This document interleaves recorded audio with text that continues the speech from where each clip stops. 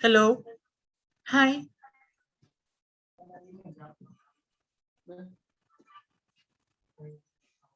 Diyos ko, hindi mo pagkadlawan dahil ha. Okay na.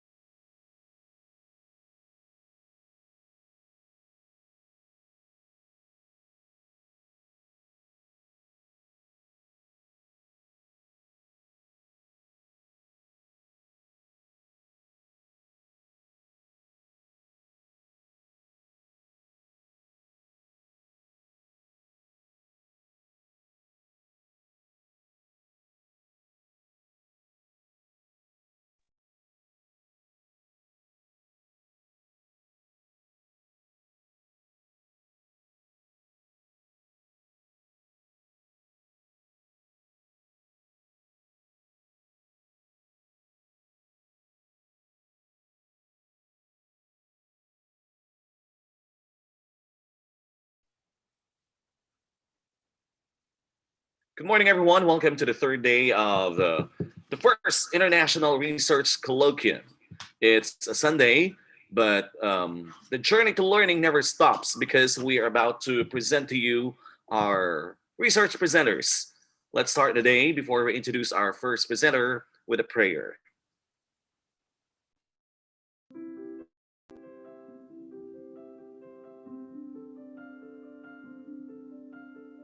Lord of wisdom, source of intelligence, we welcome you to this auspicious gathering, an august moment for the pursuit of knowledge that is offered for the glory of your name. We do not wish to ask you more than just you joining us today, but we look forward to your heavenly grace to amplify the desire for truth, to look up for and become prudent to learning.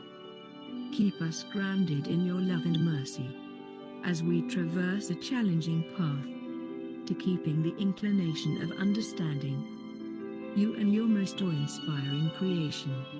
Be with us, O Lord, and descend your Spirit on us to maintain an earnest desire for knowledge, truth, and understanding you, the guide of the wise, the stronghold of the learned.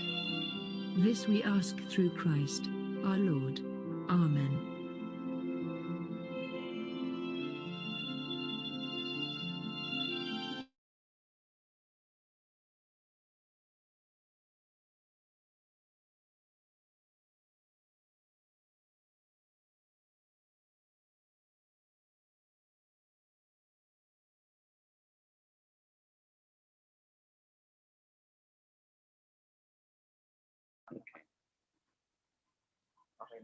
Good morning again, everyone. God is really so good. So He has blessed us with a nice weather condition and has always guided us to be safe and sound. So we are down to the third day of our first International Research Colloquium, and our presenters are now ready to present something special. Before we formally introduce to you our first presenter, we would like to inform everybody that our one of our keynote speakers is supposed to be scheduled today. Dr. Don Anton R. Balida will not be able to make it because his father has passed away. So let's pray for the entire family. So it's now time to introduce our first presenter, and of course, the members of the panelists, Dr. Dolly Rose, Dr. Bona, and Dr. Jen Irwin are ready. So let me introduce to you our first presenter. He's going to present the research topic, learning abilities and challenges of marginalized learners in the inner city community on remote learning. Please give a round of applause to our first presenter, Mr. Charles Isulan. Good morning, sir. Morning. Hello. Can you hear me? Yes, everything is clear, sir. Morning. Good morning, mga docs. Okay. So I hope you have a good wake up this Sunday morning. So, wait lang. Paano mag-share Dan?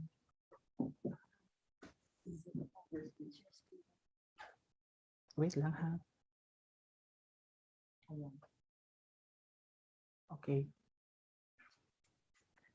So, I am about to present my research entitled Learning Abilities and Challenges of Marginalized Learners in the Inner City Community of Remote Learning. We all know that our educational setting changed, right? Because from the first picture that I am presenting to you is a normal or a typical classroom setting, which there is an engagement between teachers and learners. However, as COVID-19 disrupts our lives and our educational system, we turn into become innovative. We look for better means in order for us to provide learnings and proper education towards our learners. So with that, the learning styles, learning abilities of students change. It seems that learners become more resourceful. It seems that teachers become more flexible to this new type of learning system that COVID-19 gave us presently. However, I keep on wondering about these learners because they are learners that are gifted in terms of financial stability. However, I am asking myself, how about those learners in the inner city community that fall or fell into marginalized community? That is why another perspective, another assumptions that I have is that are these learners keep on answering their modules or answering their lessons well or personally, or are there someone who keep on answering it? So that made me ask myself and to conduct a research about the learning abilities and challenges of learners in the remote learning. So as a teacher gave his or her effort to provide a sufficient learnings and proper education to learners, how about the learner's ability to come up to these lessons, to gather these informations or to collect these informations among these teachers? And it seems that there are challenges as well. That is why, based on the social learning theory, the social learning theory states that people learn from one another by observation, imitation, and modeling. And it's often referred as a bridge behaviorist cognitive learning choice because it encompasses attention and memory motivation. So social learning may give a proper implications to the learning abilities of the learners or marginalized learners, while the behaviorist learning theory will give impact or implications to the challenges encountered by these learners. Are you still with me? Yes. Thank you, ma'am. So for my conceptual framework, my dependent variable is the marginalized learners. These are the learners that their family income will not be more than 15,000 or 10 to 15,000 a month.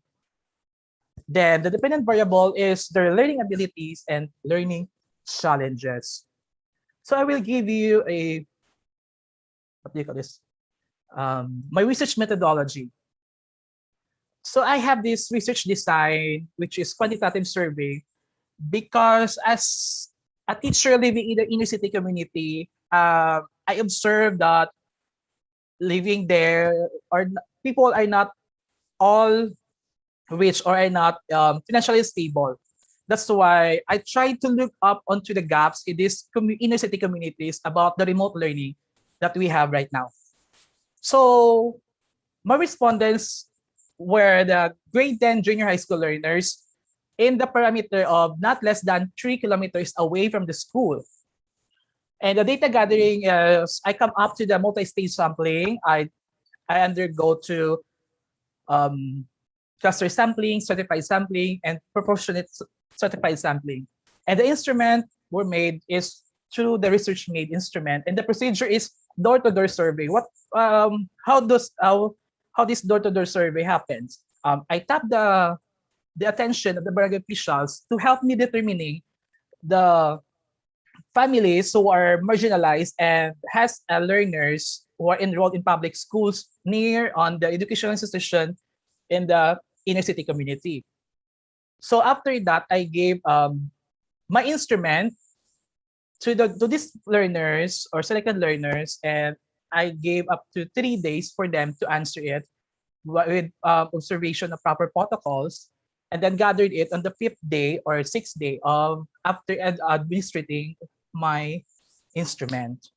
So the statistical use were frequency to determine the level of abilities and challenges.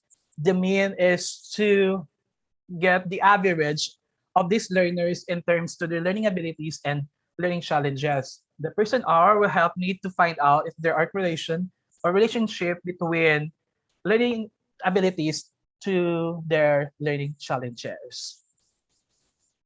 So the overall mean, it seems that the highest mean to this is that all of these learners are motivated to learn. These are the common abilities that they have. And at least learning abilities that they have was devote sufficient time to study. So from this situation, I have assumptions to this study that maybe that students has the ability or as an eagerness to learn.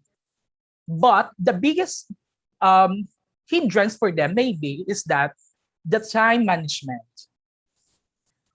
And for the learning the challenges is that the highest mean was the lazy to learn in modality applied. Maybe there are some factors that might exist affects these learners that led them to become lazy in learning their lessons. And the least challenges was learning in school is comparable. So there is after that, there is now my summary. So I have 3 stages of the problem. The first stage of the problem is the extent of learners' learning ability in the inner city community and on remote learning. So the findings of my studies that learning abilities were observed as acceptable with a mean of 3.39. Most of them has an ability to motivate oneself as the highest mean, while found themselves uneasy to devote sufficient time to study, and these got the lowest mean. The second questions that I had was, what is the extent of learners' learning challenges in the inner city community on remote learning? And the findings revealed the challenges of learners in remote learning, and they were observed as very highly challenging. With the overall mean of 0.436, the most challenging to the learners related to learn modality applied, while the least challenging was learning school is comparable. And the third questions that I had was, is there a significant relationship in the learner's learning abilities and challenges in the inner city community and remote learning? And my findings revealed that there's a significant relationship between the learning abilities and challenges of learners in remote learning. And this implies that whenever there is a development of learners' learning ability in remote learning, challenges towards it would be always present. So I come up only to the generalized conclusion, and I conclude that this study proved that motivation to learn was the common learning abilities of learners. The enumerated abilities in the instrument was the factor influencing academic performance of the students. These marginalized learners' learning abilities caused their academic achievement as well. Then, the challenges certainly began when pandemics distracted the educational setting. With this, the mode of learning remained unresolved. These challenges increase difficulty of learners to learn. Effective learning occurs in schools, created positive outcome, and not become barriers to effective remote learning. And in addition, the study also claimed effects on the pedagogical approach and changes in in our society. And these abilities of learners are associated with challenges and remote learning.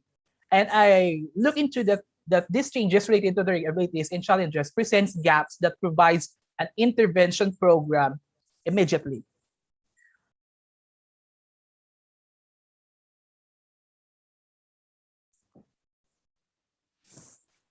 Thank you very much, Sir Charles. I'm sure our panelists are ready to give you some feedbacks and recommendations. So we have Dr. Dolly Rose, Dr. Bona, and Dr. John Irwin. Good morning, guys. Morning. Good morning to Charles, Good morning, Doc. and good morning as well to everyone who are present today. And the title of Charles' study is Learning Abilities and Challenges of Marginalized Learners in the Remote Learning Mode. Now, my first point of interest is that you have mentioned in your introduction about learning abilities, and you said or learning styles. Did I get it correct? Yes, sir. Yes, Doc. I did. Now, is there a difference between the learning abilities and the learning styles? Because it might create a confusion. Or simply that you have interchanged it, Okay. or they mean the same, right? Now, anyway, the point is Okay, that sir. I want you to Um, revisit that because it was said in your introduction a while ago. Now, is the noted, sir.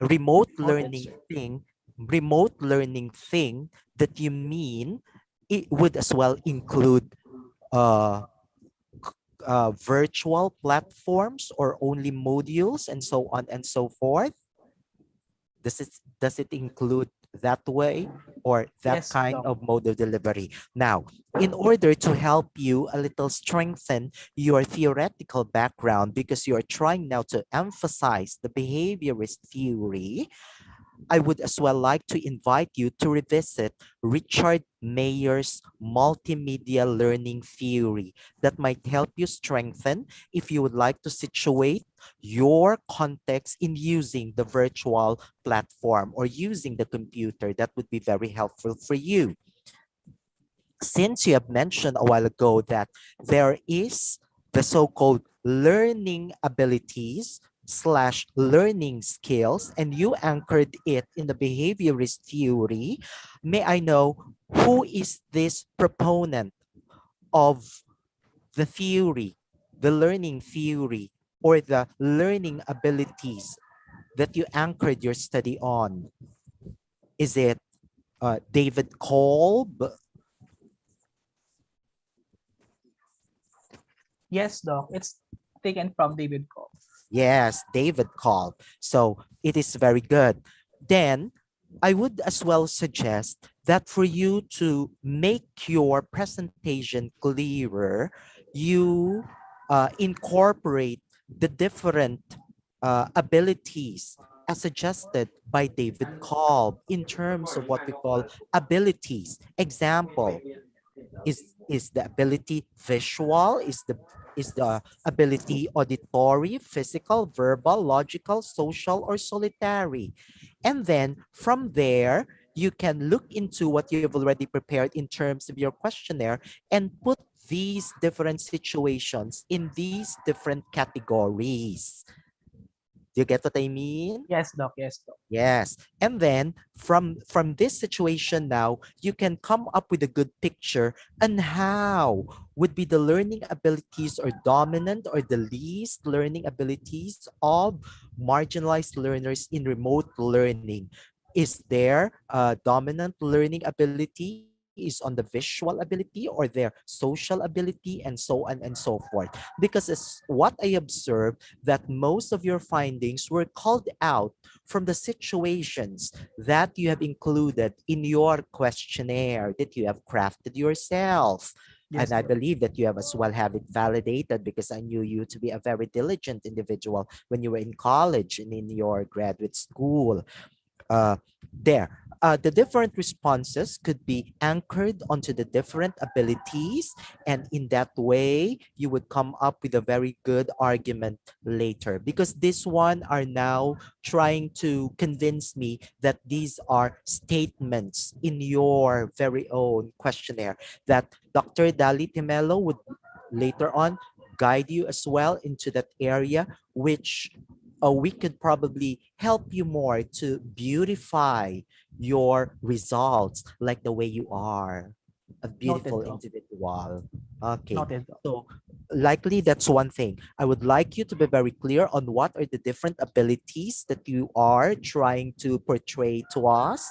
And then from the responses that you have crafted in your very own questionnaire, kindly fit them to the different abilities that probably David called, as what you have uh, articulated a while ago, as well have emphasized, and all the rest would come into place. Beautiful. Thank you Thank you, Doc. and good morning. Good morning, Thank you. Thank you, Charlie. Doc. Good morning. Good And morning, Doc. yes, and good morning to all our participants. Happy and wonderful Sunday morning to everybody. It's a beautiful day for all of us. And what makes it more beautiful is when Charlie, of course, gave us his smile a while ago, and that radiates happiness. And it's nice, really, to start the morning full of happy people listening to all of us. So that's one good thing, of course.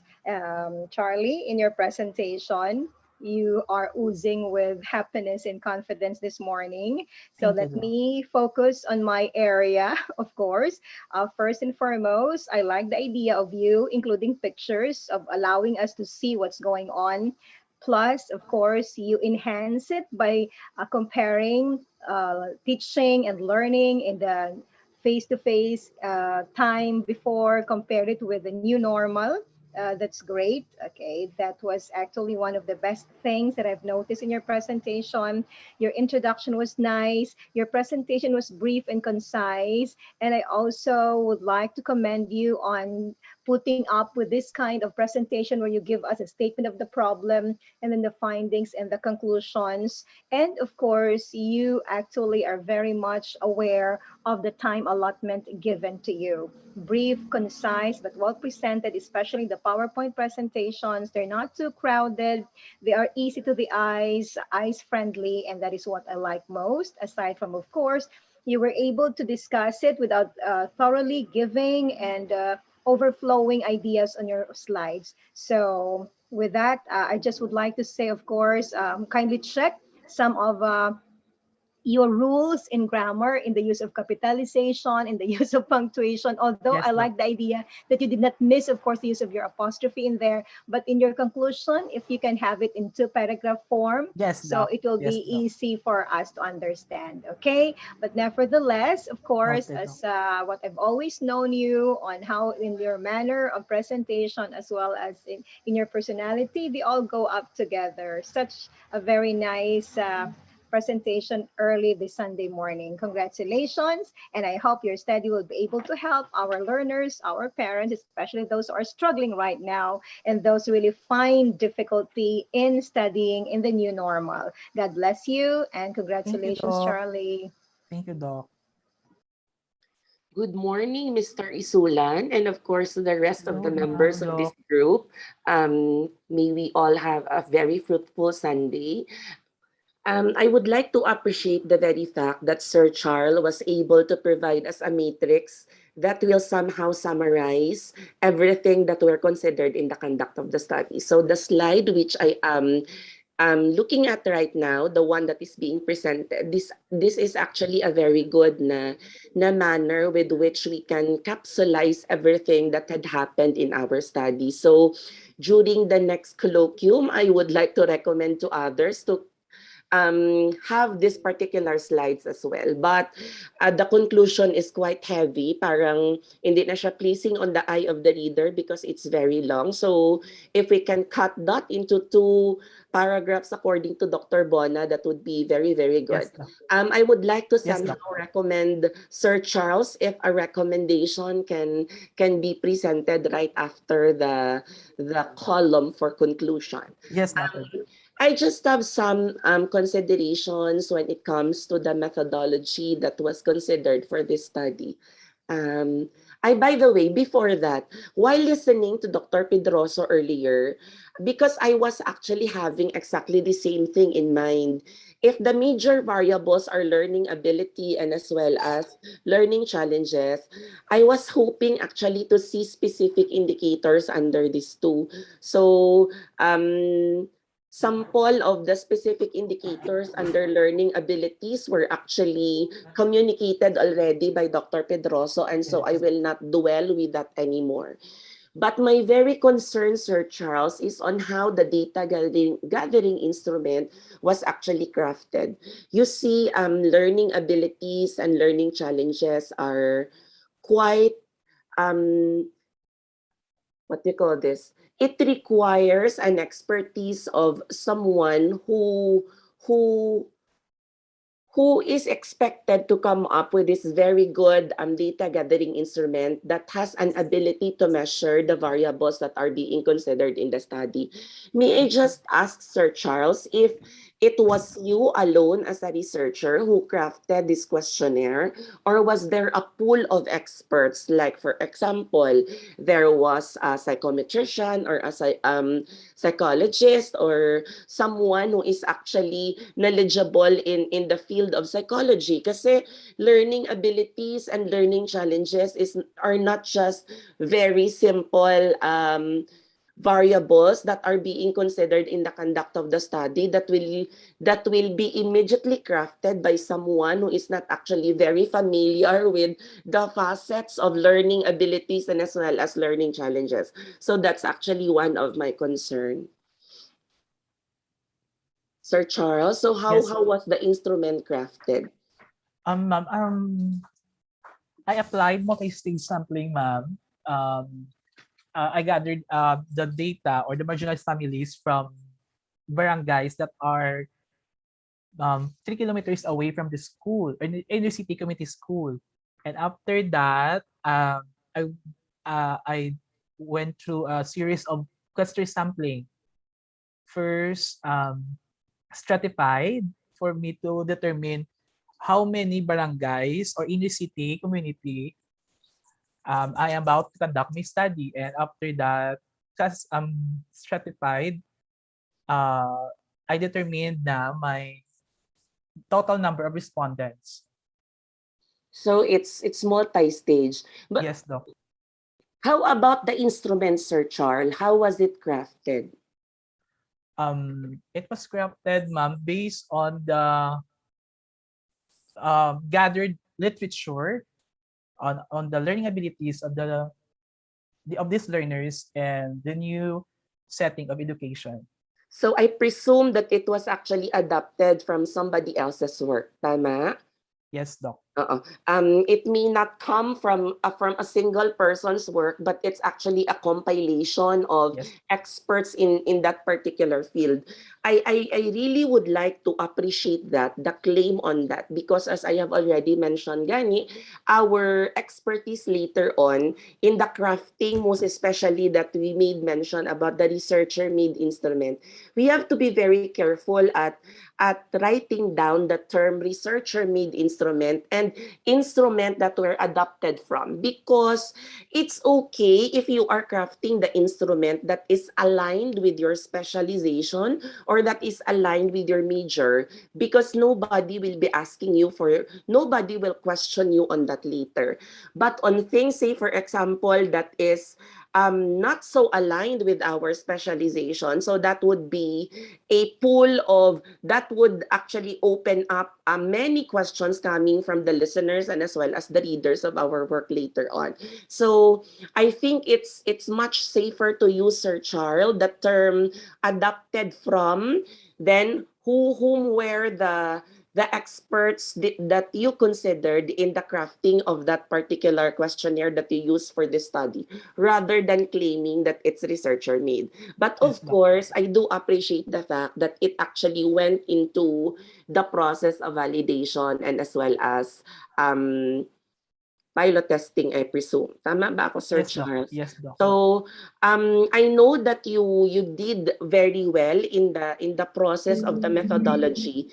It's just a manner, perhaps, of how things are supposedly be reported, Yes, because yes. at times we are trying to miss some of the salient parts of our presentation, most especially that colloquium such as this, the presentation is time bounded. But I am glad that you were able to clarify that gray areas on my mind right now. So my Yes. felicitations and congratulations to you, Professor Isulat. Thank you, Doc.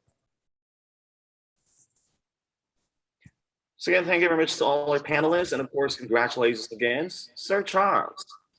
Now let's move on to the next research presenter. He's going to discuss and share with us the topic school heads, instructional knowledge, leadership, and teachers' performance. Please welcome Dr. Neil C. Fortuna.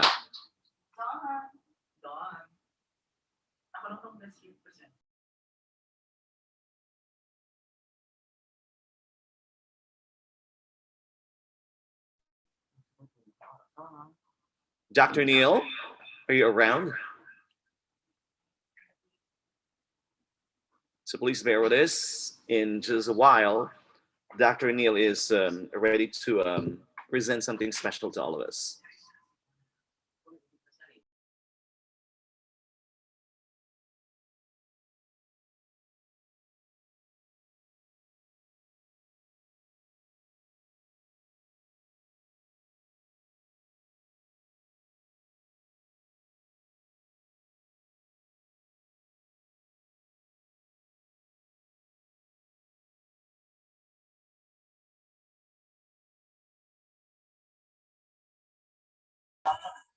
Ha? Kura gani edad ngayon ano?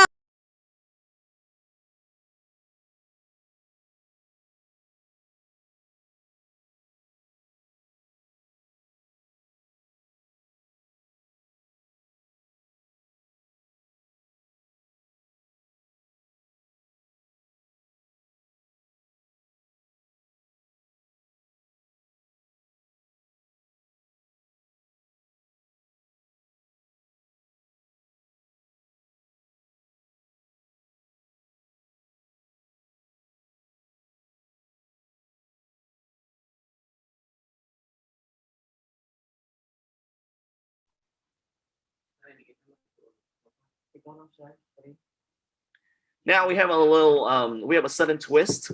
I guess Dr. Neil is still preparing for his slides. So let's first move on to our next research presenter.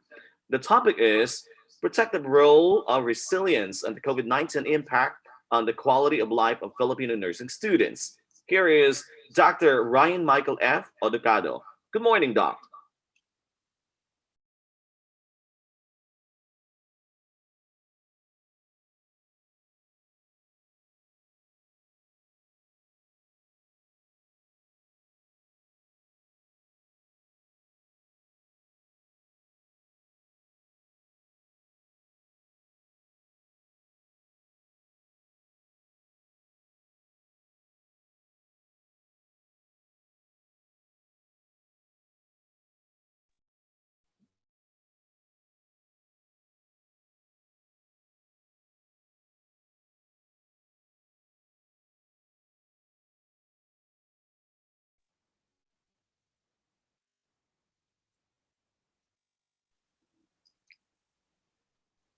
Let me check on Dr. Ryan.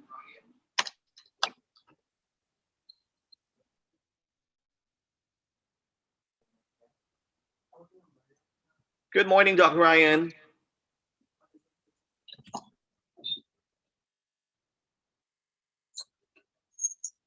Good morning. I think I think I Good morning, sent a sir. video presentation. You may go on, sir. Good morning. Good morning, everyone. Sir Jimmy. I think I sent a video presentation, a pre-recorded video presentation. What has been sent to us is just a PowerPoint presentation, Doc. For a while. Yes, thank you.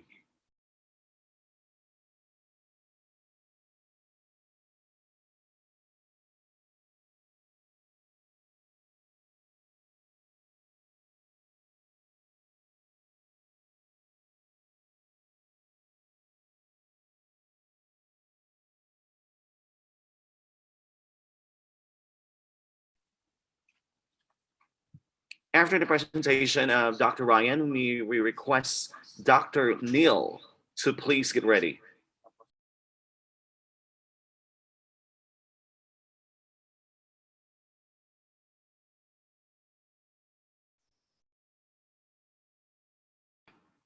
And after Dr. Neil, we request Dr. Loreno to please get ready. I thought I was able to send the good morning, everyone. Again, I thought I was able to send again the video presentation. Let me check.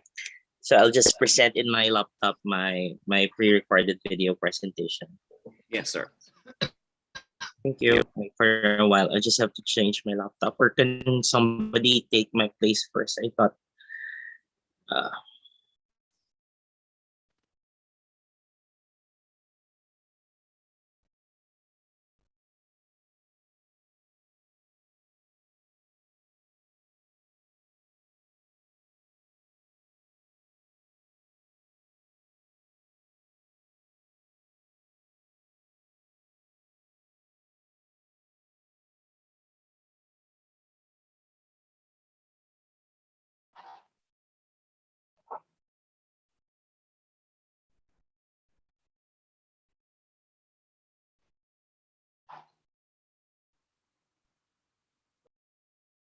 Okay.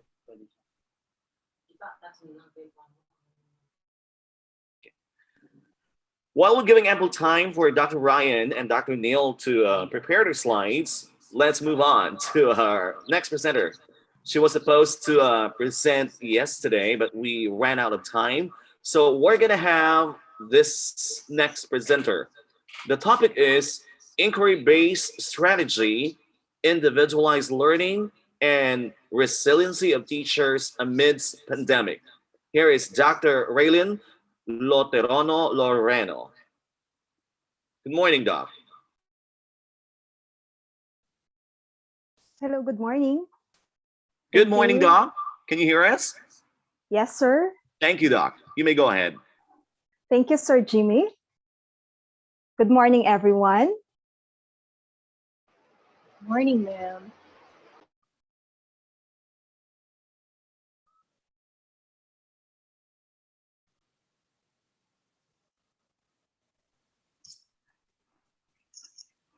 So I am honored to present my research title, inquiry-based strategy, individualized learning, and resiliency among teachers amidst pandemic.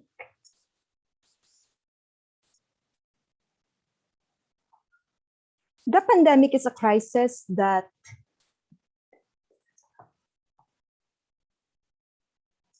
challenged educators' resilience.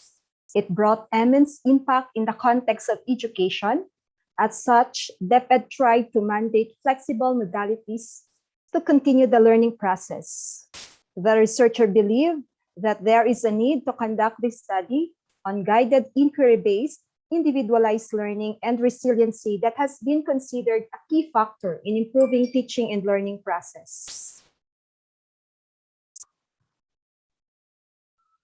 DepEd Order Number 007, Series of 2020, the Department of Education is committed to ensure educational continuity amidst the challenges. Education must need to continue to give hope and stability, contribute to the normalization of activities in the country, facilitate development of our learners, and bring normalcy to their lives. With the trending situation, the globalization, nationalization of the Department of Education in the context of teaching learning styles has become increasingly crucial. Teachers are need to use different learning approaches and materials to their learners. Yet, they often see guided inquiry-based strategy and individualized learning can create common pedagogical practices that will counterbalance learners' academic performance. Effective teachers are adept at planning lessons, preparing materials, and using effective instructional techniques.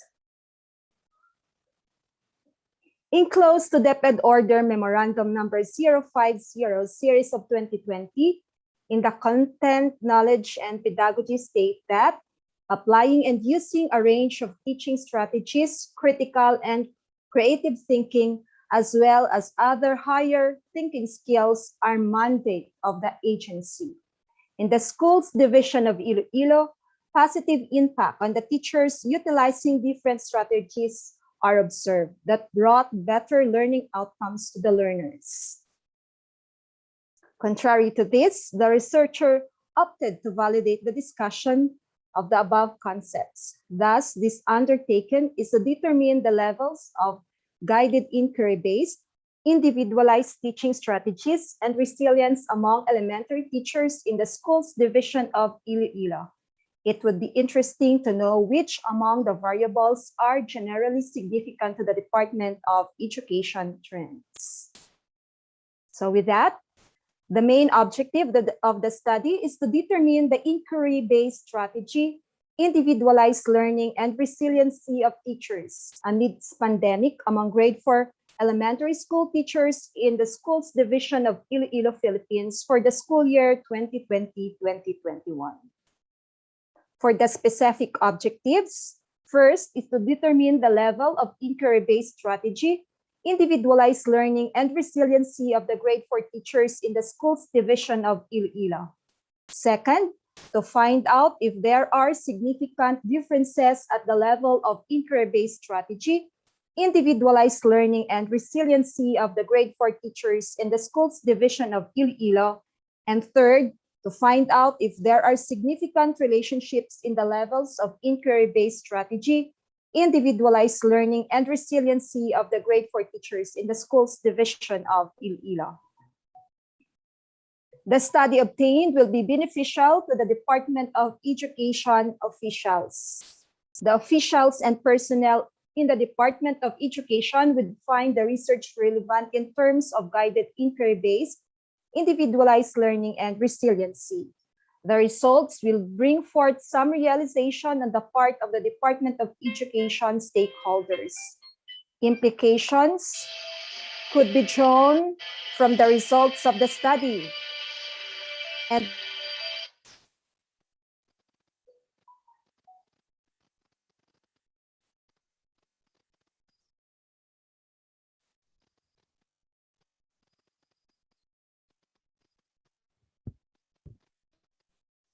Ma'am Loreno, your microphone I think is muted.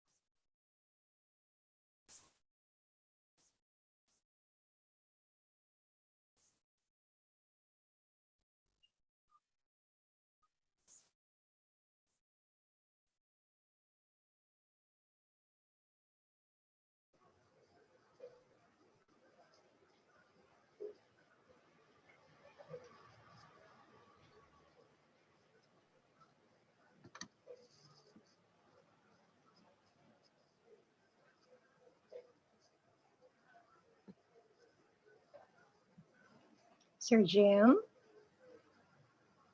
was there a problem in Doc Loreno's signal?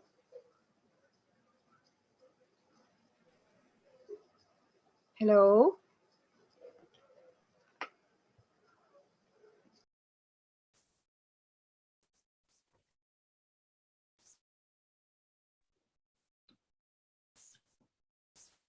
Doc Loreno, is there something wrong with the connection? Hold on, please.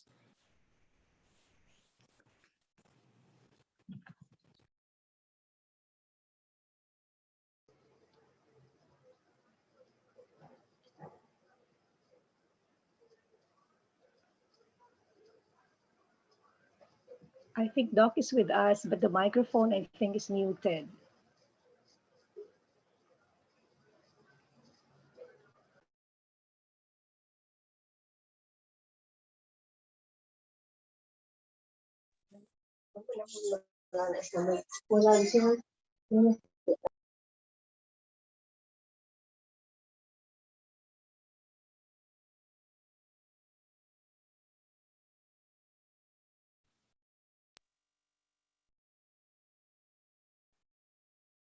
Hello? We can Hel- hear you now, Doc. Please go on. Sorry, ma'am. So the result of this study will be also significant to the teachers, for they would be able to know their role as facilitators of learning through the positive effect of inquiry-based strategy and individualized learning strategies on the academic performance and social skills of the learners in elementary education. It would much easier for the teachers to facilitate learning process that will lead to increased high level of performance.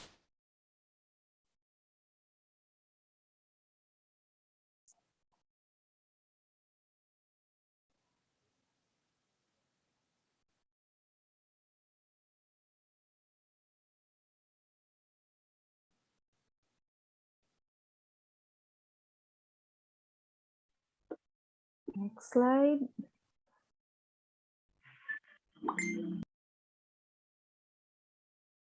Ay, nagalag ang ako niya laptop. Sorry.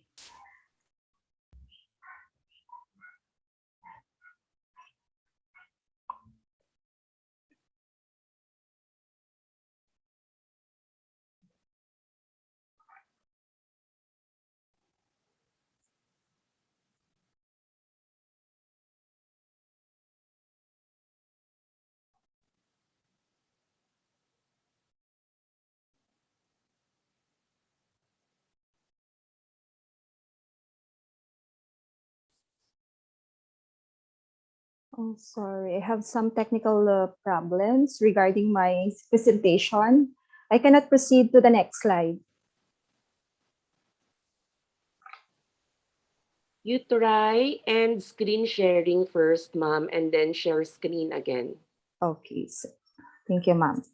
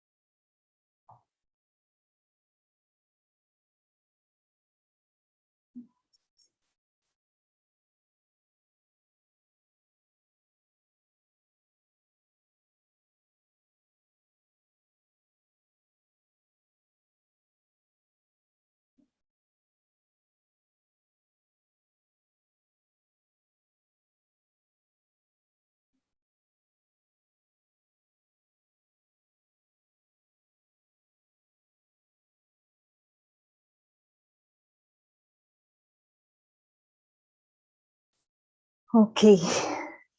Next, this study would also be beneficial to the learners. As beneficiaries of learning, they will benefit so much from the result of the study.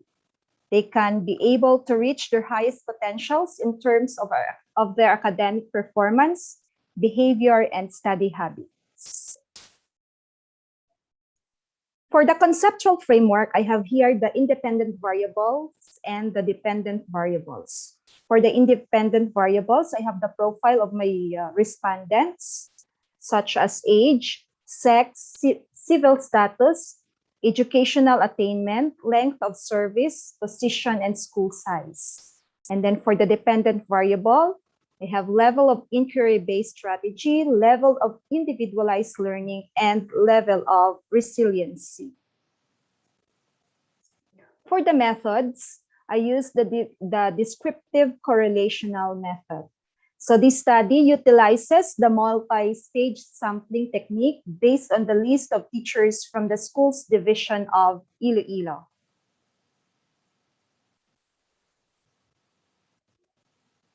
For the methods, first, we distributed questionnaires for the teacher respondents, and then the collection of accomplished questionnaire and the data analysis and interpretation. For the results, the findings of the study revealed that the teacher's level of guided inquiry are very high in individualized learning. The findings of the study revealed that the teacher's level of guided inquiry are very high. In individualized learning are generally very high, and resiliency, it is also very high. T-test results revealed as to the age, sex, and length of service, there is no significance in the level of guided inquiry-based, no significant difference in the level of individualized learning, and no significant difference in the level of resiliency. Using the analysis of variance as to the civil status, rank, and school size, it was noticed that there is no significant difference found out in the levels of the guided inquiry-based individualized learning. However, a significant difference was noted in educational attainment and the level of resiliency.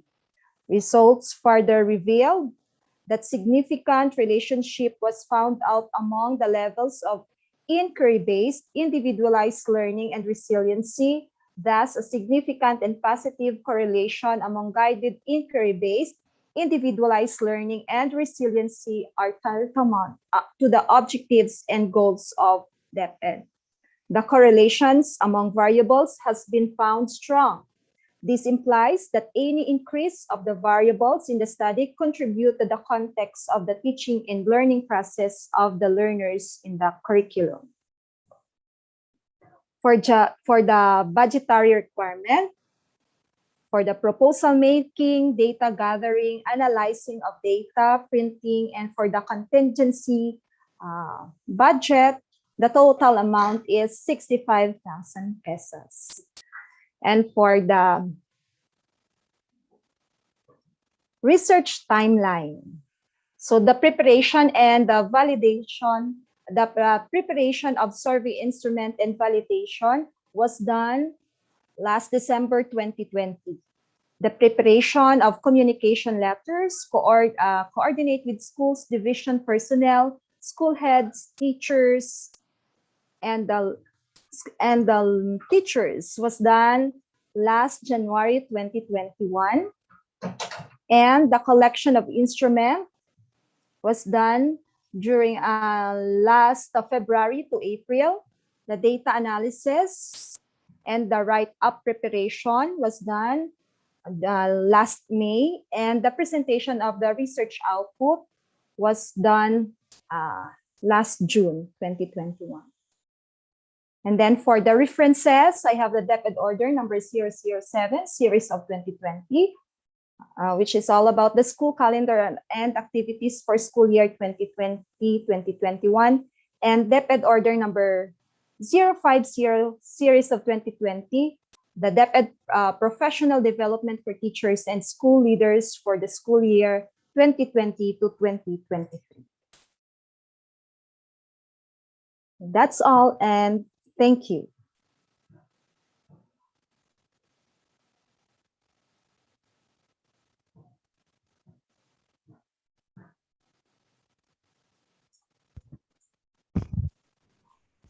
Thank you very much, Doc.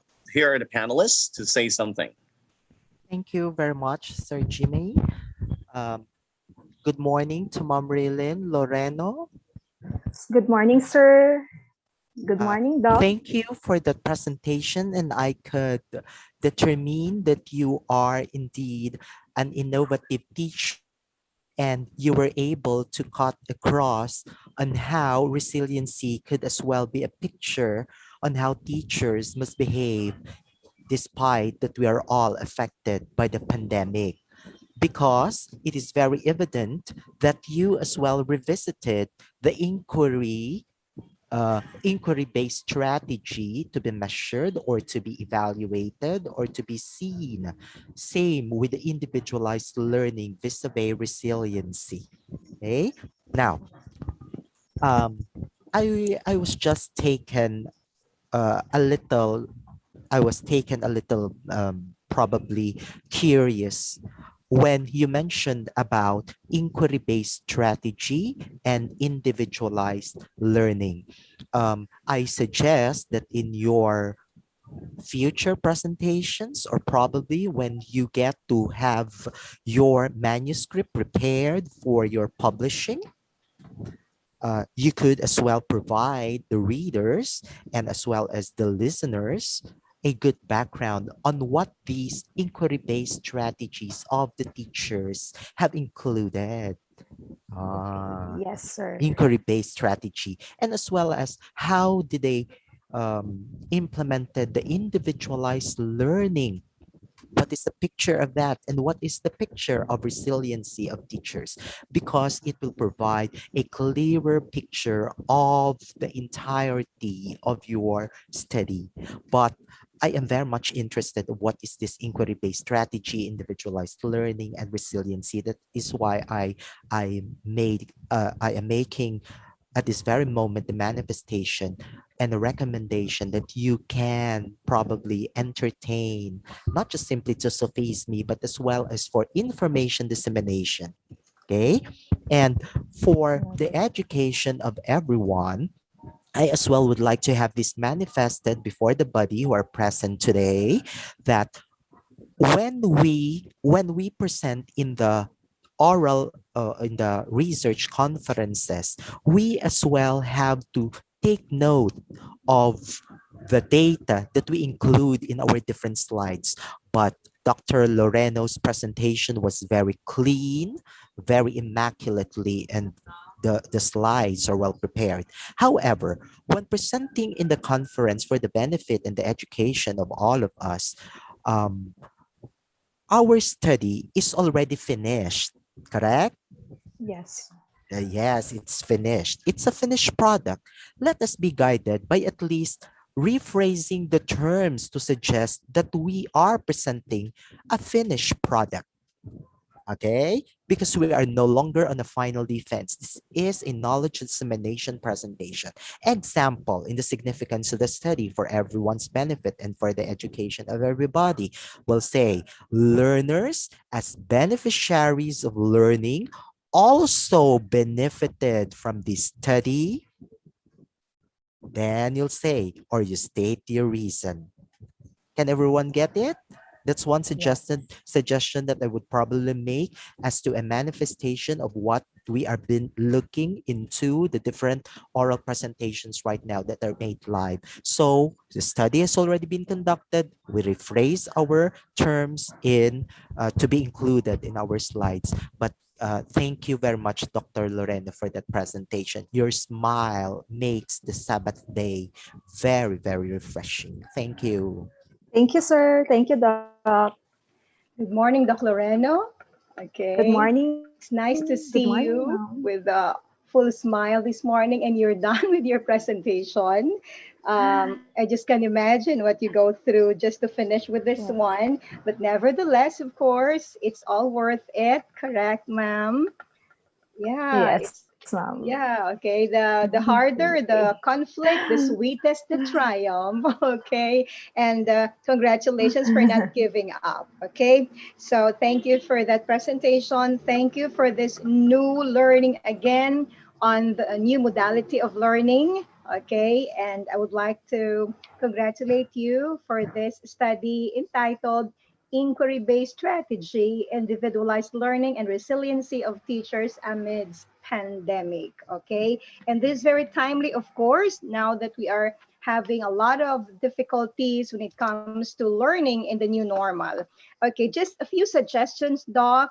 Relin, did I pronounce your name Yes, Doc. correctly, Doc? Okay, just Yes, few Doc. suggestions. Okay, maybe in your introduction, because I'm looking forward to, just like a Doc Pedroso, of knowing what's inquiry based, individualized learning, and resiliency. There was a lot of mentioning about depth ed. Okay, there's also a lot of mentioning about the pandemic. But remember that the meat of your study, okay, it's on the importance of inquiry based and individualized learning. Maybe you can mention something about that in your introduction, Doc. Yes, Doc. Well Okay, noted, Doc. yes, so maybe a study that would prove that this has been existing. Unfortunately, how can we use this, of course, in the new normal? Diba?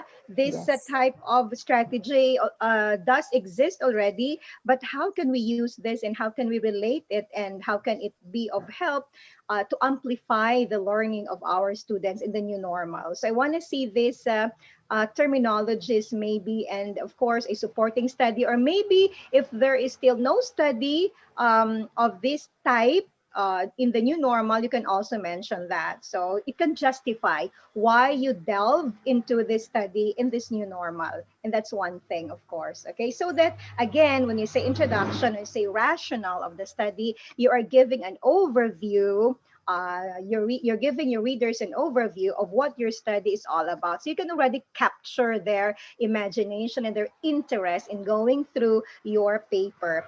And of course, okay, it was already mentioned by Doc Pedroso about your significance, because I was actually just surprised if you would like to take note of the mentioning there. I'll just make it very, very short, but just this idea when you mentioned a while ago, I think it has something to do with the learners, actually, Doc.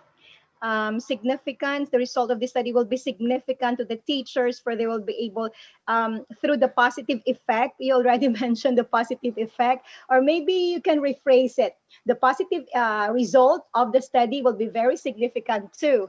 Okay, because if we have Okay. this kind of, it seems like you already give your conclusion before you've made the study. And lastly, I just would like to, I know, to recheck, Doc, some of the phrasing of our results in discussion. Like maybe, for example, you mentioned there, maybe we can get rid of the commas after that, Doc. And then, yeah, there are some commas that are unnecessary. Please, maybe you can revisit that.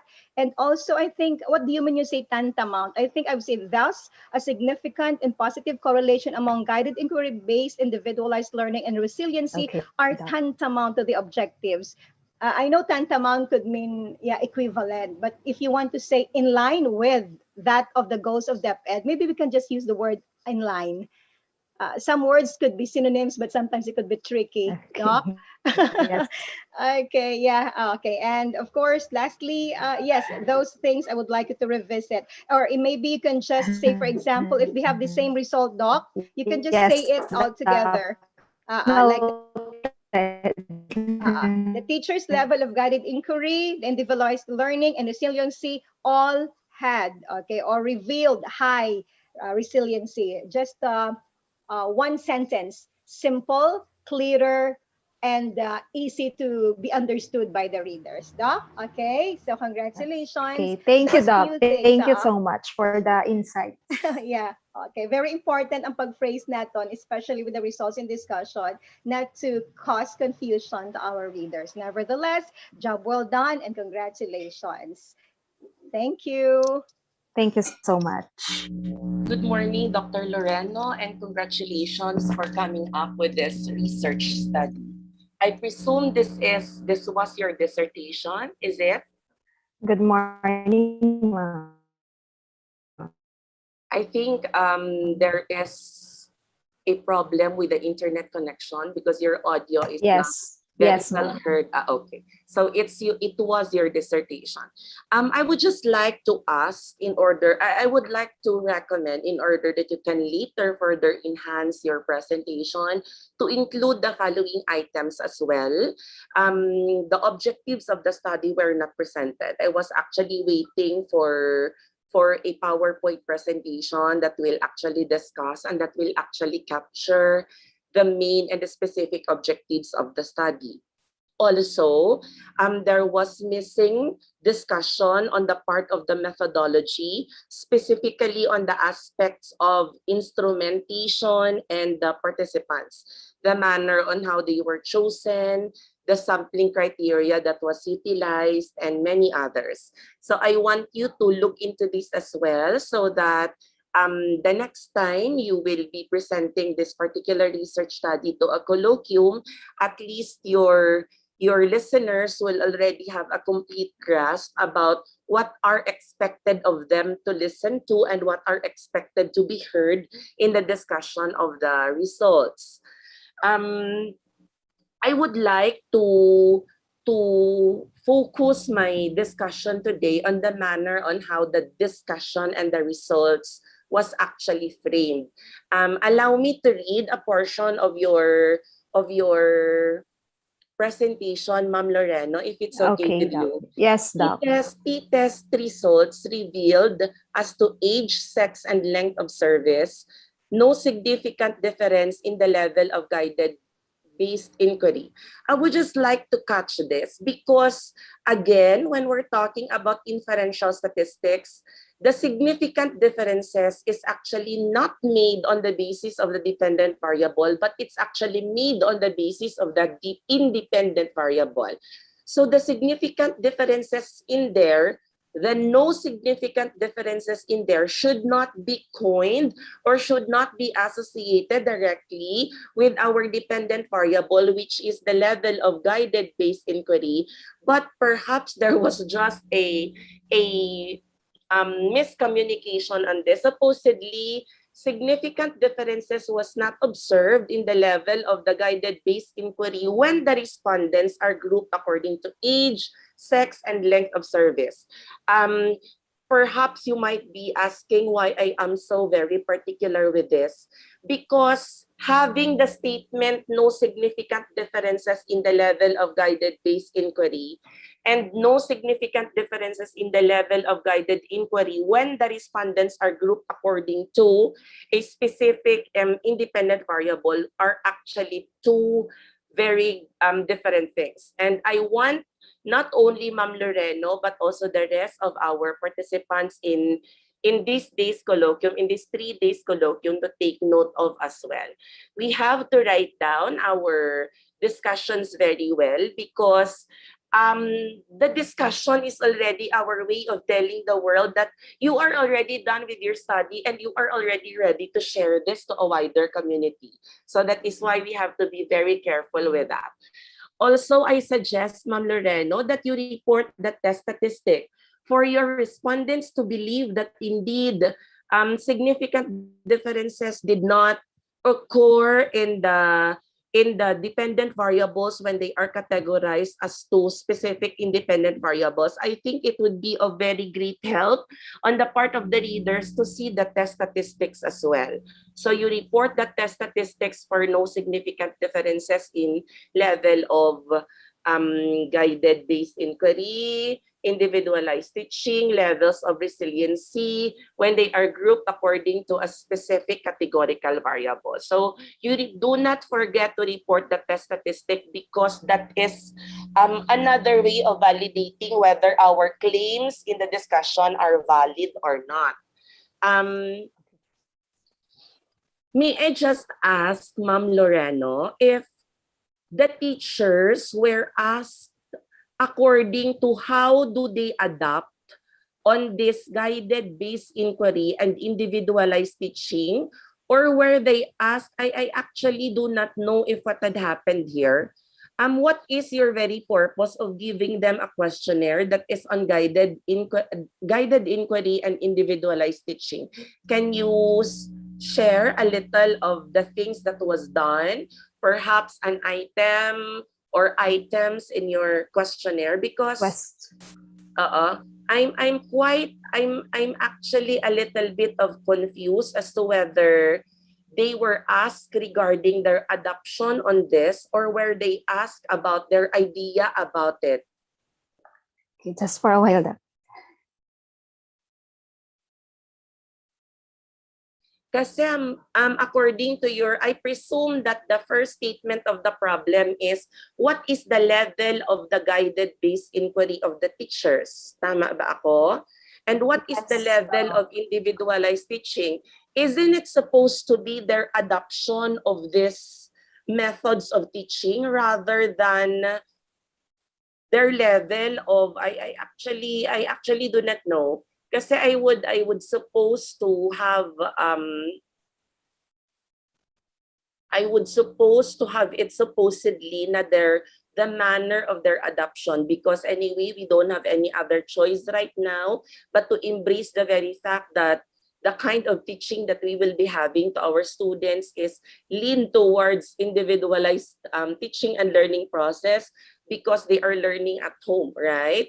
And guided Yes. based inquiry because they do not have any other choice but to look into the modules that are being shared to them, and then later ask the help of their parents or their siblings, or perhaps search from the internet so that they may be able to comply the requirements that are needed in those particular set of modules. So I would just like to ask, kasi lain kasi ma'am nga sila ang guided based inquiry ni kasi supposedly is the teaching and learning process modality, right? So I Yes, would ma'am. love supposedly to see that the manner on how the instrumentation was done was to evaluate the adoption of the teachers, or the use of the teachers of these modalities of learning. Do you understand me, Doc? Yes, Doc. So we have a questionnaire. So in the questionnaire, I have situations, and then they are going to check if they strongly agree, if they are uncertain, disagree, or strongly disagree. Okay, perhaps because as I have already mentioned earlier, Dr. Loreno, there was a missing part on the discussion of the instrumentation in the methodology. That is why things that are provided in the results and discussion aren't clear on my part as well. But I hope the manner on how the instrumentation was done was on the process on how the teachers are actually utilizing or adapting this 21st century modality of the teaching and learning process. Anyway, I would like to still congratulate you for coming up with this very good research study.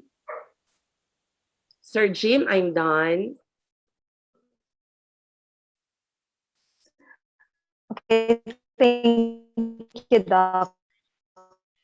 Thank you for that.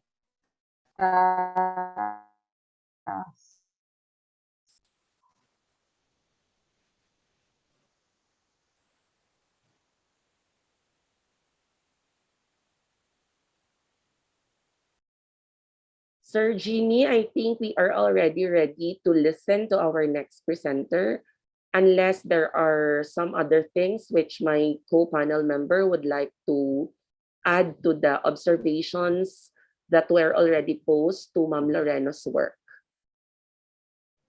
I think, Doc Dali, we're ready for our next presenter. All right, Doc John. Congratulations once again to Doc Loreno. And I hope all our participants will take down notes of those we have shared a while ago.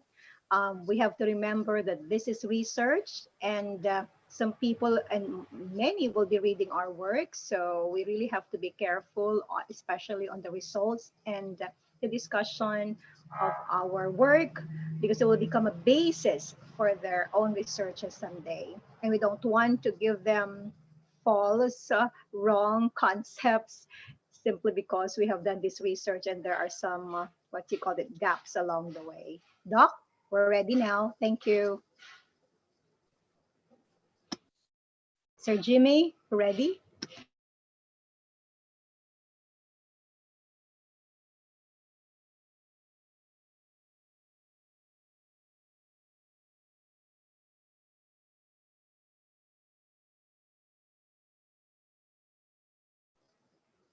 Doc Ryan, we can't hear you, Doc.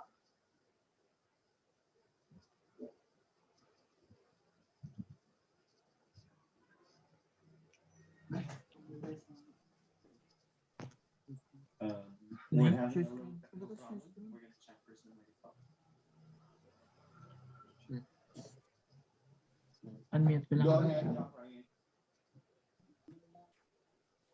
lang. Good day. I am Ryan Michael F. Adokado, an assistant professor at West Visayas State University College of Nursing, and I'm going to present our study entitled Protective Role of Resilience on the COVID-19 Impact on the Quality of Life of Filipino Nursing Students. Mental health problems have become critical issues during the pandemic. The COVID outbreak has greatly affected the lives of nursing students. With the countless of problems encountered by nursing students, resilience, or the ability to bounce back, to overcome adversity, and to cope with problems is a key component to recuperate and recover from such distress and issues. Previous studies conducted before the pandemic have shown that resilience has a buffering effect on mental health problems, depression, and stress among nursing students. However, the role of resilience and the impact on the quality of life concerning mental health in the context of COVID-19 pandemic among nursing students has not been explored and investigated. This study was conducted to determine the influence of personal resilience on the impact of COVID-19 on the quality of life of nursing students in the Philippines. A cross-sectional research design was employed in this study.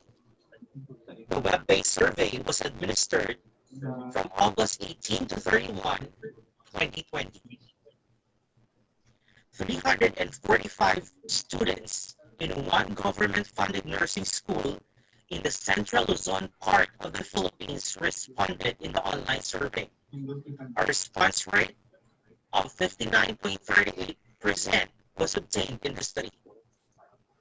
The brief resilience scale and the COVID-19 impact on the quality of life were adopted for this study. Both scales had acceptable internal consistency of convex alpha greater than 0.70.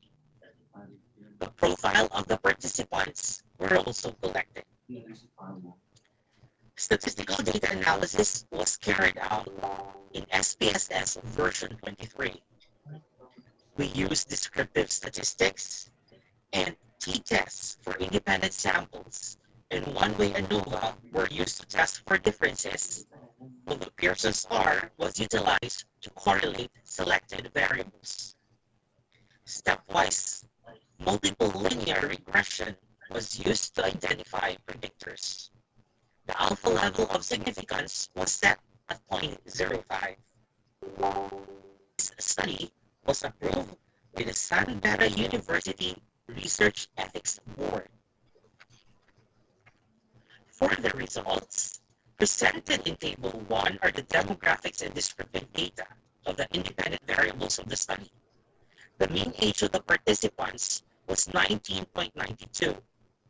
The majority were females in second-year level, living in rural areas of the province, and reported prevalence of COVID-19 case near their resident and had no medical condition that might increase their risk of severe COVID illness. Most students had an estimated monthly family income of less than 20,000. The composite score in the brief resilience scale was 3.04. The next table shows that the composite score in the COVID-19 quality of life scale was 3.35, suggesting a moderate extent of impact. The COVID-19 pandemic had the highest impact on Sir nursing Jimmy, is students' this a recorded personal audio? Is this safety a recorded? and the lowest impact on nursing students' feeling of depression. Hello, Doc Moving Rai. on, it is shown Sir in Jimmy, table 3 that is there there were something wrong with the significant audio? Hello? Is there something wrong with the audio? We have a very good presentation. We just like to check on the audio. So This is, I believe, is a pre-recorded presentation, Doc Bona. So that's why. I am actually, I thought it's with my laptop, but Same somebody here. else is coming from, someone from the participants also made mention that the same experience is actually, Ma'am Crisel also made mention na the same, she was having exactly the same experience as mine. Sir Jimmy, Doc Rai? Yeah, this is a pre-recorded video. Okay. So is it possible to present or we'll just continue? So Doc Rai, are you there? Sir Rai? Anyway, I think Ma'am Bona, Slides? the slides are clearly speaking of the things that was done Okay. in the actual journey of the research. So We'll perhaps we continue. can bear with that if it's Sige. okay with you and Doc John, of course. Yeah, I think I can understand anyway. Sige, let's continue and Yes, check. Doc Dali, no problem with me. Go, Sir Jimmy. Play the video, please. Thank you. differences in the COVID-19 impact on the quality of life based on sex and the presence of COVID-19 case near their residence.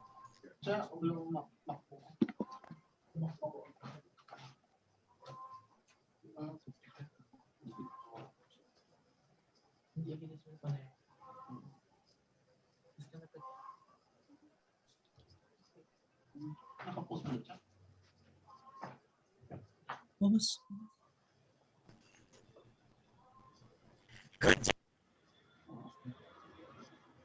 The lowest impact on nursing students' feeling of depression. Moving on, it is shown in table 3 that there were significant differences in the COVID-19 impact on the quality of life based on sex and the presence of COVID-19 case near their residence.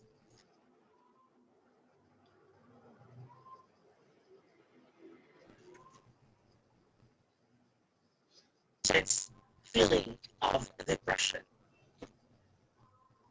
Moving on, it is shown in table 3 that there were significant differences in the COVID-19 impact on the quality of life based on sex and the presence of COVID-19 case near their residence.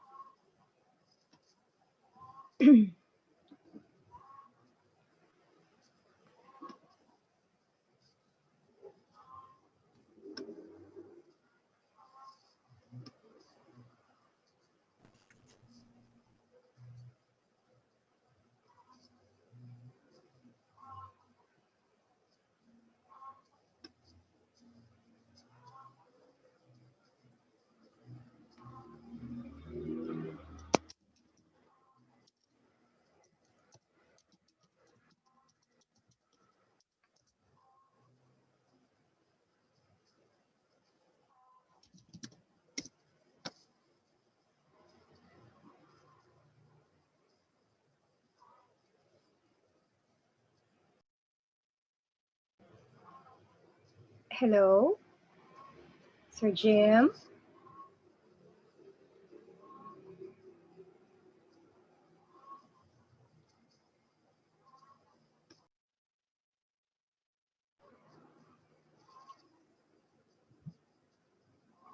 Hello.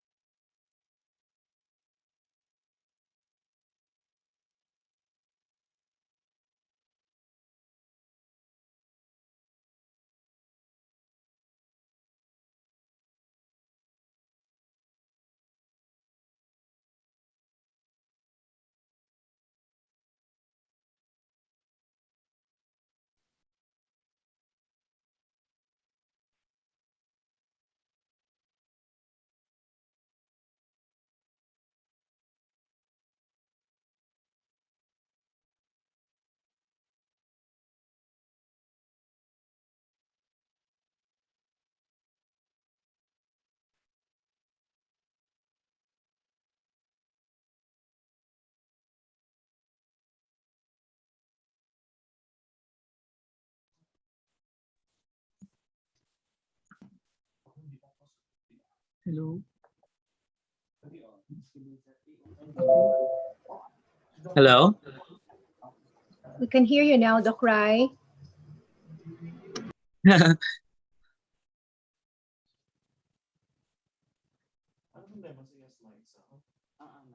Was there a problem with the presentation? Yes, Doc.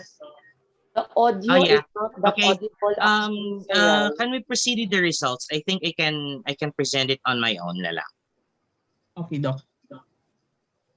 Can you please present the slides? For a while, Doc.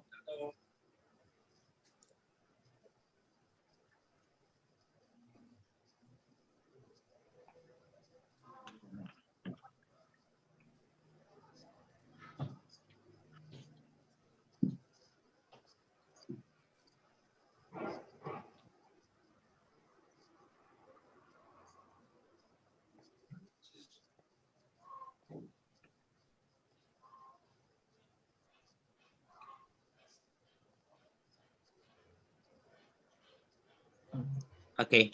I think we are in here already. Okay. Next. How about this, Doc? Okay. Can we proceed with the slide before that? Okay. Before that. And the differences, okay. Before, prior to that. Okay. That one in table 3. Table. Okay.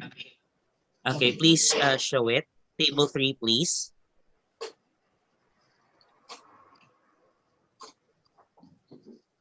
Okay, so may I continue, panel of evaluators or judges? So on, and participants, sorry for that technical glitch again. So for our table 3, am I audible? Can you hear me? Yes, very well. Go, Doc Rai. Okay, so for table 3 shows the differences in the correlation with COVID-19 impact on the quality of life. And it has been found that there was a significant difference in the COVID-19 impact on the quality of life based on sex, with female having greater impact of COVID-19 pandemic over males. And there was also a significant difference in the COVID-19 impact based on the presence of COVID-19 case near the residence of the participants. With those who have presence of COVID-19 case near their resident having and unsure of the presence of the COVID-19 case near their residence having higher COVID-19 impact on their quality of life. Lastly, bivariate analysis revealed that there was a moderate correlation between resilience and COVID-19 impact on the quality of life of nursing students. Next slide, please.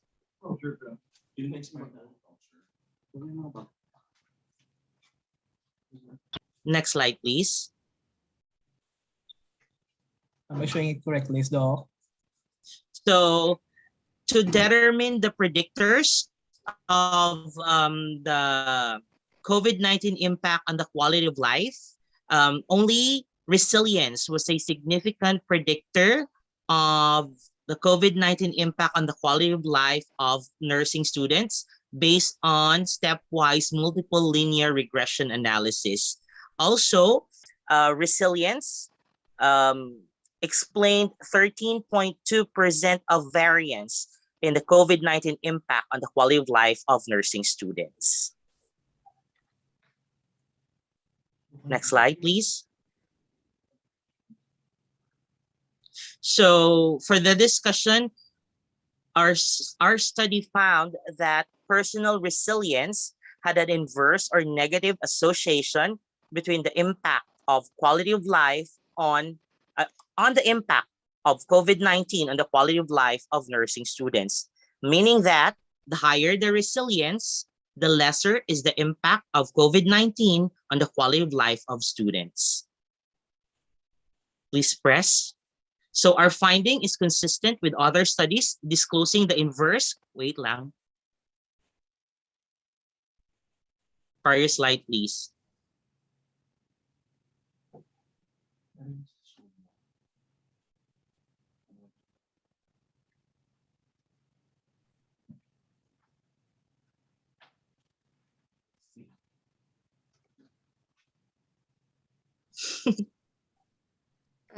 I think we have to go to the previous slide because Dr. Adokado is still discussing the result for correlation, the implication of the result for correlation. Slide before that, please. Okay, so our finding is consistent with other studies disclosing the inverse or negative association between resilience with patterns of COVID-19 stress, fear, anxiety, and depression that is consistent with other studies. So for the conclusion, okay, so the COVID-19 outbreak has eventually affected the quality of life of nursing students and is casting concern not only on their physical health and safety, but also on their psychological health and mental well-being related to quality of life. Female nursing students and those who are in a nearby presence of COVID-19 case or unsure of a COVID-19 case near their residence are more vulnerable to the impact of COVID-19 on their quality of life.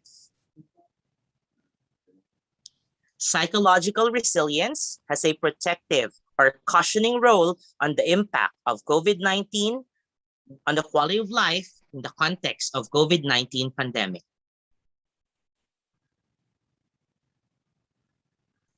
Resilience is a vital psychological factor and personal resource that makes nursing students less susceptible against the negative impact of the COVID-19 outbreak, at the same time helps reduce the adverse impact of the COVID-19 pandemic on the quality of life of nursing students. Failure to recognize the negative impact of the COVID-19 pandemic and the other major life events on the quality of life of nursing students may result in detrimental consequences. Understanding the factors and developing strategies that build the resilience of students, not only nursing students, but also students in general, is a focal point of action for academic institutions. So these are the limitations of our study. The study involved only nursing students in one school in the Philippines, and the findings cannot be generalized to all nursing students, both locally and internationally. The research design, which is cross-sectional, cannot conclude the causal effect among the study variables. Likewise, cross-sectional design cannot track temporal changes over time.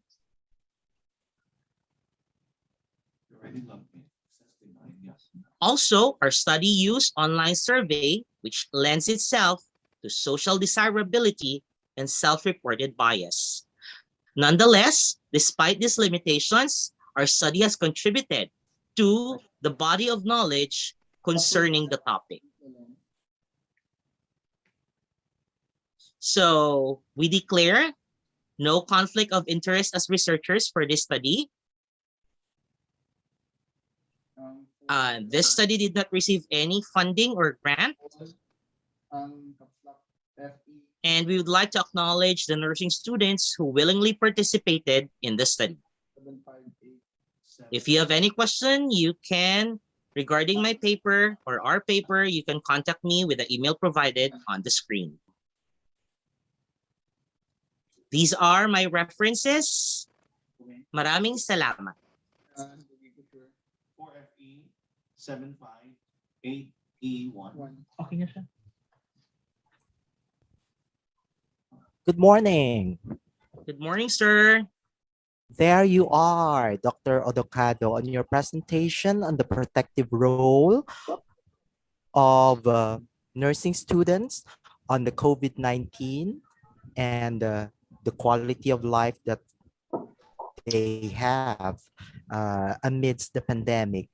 What is so remarkable and what is novel about the presentation is that you, in a very extemporaneous manner, presented a well-compact presentation despite the technological glitches. And I like that. You are like a phoenix resurrecting from the ashes. Now, another remarkable part of your presentation is the manifestation of the limitations, because the usual conferences that we attend, and there are participants that would present their own contentions that they wanted to have their contentions applied to the research being presented. That is why in this case, on what you presented to us the limitations, which I could no longer argue of. I could no longer entertain what ifs, because you already articulated spotlessly the limitations of the study. And beyond that is already an extraordinary effort on the findings of this research. And I would like as well to give a recommendation to everybody that in attending different conferences, we do not suppress ourselves technological glitches like what happened to the presentation of Dr. Adokado, because it was a colossal effort to produce a video presentation. However, technologically, the system does not cooperate. But the point is, despite that we fell, we tend to rise up and then continue. And that what makes a real presenter, remarkable researcher is ought to be. And I love the presentation. It is because that despite that I am not a nursing student, I am not a nurse myself, yet I was able to nurse an idea of how it is to be a nurse and to be resilient in the COVID-19. Like it is very as well replicable to us teachers, to the lawyers, to the seafarers, and so on and so forth. That makes the whole presentation and research something very colossal.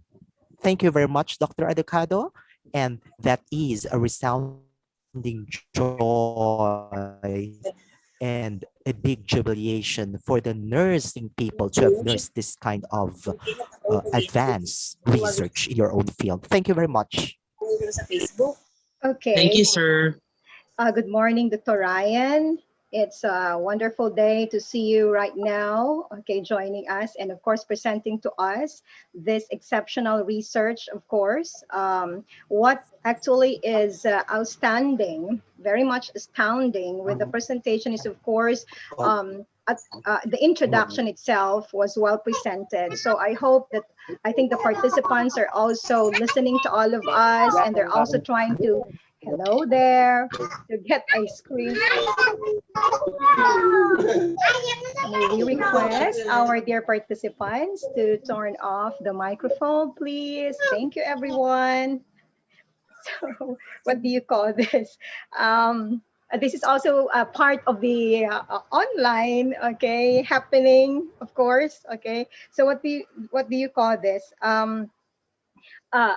Since Friday and until now, we have been talking about how to present introduction on a research conference like this. And I think the participants right now were able to get a screenshot or were able to listen very well, despite the audio. You have seen very well on how it was presented, where in the title, actually, were all presented in introduction. There was the mentioning of the mental health problems, the COVID-19 outbreak, but the presenter, Dr. Adokado, does not just dwell on the pandemic, although if you look at it, the study is really on the pandemic, but nevertheless, he still, okay, included, of course, countless problems, supported it with studies, and the studies actually were very recent, Gunawan et al. 2020, Usher et al. 2020. So these are the things we have been mentioning. If we can get, of course, resources, references to support our study, which are very recent, it's really commendable. There was also mentioning of previous studies conducted before the pandemic and how it can be related to what do you call this, to the present study. 5 paragraphs, but they were all together put to give enlightenment, and it was able to present to us, it was able to capture our attention on what the study is all about. But just the overview, we know what the study is all about. And that is actually what is astounding with the presentation. And of course, aside from that, there was also a wonderful presentation of the results. And if you can see, it was actually well presented. If you see the slides, the difference between among those slides presented a while ago, they're very catchy. Aside from, they're very simple, well presented, of course. And lastly, I would like to comment also the conclusions. And if you've noticed, this is quite totally different from what findings are all about. Like the COVID-19 outbreak has eventually affected. So the finding was this, and this is how we concluded. And I hope now you get a full grasp of what conclusion actually is should be presented and how it differs from the findings. I hope you get something out of that. And lastly, so that's how a very good conclusion should be. And I would like also to say thank you for showing us the limitations, so we don't have to question why this, why that, because you were so honest to tell us the limitations of your study. And to all the participants, of course, because you are now online, I hope that you'll get also a copy, a hard copy, whenever you present someday. Aside from, of course, the PowerPoint presentations you have, we would like to request you to have a hard copy of your study. So whatever happens along the way, you are ready actually to present. Because as what we always say inside the classroom, okay, there will be no more visual presentations, but as long as the teacher is there, as long as this presenter is there, and you know your study, you can perfectly well present your study. So despite the glitches, of course, a while ago, we say congratulations, Sir Adokado, for that presentation. It will really be of big help to all of us on terms of resiliency. Thank you. Thank you, Ma'am Bona. Good morning, Dr. Adokado. Good morning, At Dr. the outset, I would like to say thank you for your resiliency, because despite the many technical problems that had happened prior to your presentation, you still made it with flying colors. I would like to commend the manner on how each part of the research was clearly presented. You see, the introduction is not overkill. It was presented very briefly, but all the details that are expected to see and to be observed, the justification of why is there a need for the study to be conducted, the gap from what is existing and what should supposedly be existing was there, and I would like to commend you on that. I would also like to highlight the very fact that the PowerPoint presentation was presented in a way that it's pleasing to the eye of the viewers. The content of each slide was fairly presented, so there was no information overload. In as much as in as much as wordings are to be used, you try to utilize pictures to substantiate the claims and as well as the ideas that are to be presented on this particular research study. And I like to commend you as well for presenting very well the results of the study, because despite the very fact that we also would love to see the pre-recorded presentation, but it had actually been a 360-degree turns during the time that you decided to have it presented na lang on a live basis rather than having the one that is pre-recorded. But of course, we love the effort and we appreciate the effort of you for having supposedly the presentation pre-recorded. But our felicitation, the three of us, is very happy to see you presenting on this particular international research colloquium, and we love listening to the results of your study and as well as the journey that you have actually experienced from the very beginning, from the very start that you have started with this study until such time that it was finally, the data was already there and it's ready to be communicated to a wider public. So for that, congratulations, Dr. Adokado. Thank you, Dr. Timelo.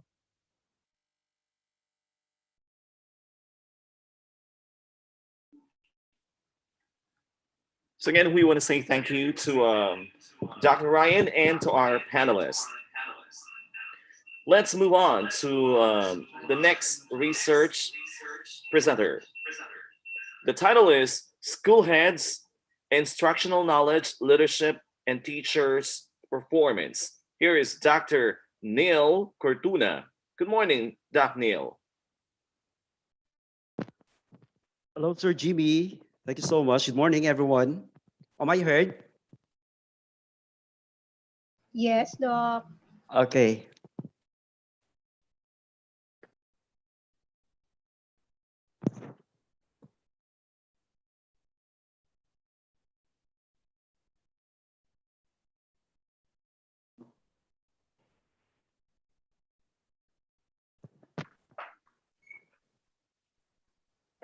I guess it's ready.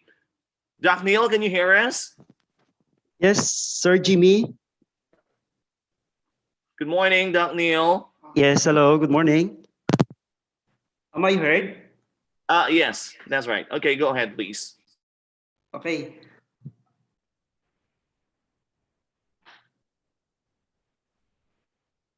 Once again, a pleasant morning to everyone, and I'm going to present which is all about school heads instructional.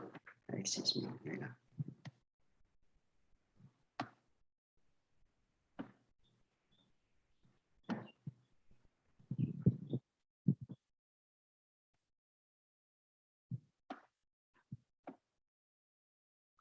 School has instructional knowledge, leadership, and teachers' performance.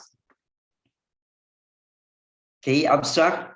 The aim of the study is to determine the level of school leadership knowledge and its influence to teachers' performance. This study utilized a descriptive correlational research method through researcher-made questionnaires as primary data gathering tool to substantiate by extensive data analysis. Multi-stage samplings were employed to determine the 117 school heads and 189 teachers who answered the questionnaire on instructional leadership and knowledge and teachers' performance. The respondents of the study were the 107 school heads and 189 teachers in the schools division of Iloilo.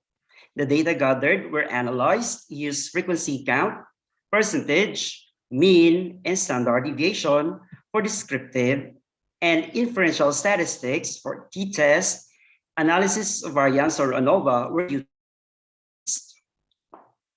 The findings of the study revealed that school heads' level of instructional leadership are very high, whereas in knowledge are generally highly knowledgeable on the nature of their duties and functions as education leaders.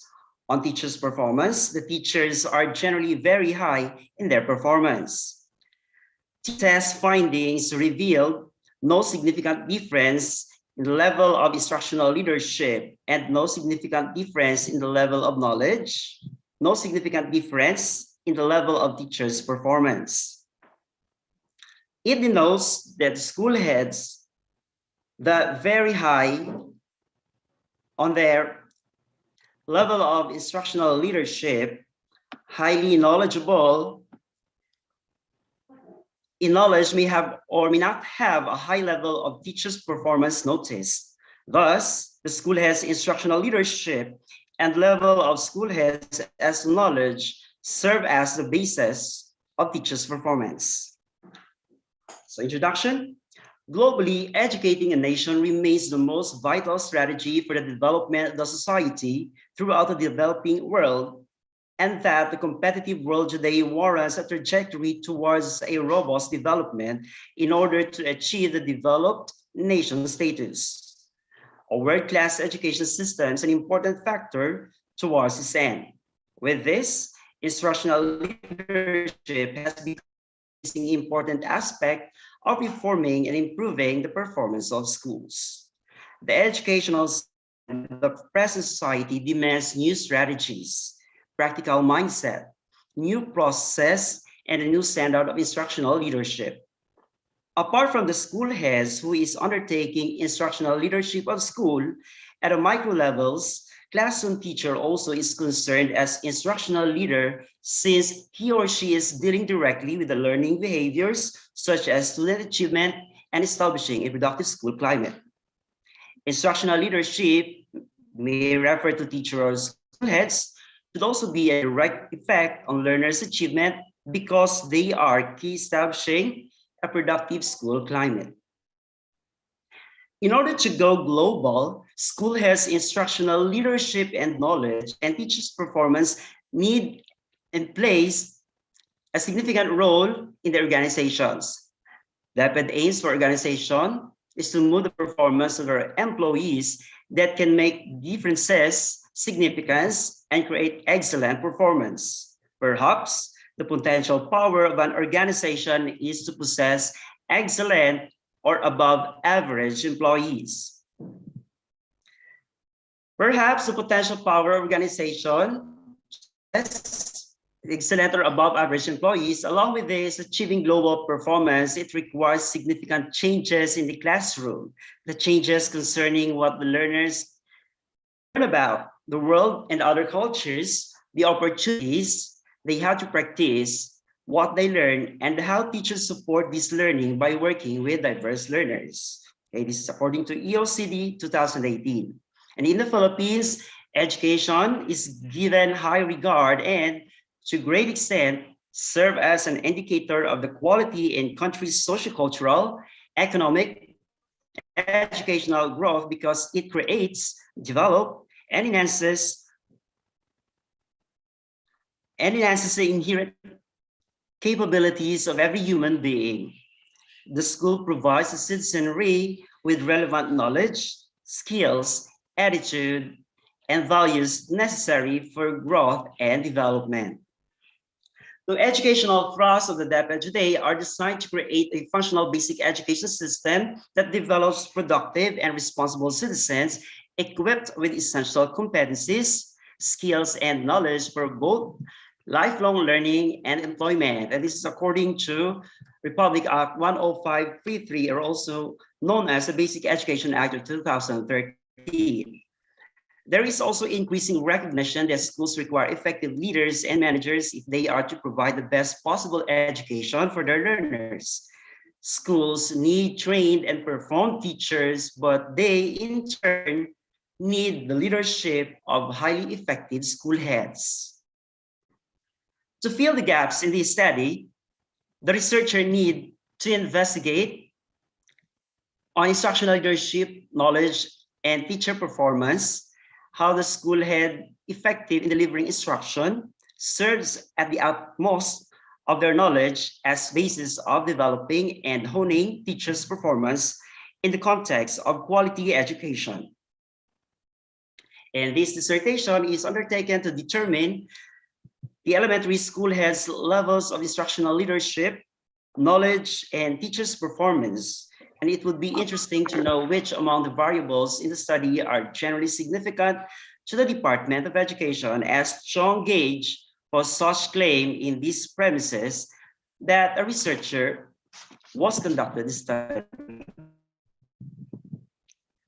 Okay, we come now to the objective of the study. So the main objective is to determine the school head's instructional knowledge and leadership and its influence of teachers' performance in the schools division of Iloilo, Philippines for the school year 2020-2021.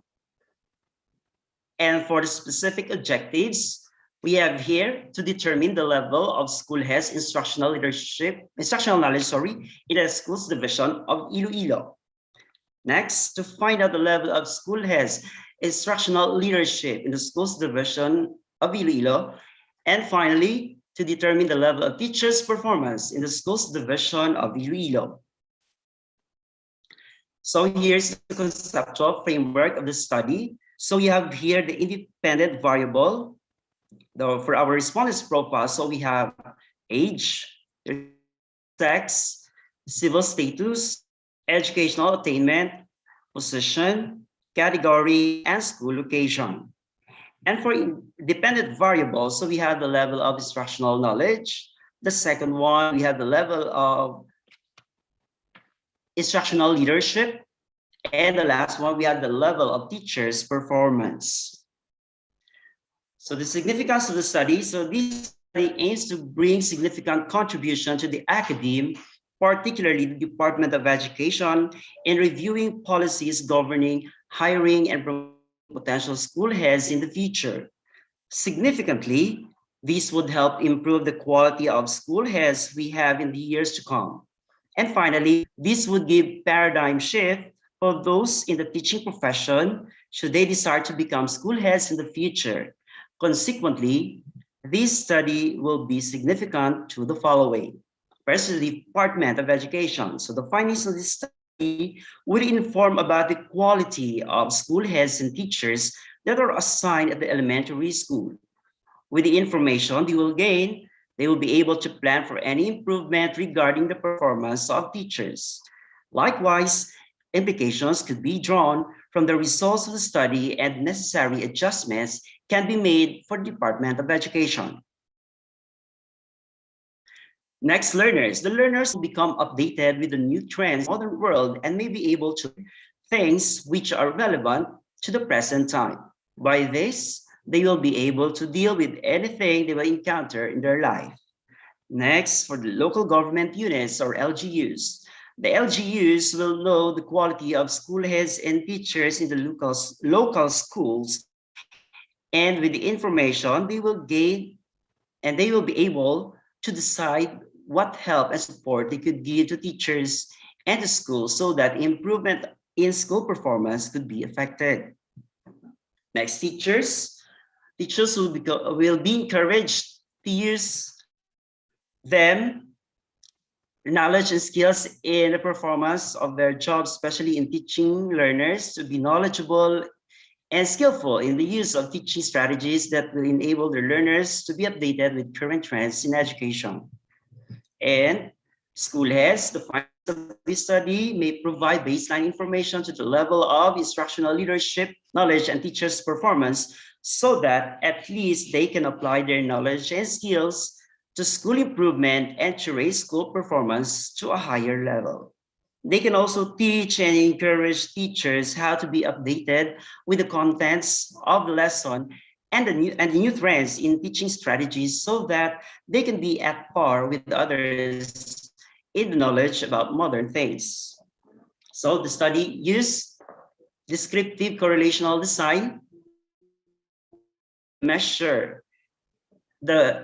to describe and measure the level of the following relationship. First, the instructional leadership. Next, the knowledge and teachers' performance among school heads and teachers in the school division of Iloilo. In this design, subject scores on two variables will be measured without manipulation of any variables to determine whether there is an association. This is according to Creswell of 14. In correlation research, sometimes called associative research, the relationships among two or more variables are studied without any attempt to influence them. In correlation research, sometimes called associative research, the possibility of relationships among two or more variables is studied. This is according to Frankel and Wallen, 2012. So as to methods, so we have first the distribution of questionnaire for school heads or teachers or for the respondents profile. Next, we collection of accomplished questionnaires. And finally, is the data analysis and interpretation. So as to results and discussion of the study, the findings of the study revealed that the school head's level of instructional leadership are very high, whereas in knowledge are generally highly knowledgeable on the nature of their duties and functions as educational leaders. And on teachers' performance, the teachers are generally very high in their performance. The test findings revealed no significant difference in the level of instructional leadership and no significant difference in the level of knowledge and no significant difference in the level of teachers' performance. It denotes that the school heads that very high on their level of instructional leadership, highly knowledgeable in knowledge, may have or may not have a high level of teachers' performance notice. Thus, the school heads' instructional leadership and level of school heads as to knowledge serve as a basis of teachers' performance. So we have here the budgetary requirements. So we have here the activities, the details. So we have here first the proposal making. So details, we have the research supplies, which we allotted, I allotted the budget of 2,500. And for data gathering, of course, we have here the details like research supplies, honorarium validators, the transportation, food, contingencies fund, which totaled to 53,000 pesos. And for data analysis and interpretation, of course, for the statistician, 15,000. And for printing, so we need here office supplies, of course, and the budget is 2,500. And of course, contingency budget, 5,000 with a total of 78,000 pesos. And so we have here the research timeline, the activities and months, specific months when we did the following activities. Number one, so we have here the research proposal. This happened in the month of December 2020. Then preparation of survey instruments and validation. That is in January 2021. Next, preparation of communication letters, coordinate with school division personnel and school heads, teachers, and learners. That happened in the month of January 2021, and collection of the instrument from February to April 2021. And here comes after the data analysis that, of course, happened in the month of May, and write-up preparations, which also happened in the month of May, and finally, presentation of research output in the month of June. So we have here the references of the study, okay, and of course, here are some MOVs with regard to our research journey. Okay, with the rest of the team, of course, my EDD classmates. And of course, thank you very much for listening. Again, a pleasant morning, everyone.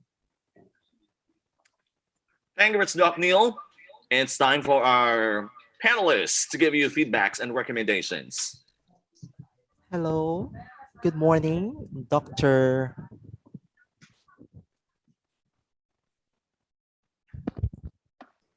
Neil. Yes, Dr. Dr. Neil. Neil. Fortuno. Yes, Dr. Neil Cortuna. Uh, Yes, Doc. Good morning. the title of your study is School Heads, Instructional Knowledge, Leadership, and Teacher Performance. If I got it right, it means the instructional knowledge and leadership pertains to school heads, and the teaching performance is for the teachers that are not school heads or may as well be school heads who are teaching. Is that a fair Yes, sir. statement? Exactly. Oh, thank you very much. And that is a confirmation. Now, may I just would like to share to everyone on what your abstract presented a while ago onto that technique, onto the play of words. Because you mentioned in your abstract that they were school heads, and you as well have said that school heads are as well education leaders. And you as well have labeled them as instructional leaders. Did I get it right? Yes, sir. Yes, it is. And I did. Now, the play, this is just a manifestation for everyone to learn from. The play of words plays an important role in writing because it may bring us to two ways. First, it may bring the topic to enlightenment or the enlightenment of the public. So the consistency in the use of words is highly recommended. So consistently, we say school heads from the very first page down to the last page. If you opted to adopt the so-called education leaders or instructional heads, do so. But intermixing them or interchanging them to provide that ambience and your skill on playing of words may either one, bring all of us or the public to the enlightenment of your topic, or the other one would be the other way around. It means it may subjugate the topic which all of us may be brought to that level of liminality or gray area. That is why when I saw the abstract that you play with the word school heads as education leaders or instructional leaders or instructional heads, I'm starting now to come up onto my own mental syntax to realize, to probably tell myself that I am indeed correct, that you are just simply playing with words, but you all mean the same. So what I'm trying to point out now is to consistently use the terms to make us be elucidated with your topic, and we will all be free from that level of liminality. So that's just my point, and for the education of everyone, that we could as well have these realization to be employed in our own practice, because it would add um, beauty or even simplicity to our presentation or to our manuscript per se. Thank you very much. Congratulations, Doc Neil. Thank you so much, Doc Erwin Pedroso, for that wonderful insights and inputs. Good morning, Doc Neil. Yes, good morning, Doc. Congratulations. I think you're Thank you very so much. happy. Yeah, I always, what do you call that? Also delighted to know that there are still teachers who are willing to go through and to juggle the time. I know how difficult it is to finish a degree, even just a master's degree, but I would like to congratulate you, including all those who have just finished with their thesis and even dissertation. Yeah, I will repeat, the harder the conflict, the sweet is the triumph. Now you can now see savor the feeling of being happy, being proud, including your family. It's not just for ourselves, no, but even our families are very happy to know, oh, my husband ko, doctor, yung asawa ko, doctor. So, or even my father or my sisters or my siblings. So, congratulations for going through the difficulties, but still finishing with what do you call this? Despite the hardship, you're able to finish your PhD or your EDD. So congratulations for that. For the presentation, Doc Neil, I'm happy that Yes, Doc. you did not take much of our time. So we also promised to give a 2-minute, what do you call this, feedback. Yes. So, yeah, the slides you're able to do with all effort, I think. Okay, the color there. Somehow I do enjoy looking for the the colors and then not so much slides, sentences per slide. Congratulations. Yeah. I've also seen in the introduction you've mentioned about instructional knowledge, leadership, teacher's performance. I would like to commend you for that. Okay, congratulations, sir, that you're able to give us some sources, like you mentioned about the EOCD 2018, etc., etc. That is very nice, and I think this is a very good study that will really help our teachers right now. Okay, including your, well, your results will be siguro given a feedback later on by Doc Dali.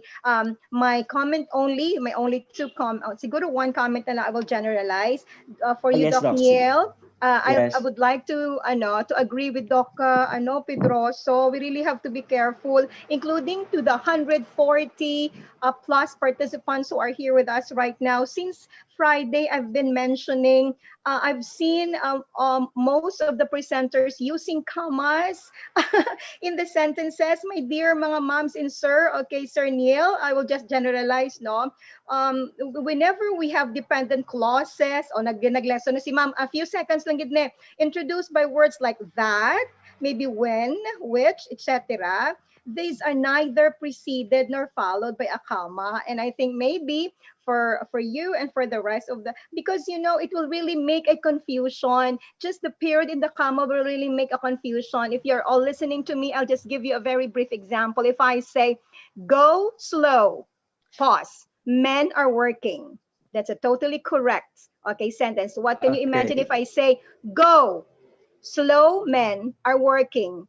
That's a totally different idea now. So I hope all of you will Yes. remember how to use your commas, how to use your capitalization, including please also do not put commas after the prepositional phrase or the prepositions, okay?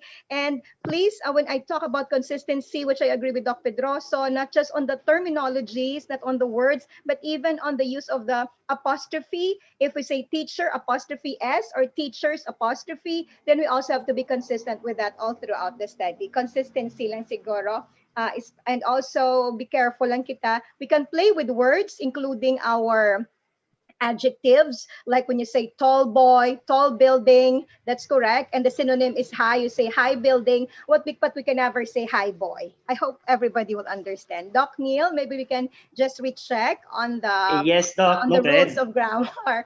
Okay, but nevertheless, it will be So it. much. That very minimal lang na siya actually, Doc, but it will really make your dissertation really all worth it. Okay, so Okay, Doc. Thank you congratulations. so much for the Yes. meaningful inputs, and Yeah. it will be incorporated Thank you soon. for being Thank you. open-minded to all of us. Okay, congratulations Yes. once again. Thank you. Thank you. Good morning, Doc Niel, Dr. Niel Cortuna. Good morning. Good morning. I hope you can hear me well, Doc Niel. You're heard, Doc. Okay. At the outset, congratulations for coming up with this research paper. But of course, I'll just have to provide you some insights that will later enable you to further enhance the research work that you have already finished. Okay, Doc. I would just like to make some clarifications as to the question that was raised by Dr. Pedrosa earlier. So there were two sets of respondents, right? The teachers Yes. and the school heads, because there was actually no mentioning of there. It was not actually mentioned as part of our methodology. I don't know if I just missed it, but I wasn't able look into as well, or I wasn't able to observe in the presentation the manner on how sampling was done. Why is sampling very important in the discussion of the methodology? Sampling is very, very important, most especially if we are dealing with descriptive or descriptive correlational, because the sampling criteria will actually provide us with a very good idea as to what statistical tool are we going to utilize later. That is why I would like to suggest to you na later, if you will be given another chance to present your paper in an international fora such as this, perhaps we can include those points in the presentation of our methodology, like what was the sampling procedure that was utilized, what was the value of the N sub 1 to represent the sample size for our teachers, and N sub 2 as the sample size for our school heads, or how do you call them, instructional leaders, or whatever are the terms that you are using in order to very well define the respondents of your study. And of course, I have just some point of clarification, and I guess I was already able to have this expressed as well earlier. We just have to be very careful at writing and at reporting results of our inferential statistics. Let me refer you to a slide on the results and discussion. First, on that particular aspect, I noticed that the result of the descriptive statistics was reported later than the result of the inferential. So I noticed that inferential result was first discussed, then the slide after that, it was followed by the descriptive statistics. It should be the other way around. We report first the result of our descriptive statistics, then later our inferential statistics. Well, basically, because we know in statistics that the result of inferential statistics are anchored with, or are anchored from, the results of our descriptive stat. If you would notice, Sir Niel, Doc Niel, I mean, after the methodology, after the brief discussion of the methodology or the research procedure, you were already able to include the result for, oh, it's a different thing here. I tried to take a screenshot of your presentation earlier, and I noticed that the t-test result was presented ahead of the descriptive result. But anyway, so that's a point of recommendation, not only to Doc Niel, but to the rest of the members of this forum as well. Also, I would just like to make some comments on the manner on how inferential statistics results were reported. Thank you, Doc Niel, for showing to us that particular slide. If you notice, it was stated in there, t-test findings revealed no significant difference in the level of instructional leadership. So I was thinking, like, was one sample t-test utilized for this? Because usually when we are using significant differences in descriptive correlational studies, it's actually looking into significant differences of a dependent variable with respect to a particular independent variable. So I'm just quite confused as to what particular t-test was actually utilized here. But I am sure that it's not t-test for independent sample, because there was no mention about the categorical variables that were considered. So I don't know if there was just a missing information as to how this particular part of the results and discussion was written, or perhaps it was also written correctly and it was t-test, one sample t-test that was utilized. But the way I see it, kasi parang one sample t-test is not suited in order that we may be able to address the very need for the data analysis and interpretation of this particular research study. May I ask, Doc Neil, if it's okay with you, did you also consider some categorical variables for your study?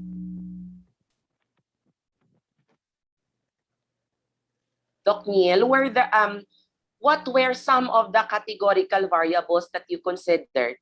On top of gathering data related to instructional leadership, level of knowledge, and teachers' performance, did you also gather categorical data, say for example, length of teaching experience, number of years as a school administrator, Yeah. things like that? Yes, Doc. It is in my conceptual framework in the variable. Okay, that actually I asked because I think the no significant differences that is being talked about here in this particular slide, which is shown to the group right now, has something to do with those categorical variables that were Okay. presented as part of the conceptual framework. Or am I wrong at saying that? Kasi looking at this, it seems to me that t-test for one sample t-test, as I have already mentioned earlier, was utilized for this purpose.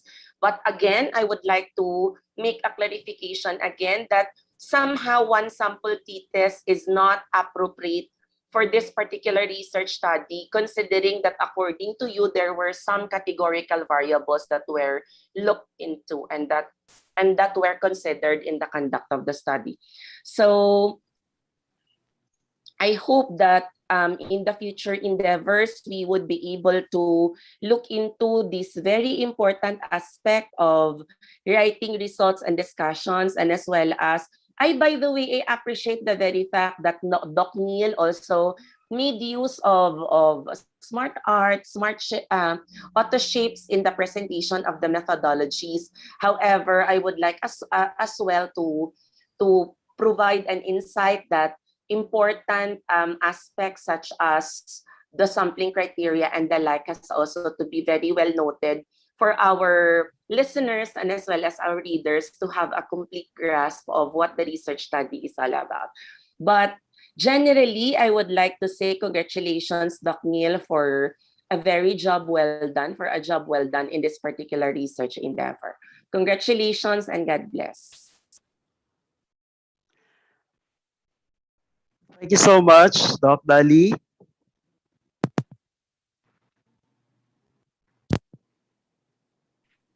So again, thank you very much, Dr. Neil. Next in line, we'll be presenting a topic, teaching competence, innovativeness, and utilization of higher order thinking suits.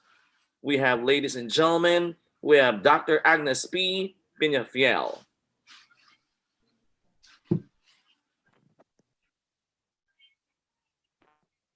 Good morning, Doc. Good morning, Doc.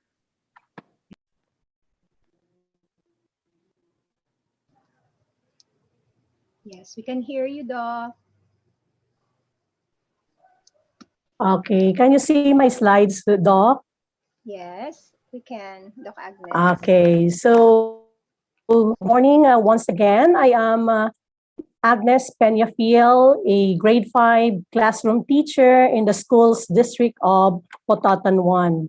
So the title of my study is Teaching Competencies, Innovativeness, and Utilization of Higher Order Thinking Skills, or HOTS. For the introduction, teachers are the most important piece of quality education. They are the indispensable key players in developing quality learners. They are expected to ensure effective practices on instructions in the classroom to achieve competitive and relevant learning among learners nowadays.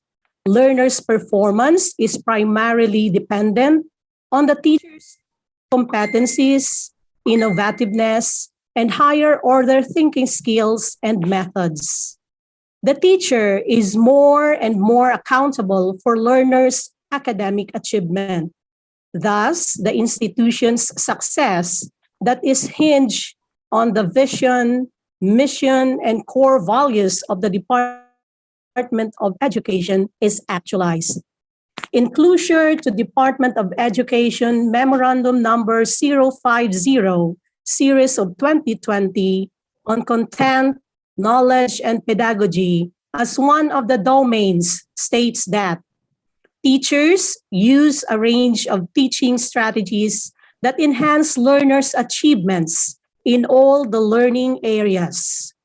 Teachers are expected to exhibit the knowledge of the subject matter, possess skills to deliver the content of the curriculum and daily lesson.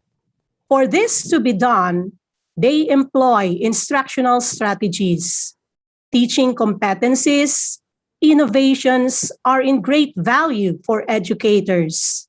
This made them as a tool to help learners improve academic performance. Along with this, teachers and the quality of their teaching are now widely recognized as the most critical of many important factors that combine to create an overall quality of education as to the UNESCO of 2004. According to UNESCO of 2010, the teachers are the single most important resource in any country, and that what learners achieve in schools is heavily influenced by classroom practices and teachers' strategies. The Basic Education Act of 2013 aimed to develop productive and responsive citizens equipped with essential competencies, skills, and values for lifelong learning and consequently for employment. That is for the DepEd Order number 43 series of 2013. Teachers are expected to be competent in both subject matter effectively to learners' performance, have skills which are essentials in developing learners to become productive. On the other hand, teachers who are academically, culturally, socially competent, talented, innovative, and creative problem solvers, skilled and critical thinkers are teachers who have skills and knowledge in teaching. It is believed that in today's fast-changing world, the role of teacher assumes special significance as he or she is considered more instrumental than anybody else in helping the learners and imbibing the right knowledge, values, attitudes, habits, and skills necessary to cope with the world of tomorrow. Moreover, the teacher has been recognized as the most important person, facilitator in reshaping the attitudes and minds of the students in school. But the extent of performing these tasks more effectively depends largely upon his or her innovative strategy, creativity, and support of the DepEd. For the objective of the study, I have here the main objective: to determine the level of teaching competencies, innovativeness, and utilization of higher order thinking skills or HOTS among grade 5 teachers in the schools division of Iloilo, Philippines for the school year 2020-2021. For the specific objectives, we have number 1, to determine the level of teaching competencies in the areas of classroom pedagogy, instructional delivery, well-designed and planned classroom among grade 5 teachers in the schools division of Iloilo. Number 2, to determine the level of teaching innovativeness among the grade 5 teachers in the schools division of Iloilo. And number 3, to determine the level of utilization of higher order thinking skills or HOTS among the grade teachers in the schools division of Iloilo. I have here the conceptual framework, which includes the independent variables and the dependent variables. For the independent variables, these are The teacher's profile includes age, sex, civil status, educational attainment, length of service, position, school size, and then the location. As to the dependent variables, we have three. One, level of teaching competencies. Two, level of teaching innovativeness. And number three, level of utilization of higher order thinking skills, or HOTS. This is the significance of the study. The results of the study may be beneficial to the following. One, Department of Education officials. The officials and personnel in the Department of Education would find this study relevant in terms of teaching competencies, innovativeness, and utilization of higher order thinking skills, or HOTS. The results would bring forth some realization on the part of the Department of Education stakeholders. Implications could be drawn from the results of the study, and necessary adjustments can be made for the Department of Education. Another one who could benefit should be the elementary school heads. This study will serve as the basis for the administrators for Teachers Development Program of the Schools Division of Iloilo to design a program regarding the needs of the learners. The information can also offer significant data for initiating and implementing in the curriculum related to teaching competencies, innovativeness, and HOTS. This will also benefit the teachers. Opportunity for elementary teachers to provide insights, whether the competencies as to 7 domains implied in the schools for the benefit of the learners' performance, their competencies and innovativeness, methods and strategies are significant influence in producing competent and achieving quality graduates. The result of the study will enable them to develop a policy system appropriate and will help in the attainment of quality education relevant to the needs of the society. Learners would also benefit from this. Motivate them to continuously improve their skills through the competencies and innovativeness of the facilitators in the classroom. Further, they are direct recipient of whatever innovativeness that would be conceptualized. Parents would would also benefit from this. They would find the results of the study significant for honors, awards, and incentives. The awards given to their children would boost the morale and confidence of the parents and the community as a whole. And another that could benefit would be our community. The community would benefit from the results of the study since most of the direct clienteles, our learners, of course, come from the community. So whatever projects or programs as offshoots of this study would always be for the benefit of the community. As to the research design and methods, the study used correlational design to describe and measure the level of the following relationships: teachers' competencies, innovativeness, and higher order thinking skills among grade 5 teachers in the schools division of Iloilo for school year 2020-2021. And this design, subjects' scores on these 3 variables will be measured without manipulation of any variables to determine whether there is an association. This is according to Creswell of 2014.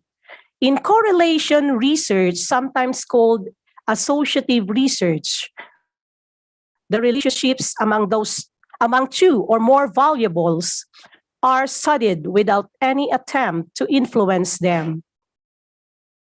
In correlation research, sometimes called associative research, the possibility of relationships among two or more variables is studied, according to Frankel and Wallen of 2012. So the following methods are here, seen on the slides, of course. First, we have the distribution of questionnaire for our teacher respondents profile. Then after which, collection of accomplished questionnaire was done. And of course, it will undergo data analysis and interpretation. We will go to the results and discussion. The respondents of the study were the 207 grade 5 elementary teachers in the school's division of Iloilo. This comprised the 3rd district with 74 teachers, which covers 35.7% of the 207 respondents. Namely, Pototan 1 and 2, Maniway 1 and 2, and Bajangan districts. 2nd district, we have 71 teachers comprising 34.3% of the 207 respondents. These are the districts of New Lucena, Zaraga, and Leganes. And for the 4th district, we have 62 grade 5 teachers comprising 30% of the 207 respondents.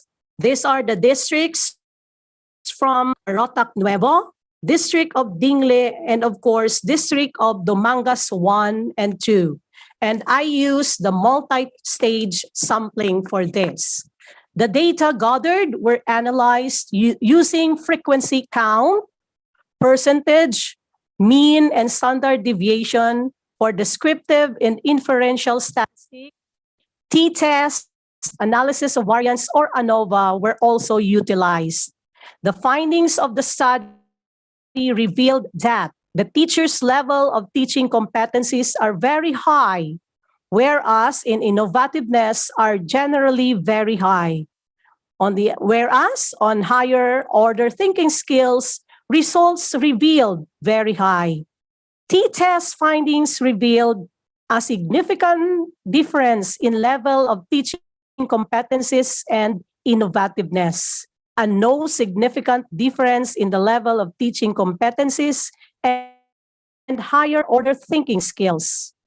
It denotes that the teachers that were very high on their level of teaching competencies, very high in innovativeness, and very high in higher order thinking skills or HOTS were noticed.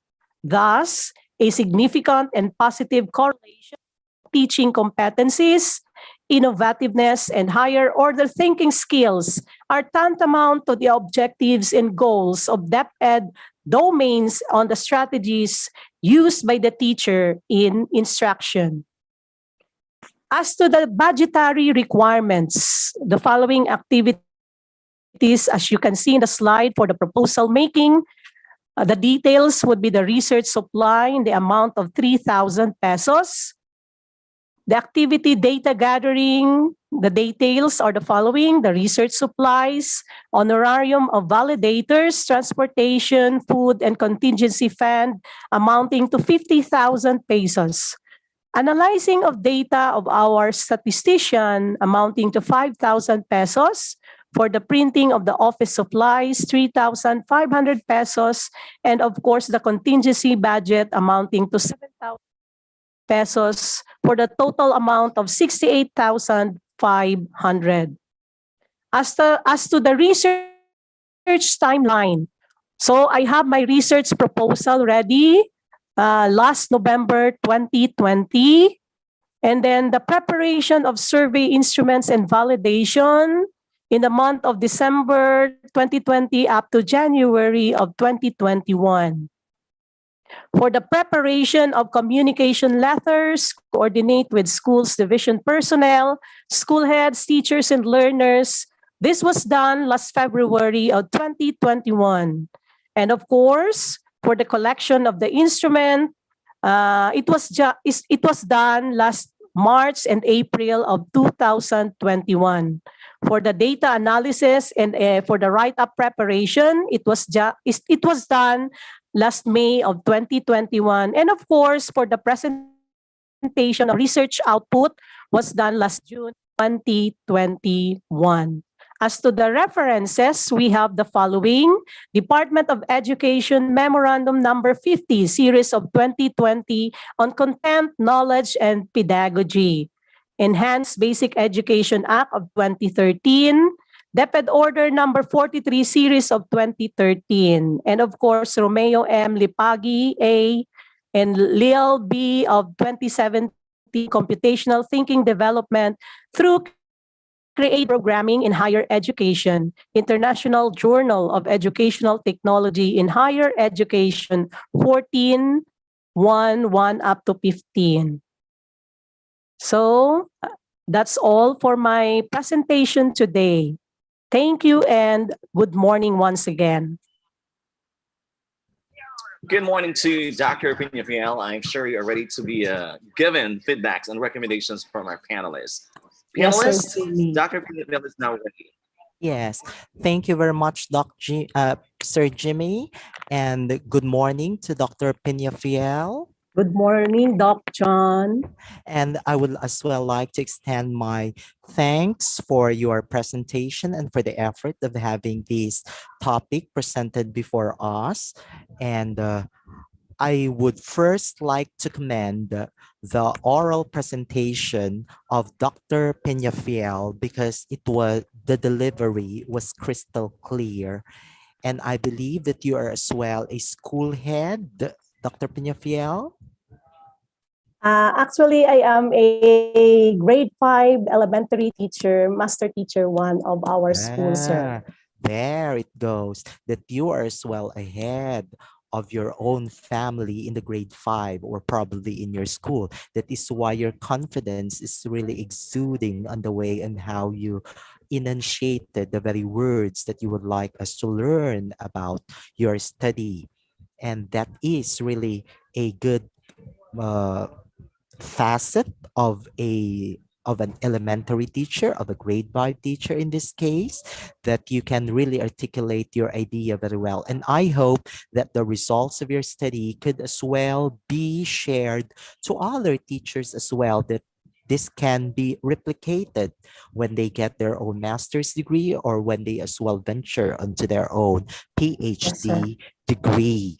On the other hand, I would just like to provide everyone a little commendation or recommendation just to be helpful in a way that when you present the next time your paper, we wanted to be as well clarified on the descriptions of the competencies and the innovations that probably would have been included to have made your teachers to be innovators, or their character of being innovative themselves. And there, I think I fell short on understanding it better on the so-called innovativeness. It could have been defined, then it would be as well very clear to everyone's consumption. And into the utilization of HOTS, I am just very much intrigued onto these different huts that you have included that were utilized. Probably you were banking on your study on likely Bloom's taxonomy levels. Yes, Or sir. probably Anderson's.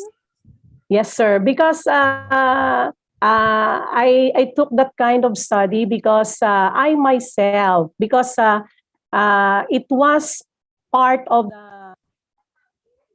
lesson plan wherein we have to utilize the critical thinking skill of the pupils. But there are sometimes I myself would say, base hindi ka masabat ka kabataan because of the higher kind of question. But because of your artistic way, because you can have your art of questioning, so dapat you go down the level of the student in order for them to answer such question. Yes, and there I wanted to be clarified onto this contention into the utilization of HOTS to help you make an output clearer, that probably your question is very much related onto analysis, onto synthesis, or probably an evaluation or comprehension and so on, that you probably have already expounded that in your very own paper, that you have included the discussion on Bloom's taxonomy or probably Anderson. Okay, Yes, so sir. that one is as well an area which we could probably entertain to revisit to make it a theory based or anchored on a particular backbone that make your argument strong, especially when you get to present to us the findings. And lastly, for the education of everyone, since this is a knowledge dissemination presentation, I would like to as well make a manifestation for everyone that you could probably adopt, that the next time when we present our paper, we can already refrain from budgetary presentations and our very own Gantt chart and how our study went. Okay, Yes, sir. because the so-called budget won't really make a lot of sense for non-number crunchers like me, or I may say as a financially poor individual. I may get intimidated with a budget that you have been utilizing. But Yes, anyway, sir.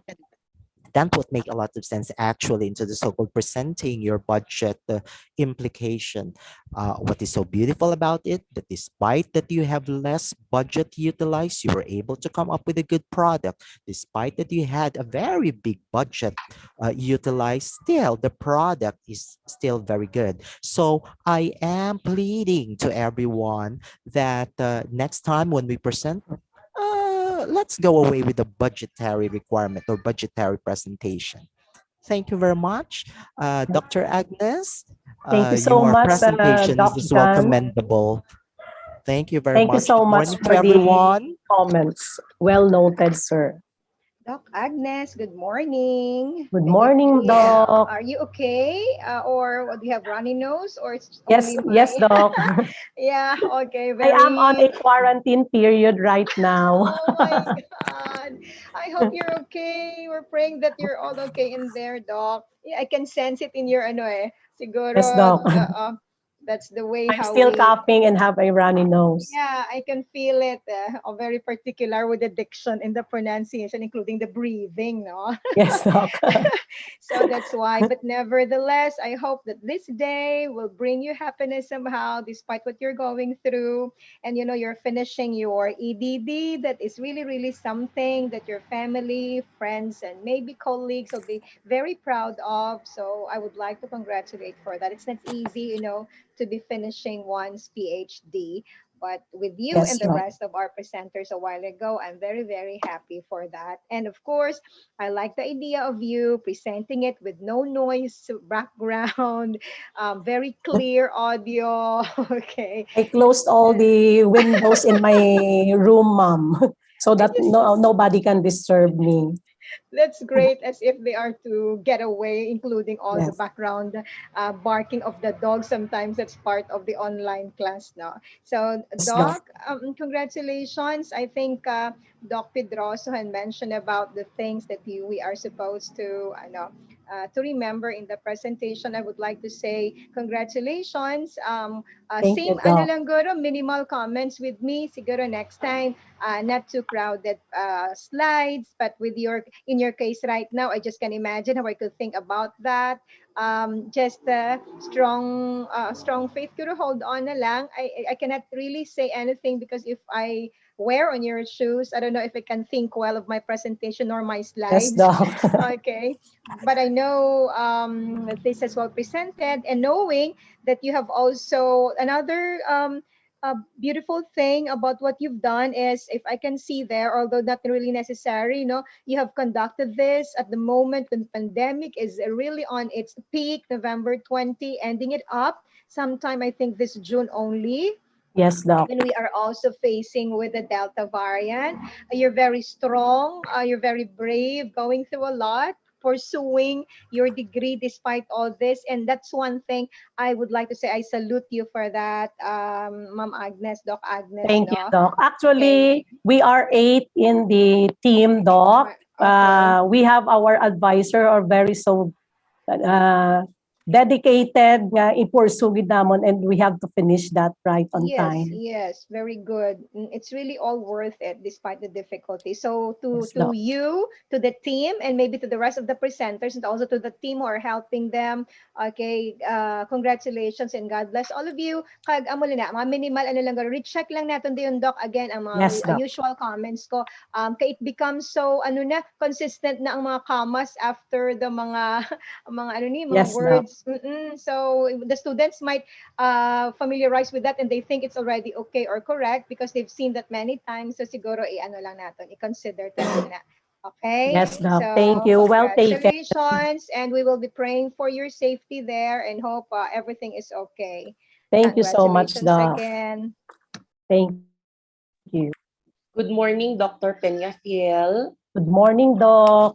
I somehow feel you not being so well today because I am sharing exactly the same feeling as you are right now. That's why if you notice, starting from the very first presenter this morning, I wasn't able to turn on my camera.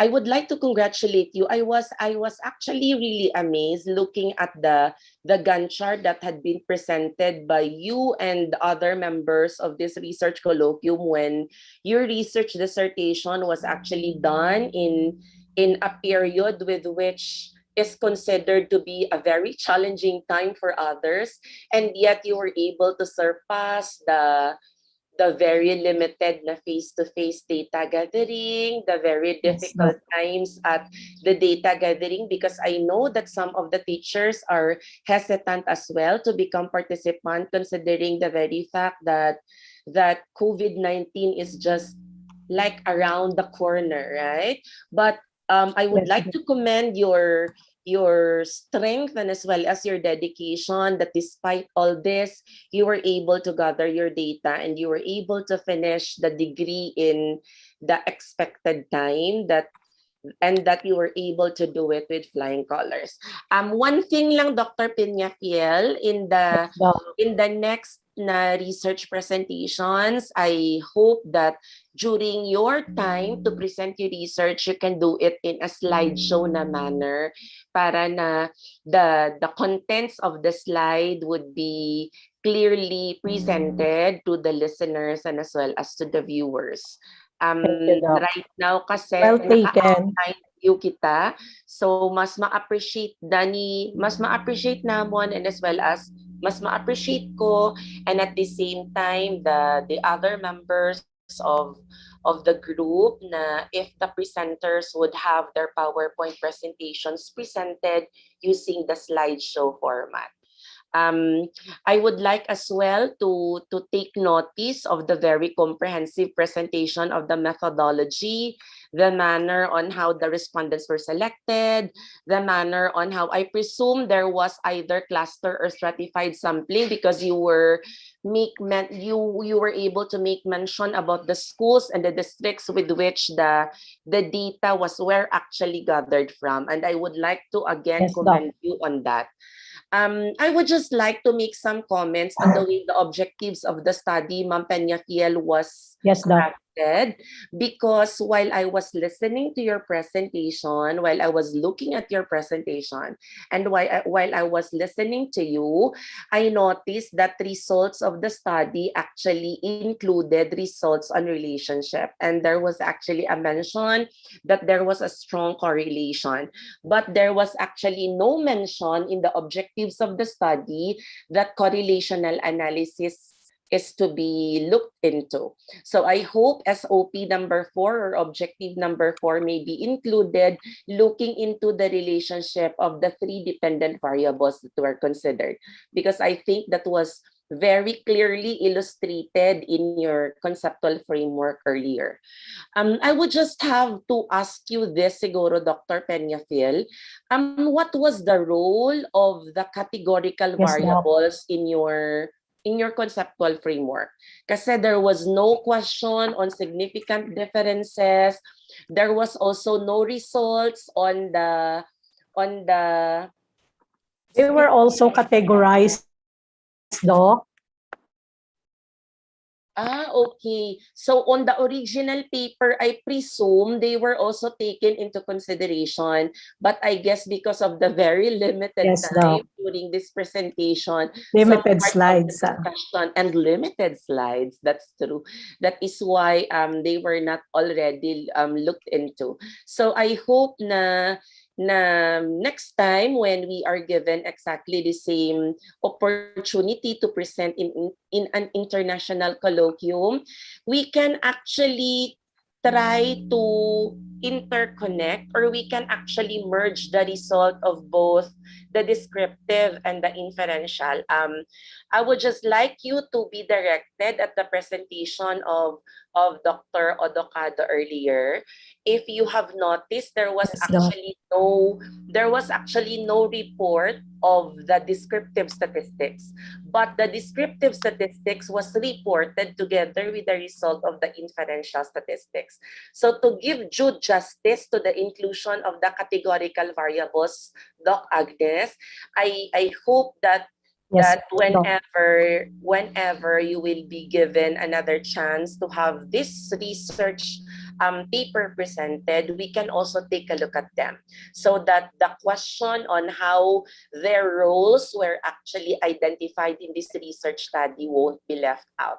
But on top of that, aside from those very minor na observations that I had, again, I would like to commend you for having finished your degree and at the same time worked with a very good research paper, dissertation paper. So congratulations, Dr. Peñafiel. And I heard that there Thank you were so other much. members of the team. And to the rest of the Yes, Doc.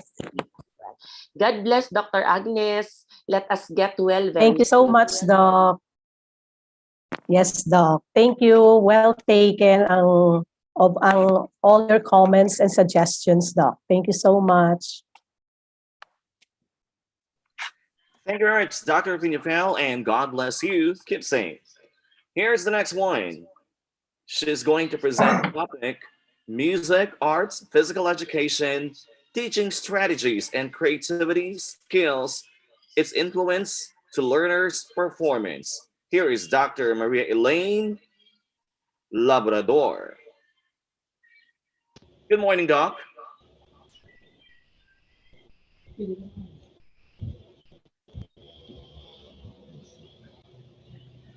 Thank you, Doc, for sharing.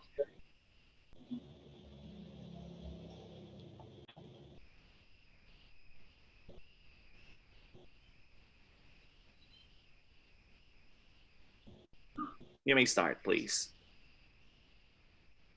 Hello, good morning. Good morning, Doc. Okay, good morning to each and everyone. I would like to introduce myself. I am Maria Elaine Babsi Vasquez Labrador. And this morning, I'm going to present to you my research about music, arts, physical education, health or MAPE, teaching strategies, and creativity skills, its influence to learners' performance. For my introduction, the new normal has created enormous challenges for Philippine society, unlike any in our lifetimes. For most schools, the spring of 2020 was nothing short of a calamity, as they were challenged to meet their learners' academic, social, emotional, and nutritional needs at a distance. In the light of the situation, the teaching and learning of music, arts, physical education, and health amidst pandemic is very crucial on the part of the grade 4 teachers. The nature and quality of teaching strategies, creativity skills, instructional material, the presentation of content, the pedagogic skills of the teacher are all important and must be kept in view in any effort to ensure quality in teaching learning in this new normal. MAPE being an important, for me, important subject, and has been the interest of many learners based on my experience, are aspects which influences the performance of learners. Thus, teachers need to be creative, skillful to fill in the cognitive, affective, and psychomotor aspects of the learners. Now, in the Depth and Order number 018 series of 2020, in the implementation of the Basic Education Learning Continuity Plan, this is to ensure that learning opportunities are provided to our learners in safe manner through different learning delivery amidst new normal. In line with this, the department undertake the urgent and necessary development, production, and provisions of learning resources in accordance with its mandate.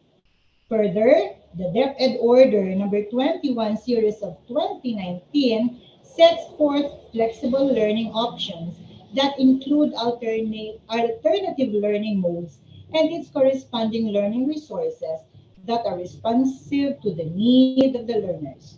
Thus, the researcher conducted this study where the gaps are found between teaching strategies and creativity skills that influence learners' performance. As an educator, the researcher was challenged in conducting this study on MAPE teaching approaches and creativity skills as influence to learners' cognitive, affective, and psychomotor among elementary teachers and learners in the school's division of Iloilo to serve as basis for curriculum development program. The researcher found out the gap among variables concerned. For the objectives of the study, aim to determine the teaching strategies and creativity skills of MAPE teachers, its influence to learners' performance in the school's division of Iloilo, Philippines for the school year 2020-2021.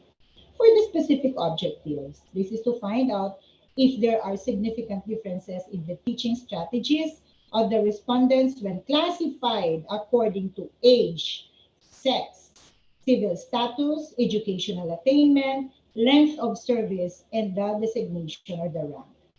Next, to find out if there are significant differences in the level of creativity skills of the respondents when classified according to age, sex, civil status, educational attainment, length of service, and the rank and the designation. To find out if there are significant differences in the levels of performance when classified according to age, sex, parents' educational background, parents' family income, religious affiliation, and place of residence, and do antecedent variables affect learners' performance. For my conceptual framework, we have here the independent variables. We have the teachers, for the teacher's profile, we have the age, the sex, civil status, educational attainment, length of service. And for the learner's profile, we also have the sex, the parents' educational attainment, parents' family income, the religion, and the place of residence. For the independent variables, we have three: teaching strategies, creativity skills, and the learner's performance. Now, the significance of the study. This research study will relevant in the field of general education, or specifically in elementary education. The objective of this study introduced a learning process wherein elementary learners can achieve relational understanding of learning strategies concepts since the learners shifted from being passive to being active to use the information they have gained. The researcher believes that the teaching strategies and creativity skills affects the learner's academic performance and can develop their cognitive, affective, and psychomotor skills. It can significantly contribute to existing knowledge. Thus, the researcher undertakes this study. Specifically, the results obtained will be beneficial to whom? First, curriculum developers. They will encourage the teachers to closely monitor the academic performance of elementary learners, just like in any other schools in the countries abroad. The Department of Education officials will also benefit. The officials and personnel in the Department of Education would find this research relevant in terms of teaching approaches and creativity skills. The results would bring forth some realizations on the part of the Department of Education stakeholders. Implications could be drawn from the results of the study, and necessary adjustments can be made for the Department of Education. For the school administrators and principals, the study is significant to school administrators or principal because it will inspire him or her to give incentives to the facilitator if students attained high performance in academic endeavors in the elementary education. Further, this study would find the results of the study useful because they would serve them as a guide and a reminder regarding their teaching approaches and creativity skills shared for school improvement and stakeholders development. Especially learners and better responsive on their job can make them effective and committed leaders of their respective institution, especially for the teachers. The result of this study will be significant to the MAPE teachers, for they would be able to know their role as facilitator of learning. Through the positive effect of teaching strategies and creativity skills on the cognitive, affective, and psychomotor skills of the learners in the elementary education, it would be much easier for the teachers to facilitate learning process, for that will lead to increased high level of performance. And for the learners, as the beneficiaries of learning, they will benefit so much from the result of this study. They can be able to reach their highest potentials in terms of their academic performance, behavior, and study habits. For further researchers, they will expand their horizon about the positive effects of teaching strategies and creativity skills in the academic achievement of the elementary learners. They can use the result of the study as a stepping stone or related literature for further studies, which can effect change in the learning behaviors and educational endeavors.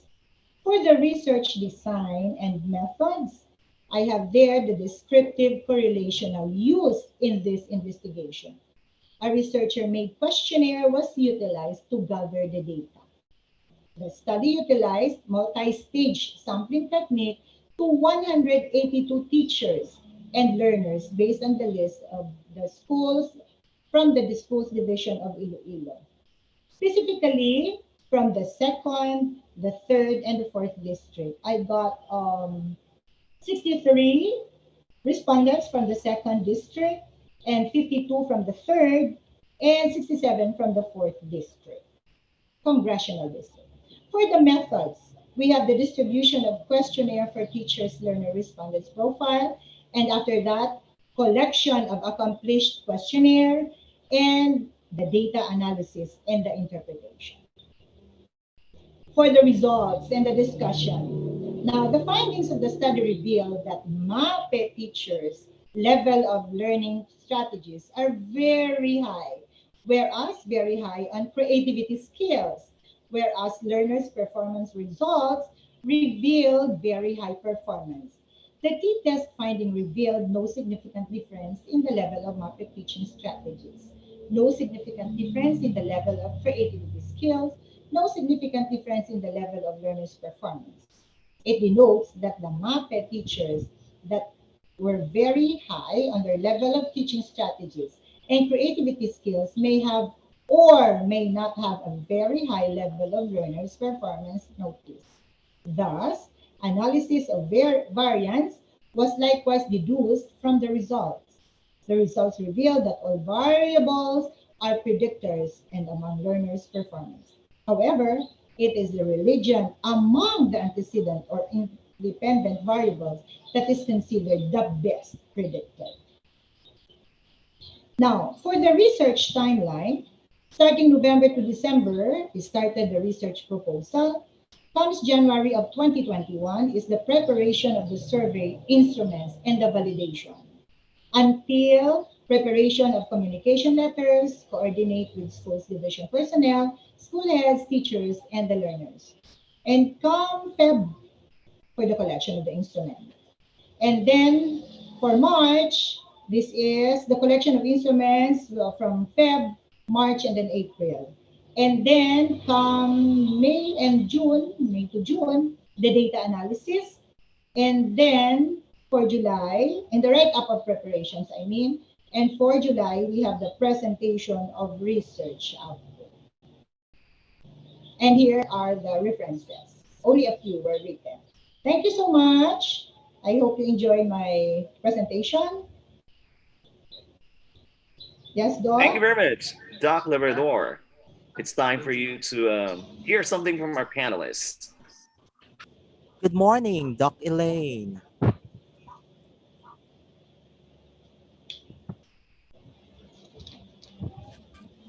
Your study is on MAPE, teaching strategies, creativity skills of teachers, and its influence to learners' performance. Did I get it correct, Ma'am Elaine? Yes. Yes, I did. Now,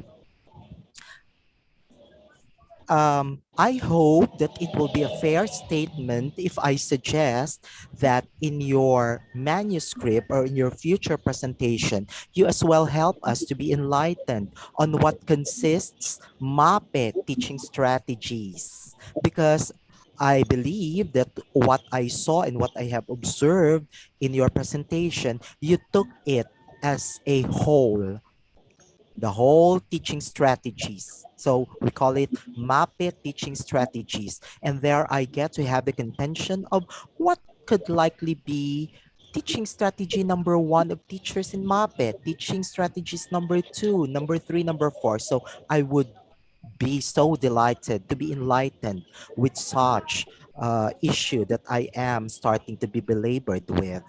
Same with the contention on what consists on MAPE creativity skills that teachers have.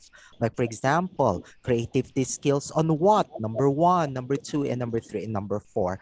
That I think is an area that would add a little eyeshadow, lipstick, and blush on to the whole study because you are a MAPE, creative, and well strategized in teaching MAPE yourself. And you can really tell about it and what are you going to enumerate. Now, one tricky part that I have observed is in the titling. It is because there is an articulation of the word influence that situates the study to the assumption that indeed teaching strategies and creative skills really influence students or learners' performance. Ah, there is the tricky part. That is good with a so-called presumption. We can also make it more or a little discreet because all these arguments will only be presented on the way on how we are going to craft later our statement of the problem or our delimitation of the study or find it in which part of the study that we can provide a delineation that we don't have to mention the so-called powerful word influence. Okay, so there goes the tricky one. And lastly, in the Okay. conceptual framework, I have seen arrows. Well, I'm very fond of arrows. With those arrows, I was able to be hit by the arrowhead itself. Conceptual framework that have arrows would tell me that there is an existing relational implication, which your inclusion of that visual entry or figure that shows such contention that I'm right now presenting is unintentional, right? Am I correct with that statement? Is it a fair statement, Dr. Yes, Labrador? Doc. Oo.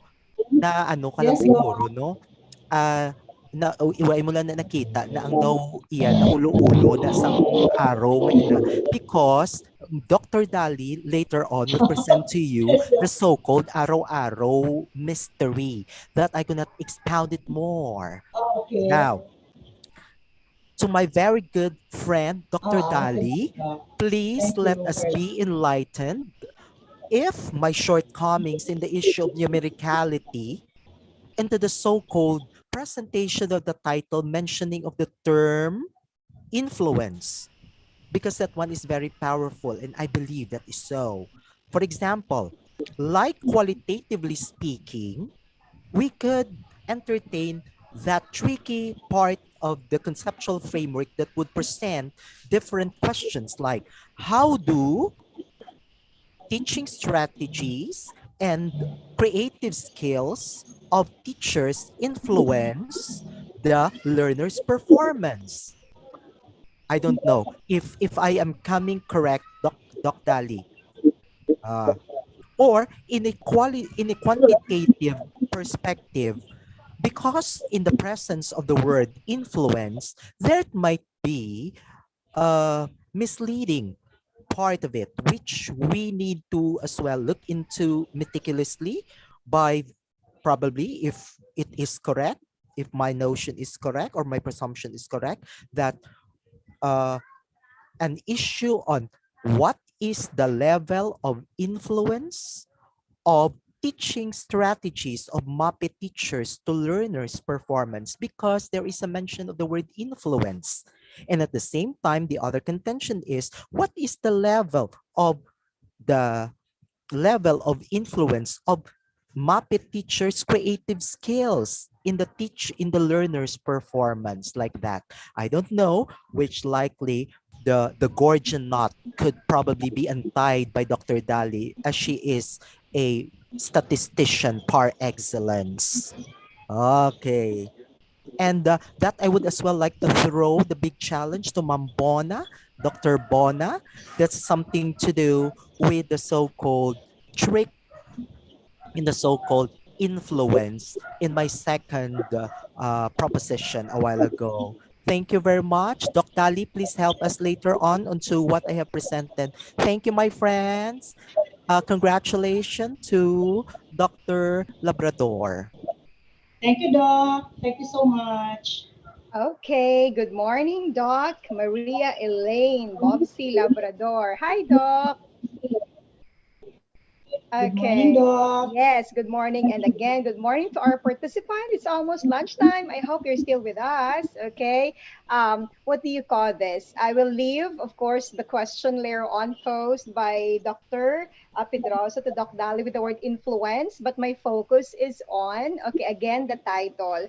I know Doc Elaine and to the rest of our presenters and even all our participants, having a degree is something that will really bring us to the pedestal of our career.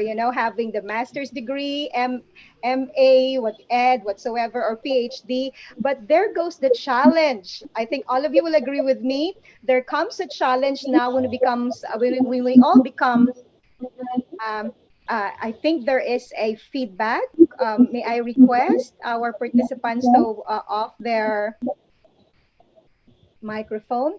The challenge now comes when we are master's degree holder and PhD degree holders. Why? Even in the use of our English words, we have to consider the following. So one, Doc Elaine, siguro may ano Yes. is, maybe if it is proper for us and to the rest of the participants, if we can make use of inverted pyramid in our title, I Okay. think that could be one, no? And not just to you, Doc, no, but I'll just make it general, siguro. So it will look better, okay, easier to the eyes, easily understood.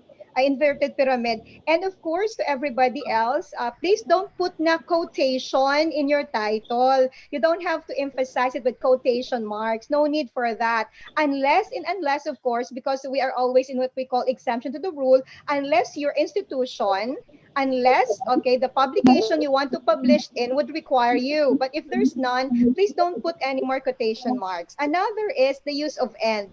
Not just with Doc Elaine, but with the rest who are asking me. Since yesterday, we have actually read very good comments, excellent comments regarding the feedback. No, are we supposed to put comma before end? Well, language is evolving. Before, actually, we don't actually use commas, but now we do accept. The only thing that we have to remember is consistency. Doc Elaine, okay? So if you Yes, put yes. commas, then be it. If not. And another thing, last three na lang, with the use of the word basis, I've seen there in one of your slides a while ago, use basis, Bases.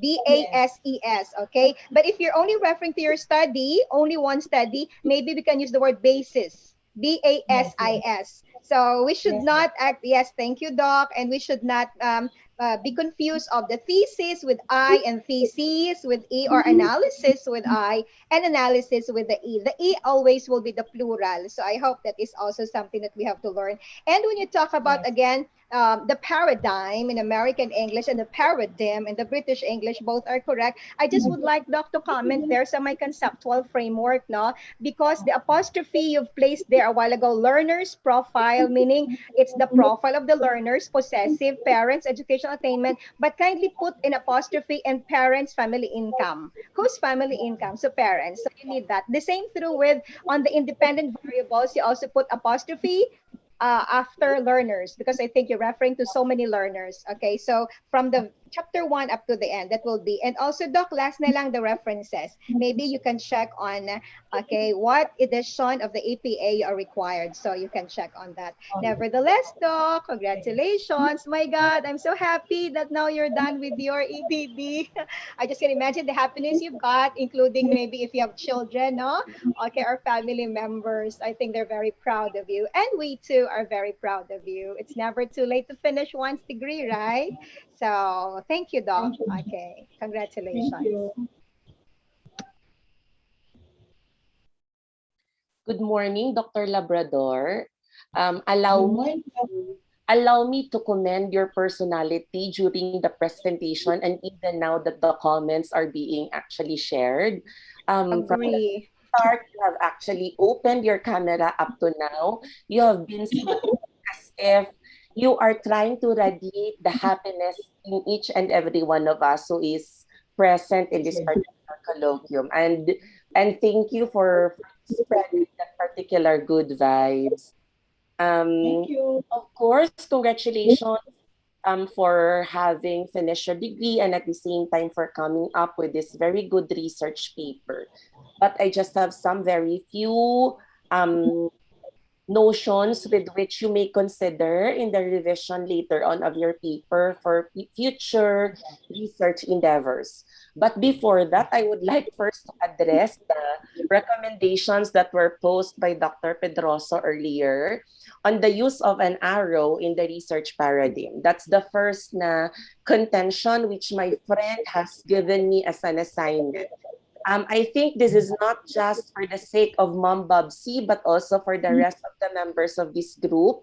Take note that when we are using an arrow in our conceptual framework, that has something to do with it has actually an effect later on the choice of our research methodology. So most of the time when we are making use of arrow, it has something to do with experimental type of researches. And in this case, according to you, you utilize descriptive statistics. And so I presume that there was just a clerical error on the choice of the lines that were utilized in the presentation of the conceptual framework. And that I understand.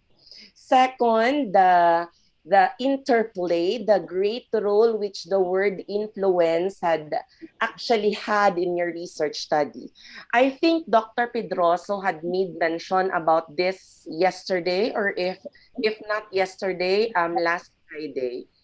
If we can do away with the use of words such as relationship, influence, and others in the title, it would be better and it would be safer for us to instead play with the major variables that are included as part of our research study rather than including strong words that will actually have a very great impact on the manner on how the research is to be done later. Kasi the use of the word influence will also have a very great impact on the way the statement of the problem, the methodology, and as well as the results and discussions are to be made. So we just have to be very careful on that, Dr. Elaine. Thank you, Doc. I noticed that in the conceptual framework, you utilize two sets of variables, the independent and the dependent. Tama?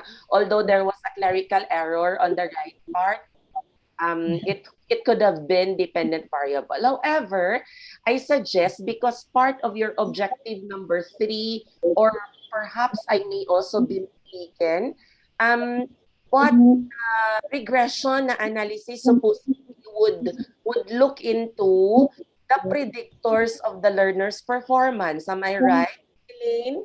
Yes, yes, And I presume that not only the categorical variables were considered in the regression analysis, but the teaching strategies and the creativity skills as well. So I would like to suggest if we can have 3 sets of variables in our conceptual framework. The first is the antecedent, which would consider the profiles of our respondents for the teachers and the learners.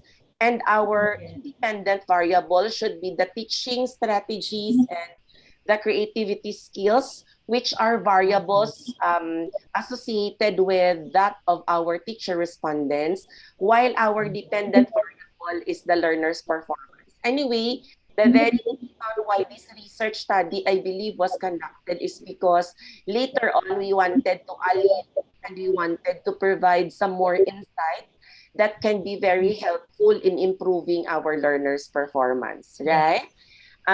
yes. I would like to commend the manner on how your methodology was presented, Doc Elaine, because they were very straightforward, they were very clear. However, the focus of the methodology, I believe, was on the teacher's respondents, but there was a lacking data presentation on the part of our learners as respondents as well. So I hope you can, I know that it's in the mother paper. It's probably because of the slide limitations and time presentation as well that are both limited. That is why some of the contents were no longer included. And of course, the very heart of the study is the influence na part, which I already had made some recommendations earlier. But sorry, Doc Elaine, but I wasn't able to see the result of linear regression. Yes, Doc. Did you have it considered as part of your presentation, or Yes. did Yes. okay? Because I wasn't able to see it. I only saw the result of test and of ANOVA, but I wasn't able to see the result of the linear regression. That is why I wasn't able to take note as to whether there are significant predictors that were considered from among the variables that are considered in the study. So if you did, then that's all right. Probably I just have missed it. And last thing that I want you to consider, and I think I already have made mention about this for quite some time, when we report the result of inferential statistics, please be very careful. Like, for example, when we say there was no significant difference on the teaching strategies of the teachers when they are grouped according to age, sex, civil status, and others. But we do not say there is no significant difference on the teaching strategies of teachers, because that is very misleading. The difference or the non-difference would actually occur when categorical variables are taken into consideration. So we have to take note of that, because it's not only you who had actually made this particular discussion as part of your result, but there were many others who had the same contention in the presentation of the result. So I would like to make some recommendations on this. Perhaps it was also because of the very limited words with which we can as well include in our slides. That's why some of the important words were missed. But again, important words, an important part of our research study, should always be taken into consideration when we are presenting our result. So those are the things that I want you to look into: the discussion of the result for significant difference, the result of the linear regression. If you can expound on that, that would be very good. If you can create a linear regression model, that would be very good. The right use of the arrow, the possible changes with which we can make in our conceptual framework, and of course the improvement of the discussion of methodology by including our learner respondents as well. But generally, again, Doc Elaine, congratulations, and have a very fruitful research endeavor. I would love to see you in other international research colloquiums such as this. You see, even up to this time, Doc Elaine is still smiling. So the positive Yes. vibes is really radiated, and most especially that I'm not really very feeling very well right now. So Jotting down all our corrections. to send a very good na positive vibration, vibe not only to me but also to the rest of the members of this research community. So congratulations, Dr. Labrador. My felicitations too. Thank you so much. Thank you.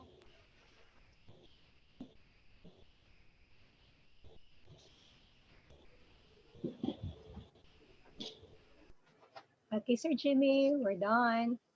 Congrats again, Doc.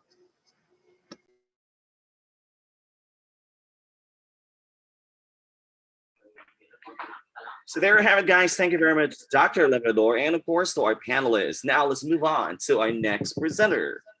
The topic which is going to be discussed is entitled School Heads, Pragmatic Practices, Instructional Management and Teachers, School Heads, Instructional Competence, Teaching Styles, and Flexibility amidst this pandemic. Here is Dr. Cyril J. Doldoco.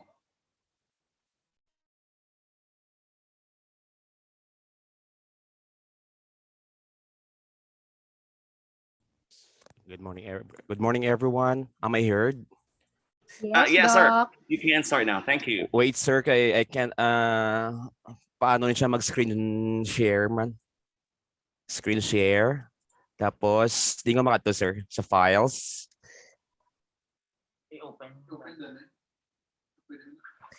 Wait lang. Pwede ko na lang ma-forward sa upload ko, sir. Wait lang. Please do, sir. Okay.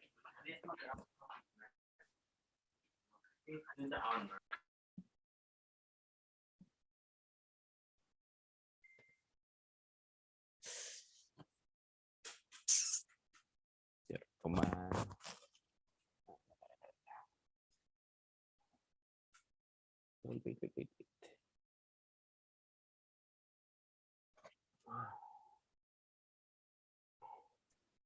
Sir Presenter, you can actually click the share screen button and then you can Then, direct ma'am, us to the presentation. I hope that can be of help.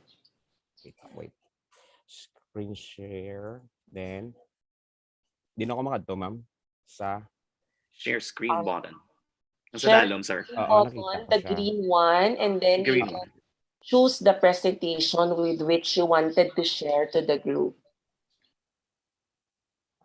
Share. Wala makita. Wait lang, ma'am. Wait lang.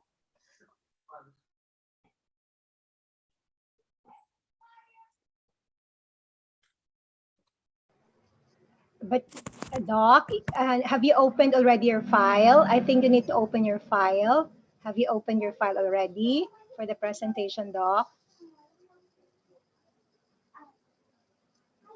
Are you using your laptop? Hello, Doc. Are you using your laptop? You open your file first before you click the share screen. I-open mo ang file na i-present mo. You're on mute, sir.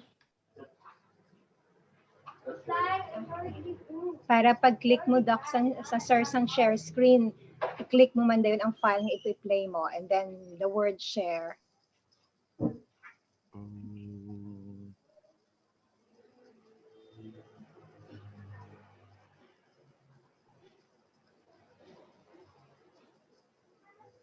Are you going to use a PowerPoint presentation, Doc? Yes, ma'am. Na-open mo na siya? Na-open mo na siya sa laptop mo? Okay. Tapos, i-click mo ang shares. Have you seen sa bottom may green da ang share screen? Yes. Okay. Share then. i-click mo na siya, tapos makita mo na siya ang file mo. Okay, may ara naman man nag-share doon, ma'am. Ang Ara upload na, namon. si Doc Jodar. Old model abi. Old model abi ang laptop. I'm so sorry, everyone. It's okay. Sige, ara na. I There know. you have it. That's the price if you have Thank a you, Doc. friend. Go, Doc. Okay, so good afternoon, everyone. I'm Cyril J. Doco from the Schools District of Pototan 1, and my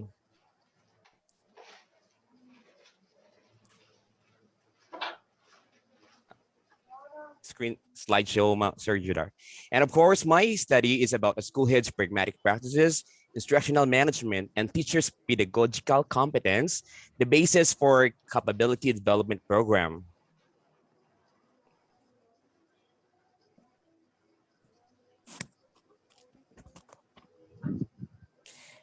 For the abstract, the study aimed to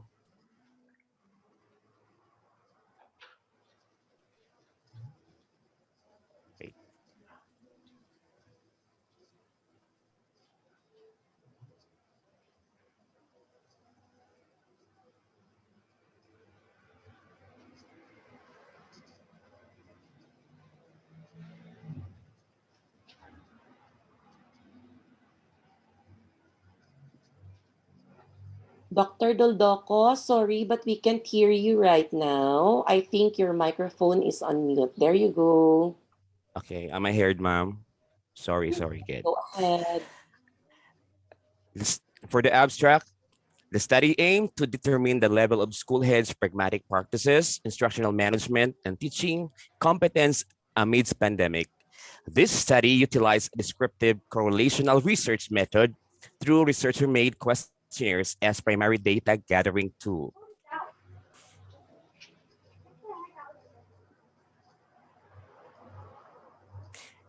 Multi-stage samplings were employed to determine the 240 elementary teachers who answered the questionnaires on the school heads' pragmatic practices, instructional management, and teaching competence.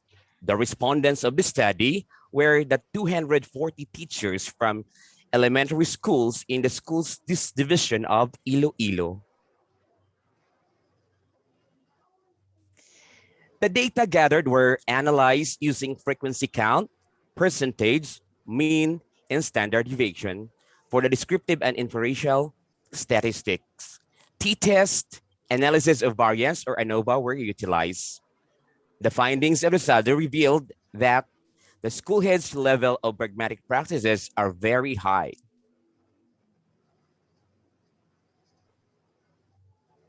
Whereas in instructional management are generally very high. Whereas teaching competence results revealed very high.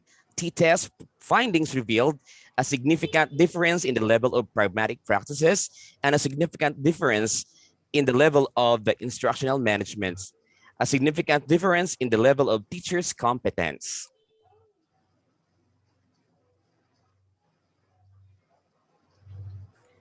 For the introduction, school heads are one of the key players to an effective school and greatly influence the teachers, who is in turn have a direct influence on learners' academic advancement. Their supervisory function entails a continuous method in enhancing teachers' pedagogical competence and skills, learners' educational performance, and school improvements. To address today's education challenges in the world, UNESCO 2015 said, school leaders, teachers are motivated, professionally trained, have an adequate pedagogical content knowledge, and displayed better practices to address the demands of educations for today.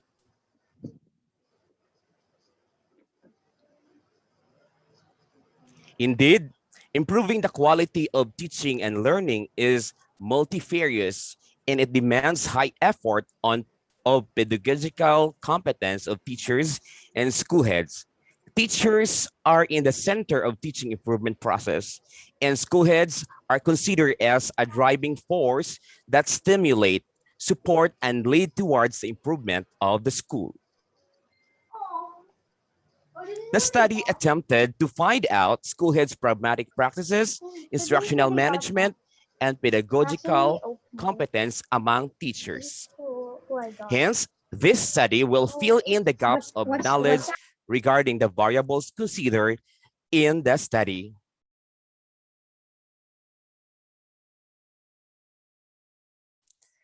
For the objectives of the study, we have this main objective to determine school heads' pragmatic practices, instructional management, and teaching competence amidst pandemic in the public elementary schools in the schools division of Iloilo, Philippines for the school year 2020-2021.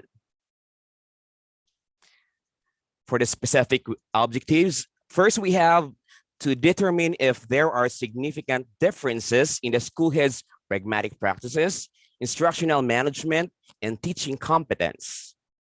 And to determine if there are significant relationships among school heads' pragmatic practices, instructional management, and teaching competence amidst pandemic.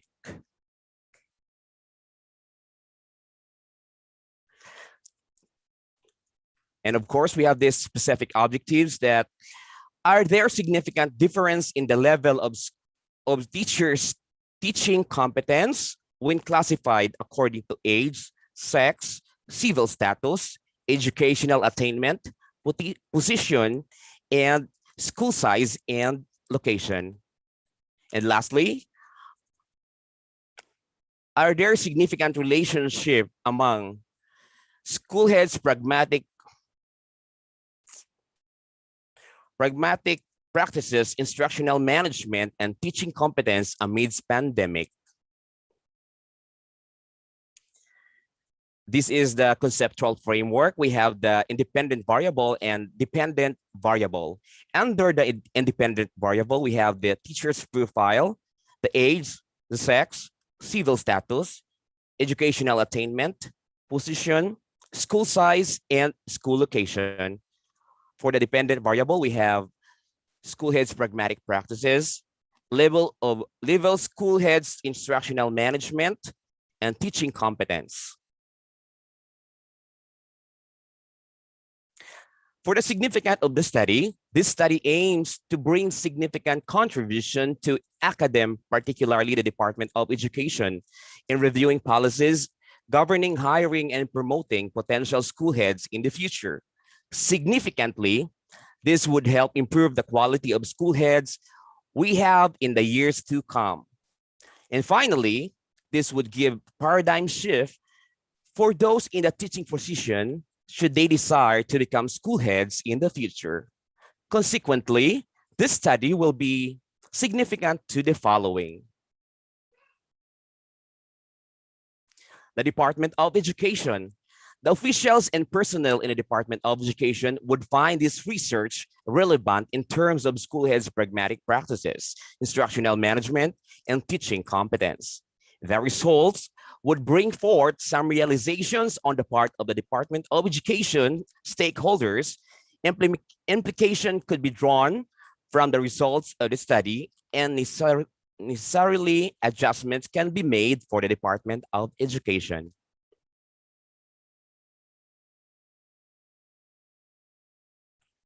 School heads would find the result of the study useful because it would serve them as a guide and a reminding regarding pragmatic practices, instructional management, and teaching competence in the school. Further, their effectiveness and their practices and skills in management shared are for schools' improvement and stakeholders' development. Thus, better practices they will have on their functions made an effective and efficient school leaders. Of course, the significance of the study is also for the teachers.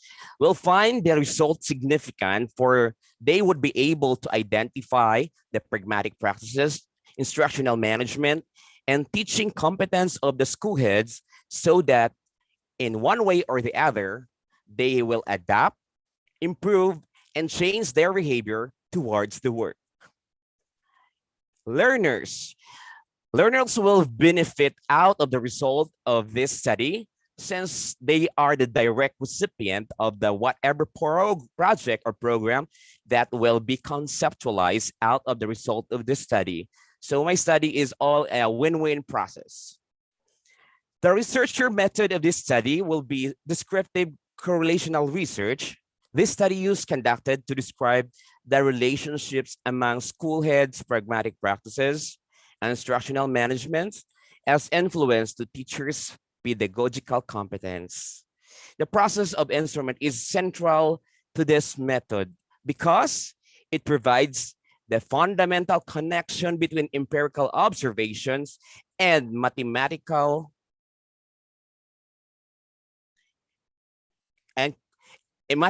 expressions of quantitative relationships.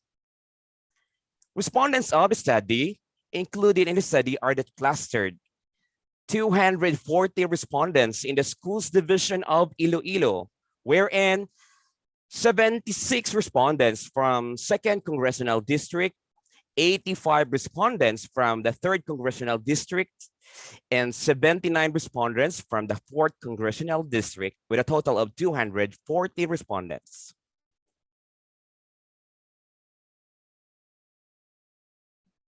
For the method, we have this distribution of questionnaire for the teacher's respondents profile, then collection of accomplished questionnaires, and the data analysis and interpretation.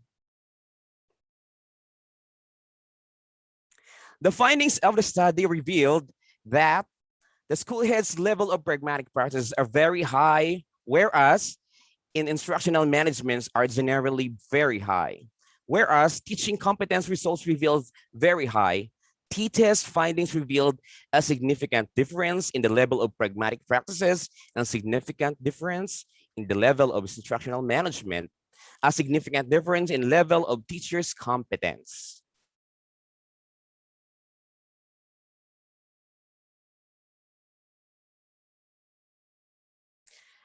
It denotes that the school heads that were very high on their level of pragmatic practices, very high in their instructional managements, may have or may not have a high level of teachers' competence noticed. Thus, a significant and positive correlation between the school head's pragmatic practices, instructional management, and teaching competence stands to prove. The correlations among variables have been found strong.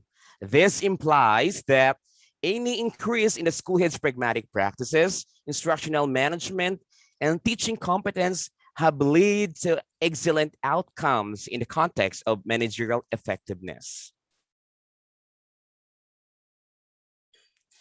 So this is for the budgetary requirements. So we're going to skip this one because it is a Sir Judel, please skip. Okay, this is for the research timeline. So for the research proposal, we have this from December 2020. And for the survey instrument validation, we have this from, of course, January 2021. Preparation of the communication letters, coordinate with the schools division of Iloilo personnel, the school heads, and of course, the teachers. And the collection of the instrument, the data analysis, the right app preparations, and of course, the presentation of the research output. So it ended up August 2021.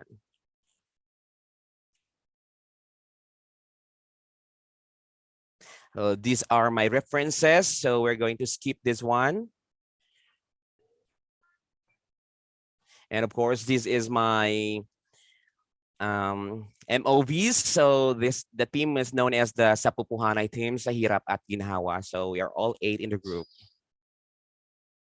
And of course, that ends of my research. Thank you so much for listening. Thank you. That's all. Thank you very much, Doc. You got very nice voice. Well, And then it's time for panelists to give you feedbacks and recommendations. I love the last statement that the Sir presented a while ago when he articulated, when he as well presented a photo saying that this is the Sapupuhanay group, and that is indeed the spirit of research paper writing, that you get a friend through thick and thin. Yes, sir. Congratulations, Thank you, sir. sir, and that is a very good attempt. Now, these are probably the things that I would like to manifest before the listeners and the viewers and the participants. Your study may I request you to please read the title first, because I have noted here only the salient parts. Wait, sir. School heads, pragmatic Pragmatic practices. Yes. practices. Wait, sorry. Wait.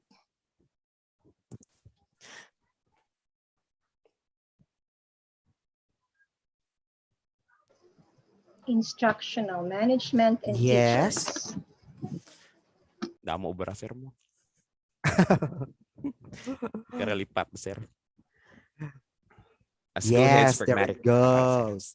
There it goes. Now, we are now all together seeing. Where did it go? Sir Jadar, please balik. Sir Jodar. Yes.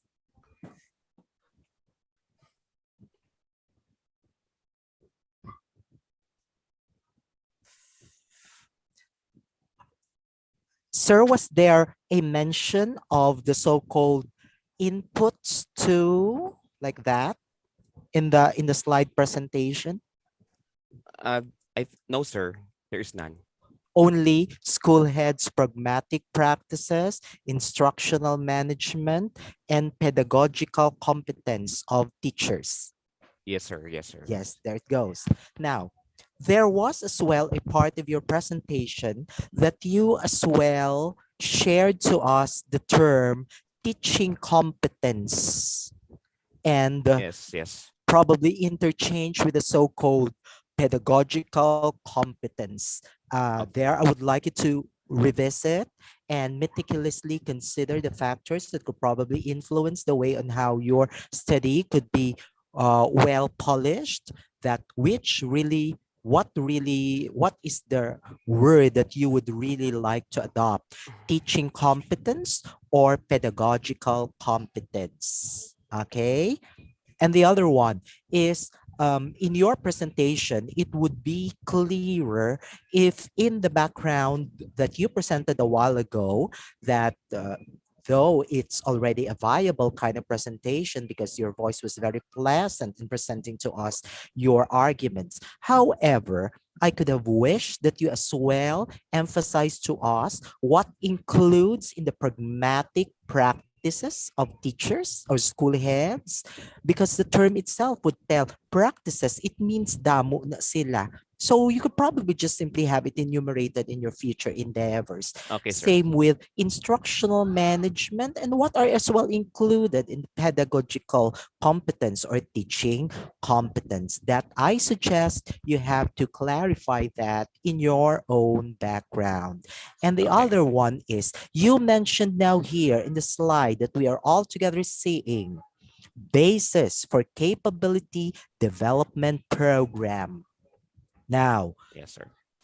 this paper is trying to educate everybody that this is a product driven research, that you wanted to find out problems onto the so-called pragmatic practices, instructional management, and teachers pedagogical competencies, because you wanted to have the results be a part Yes, sir.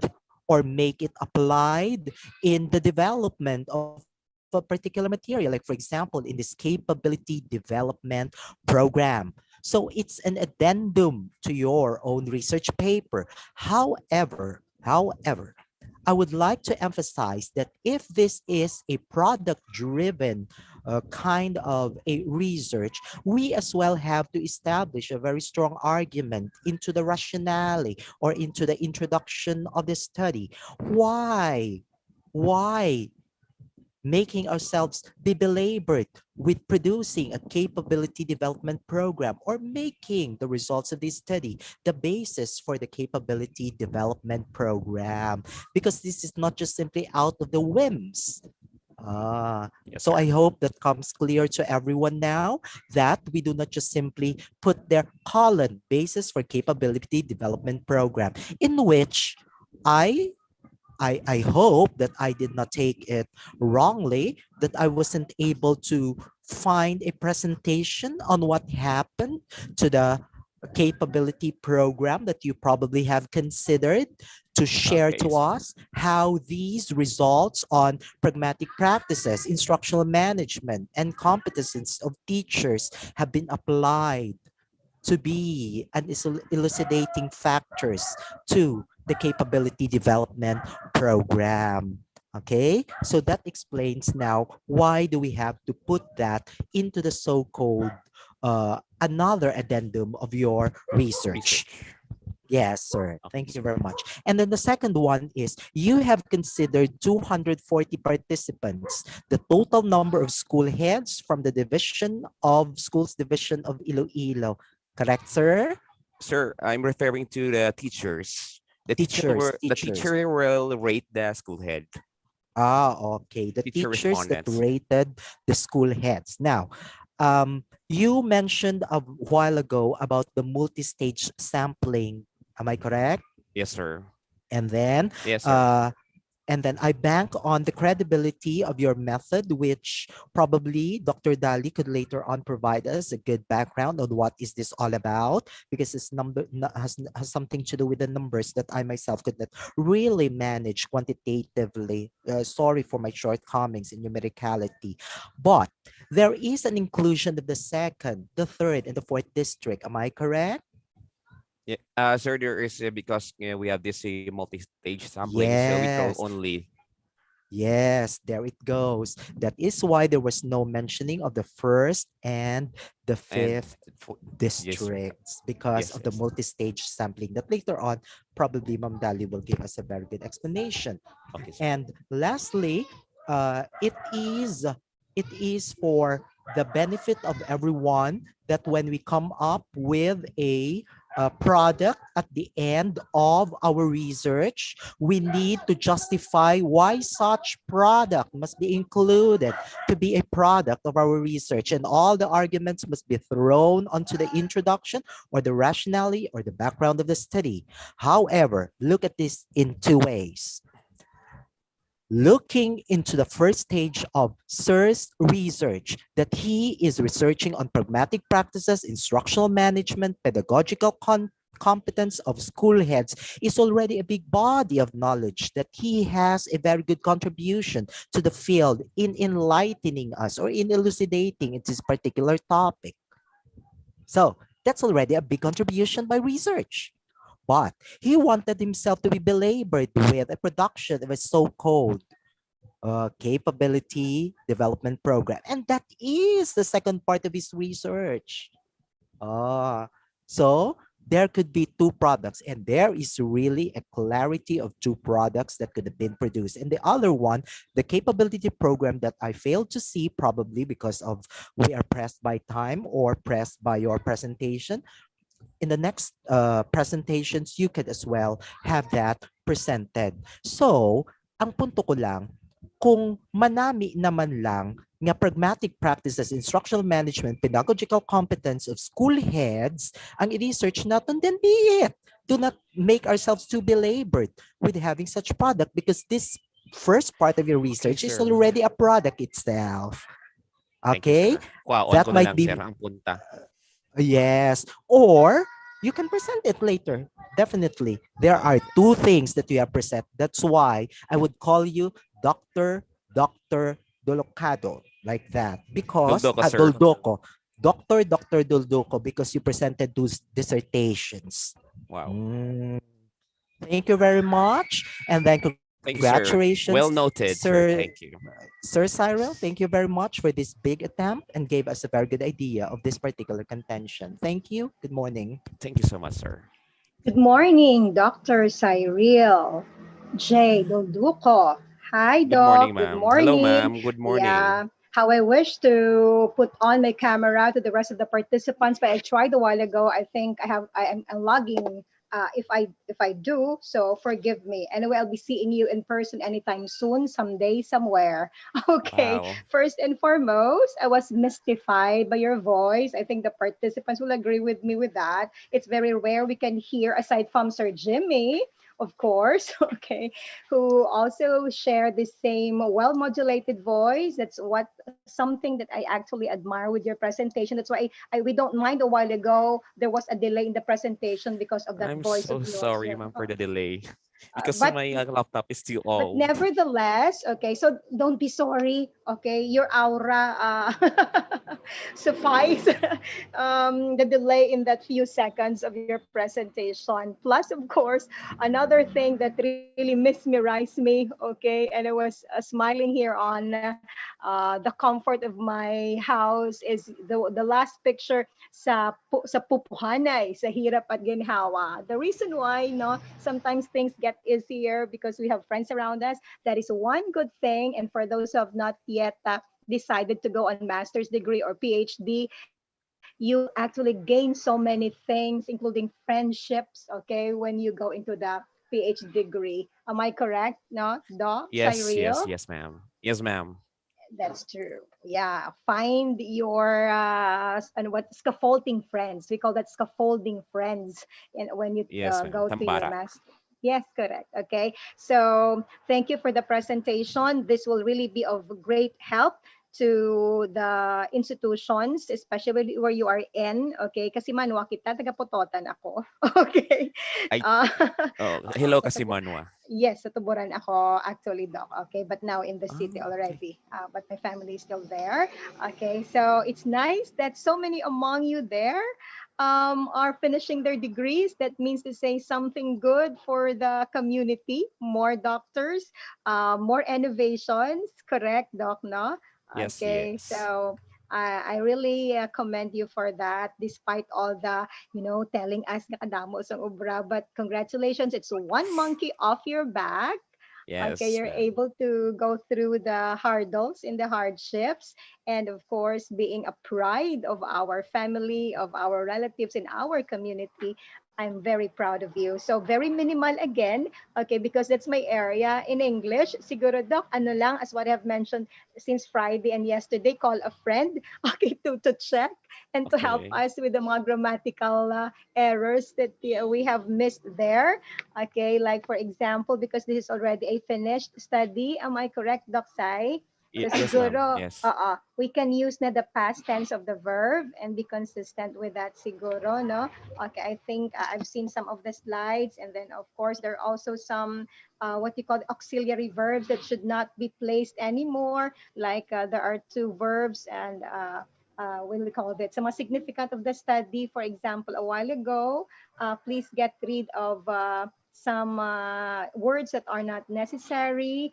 Also, to Docsai and to the rest of our participants, get away from writing very, very long sentences that will really add confusion, like in the significance of the study, school administrators and principals. And I think 1, 2, 3, 4, 5, 6, 7, 8, 9. I think more than 10 or 14 lines in one sentence. So siguro that is something we also have to revisit. The shorter I think the sentences, the easier and the clearer for the readers to understand that we're trying to say. Doksai, that I think something that we also have to consider.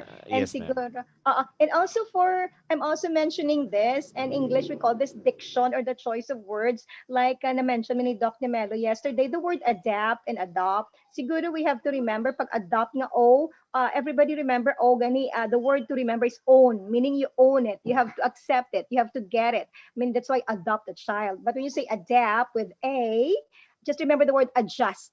Adjust starts with the word A, meaning you have to adjust. So when you go to America, you have to adapt to the weather. So these two things. So if you mean to say that the teachers will accept this, will own it, so it's adopt with an O. But if you mean to Okay. say they're going to adjust to the behavior, then you use the A. So there are still other things, but I will just leave this to you to call a dear friend, maybe to revisit, okay, some of the grammatical errors that might be in there to make it perfect, especially your presentation, as handsome and as dashing as you are, and as melodious as your voice, like that Wow. of Antonio Banderas. Okay, Oh, my thank favorite you so much, ma'am. character.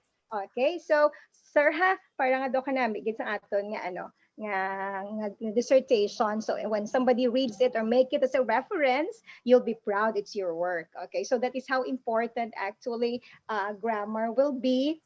What do you call this? Will be used sa aton nga lesson. And lastly, ang comma lang, do ka consistent gid sa isang Friday, no? I know that you put comma because you want to pause. I think not only you, Sir Sai, but I think the rest of the presenters, the results of the study revealed that, yes, I know you want to pause, but you don't have to put a comma in there.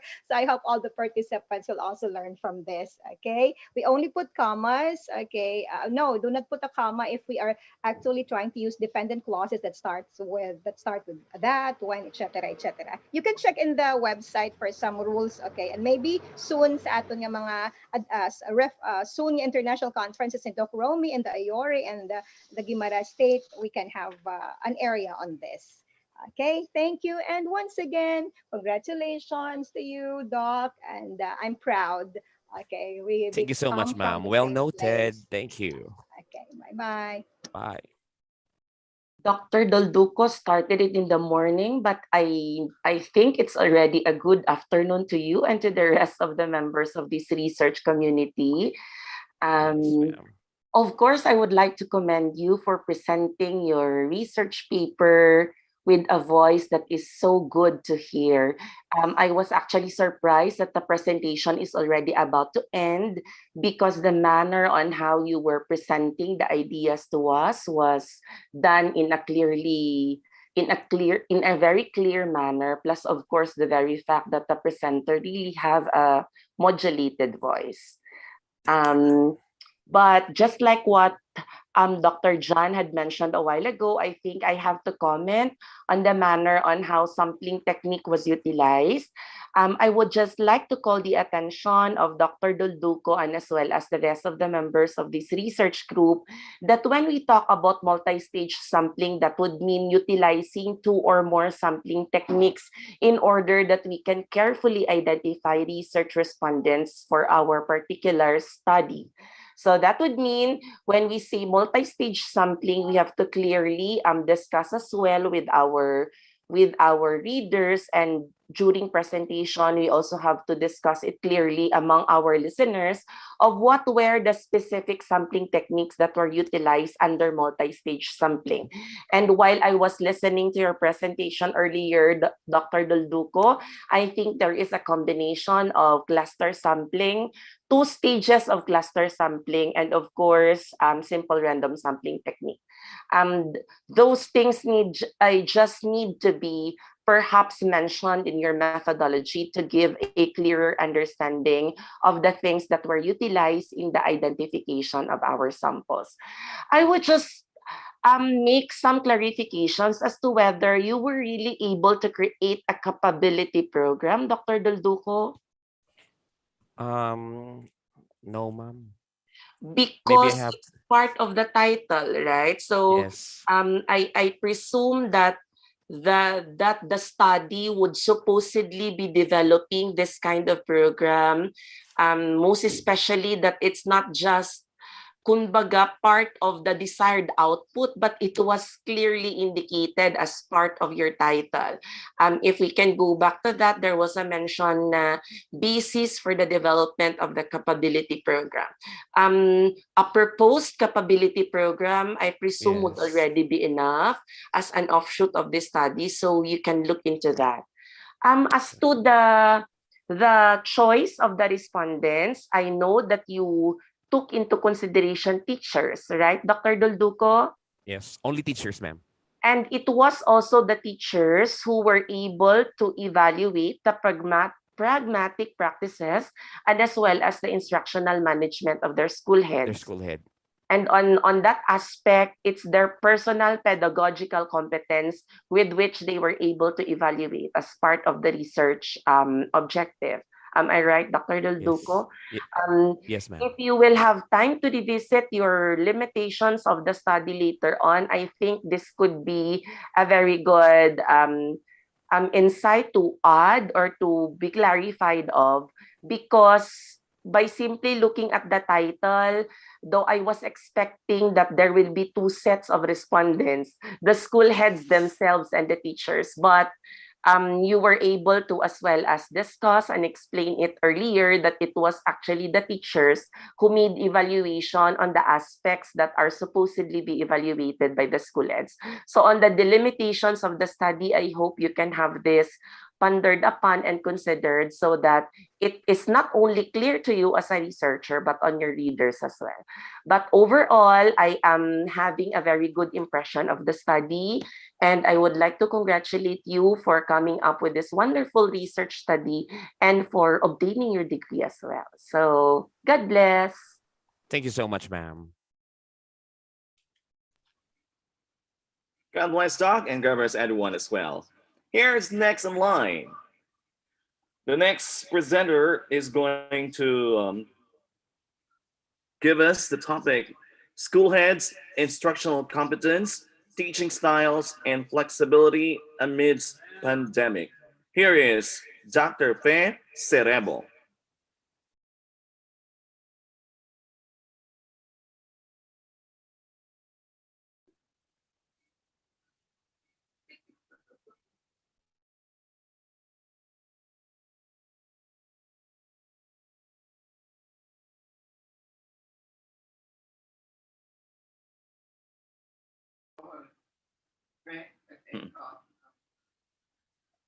Good morning, Doc. Can you hear us?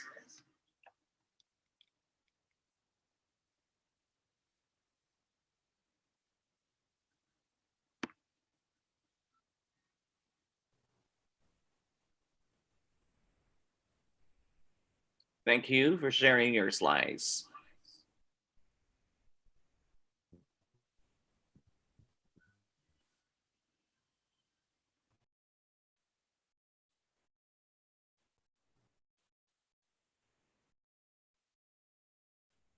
Hey, afternoon, everyone. Good afternoon, ma'am. Good afternoon, Doc.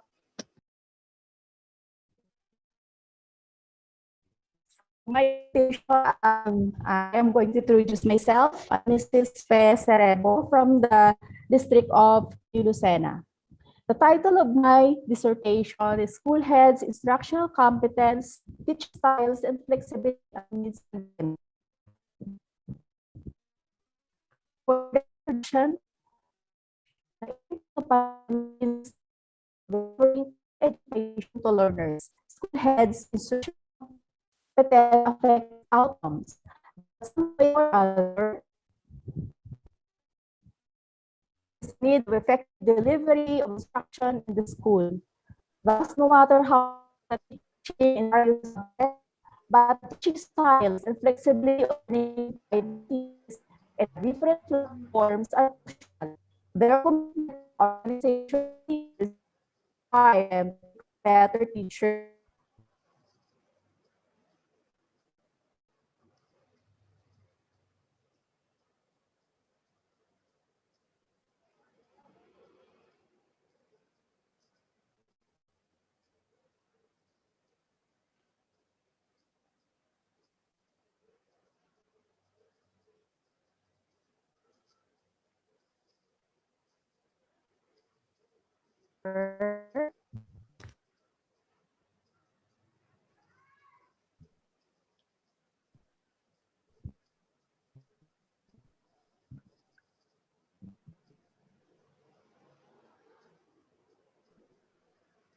Doc, ang nagdula si Ma'am Fe, nag-lost connection.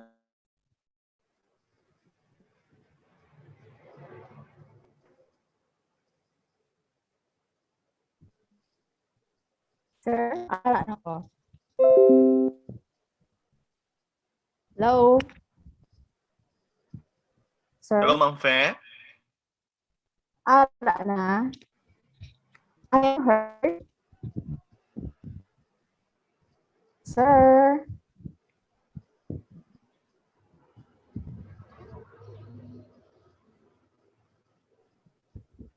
Sir?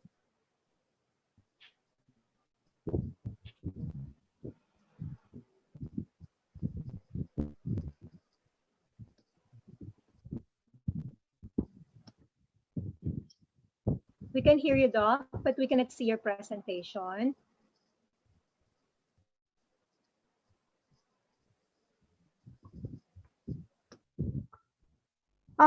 Because I'm sorry, ma'am, because my internet is unstable, stable ang connection.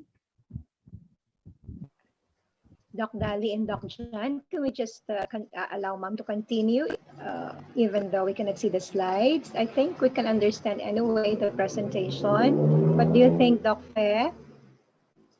It's fine with me, Dr. Yes. Yes, it's okay with me. Yes. Oh, Sige, Doc. And then you just keep on clicking. Sige, Doc.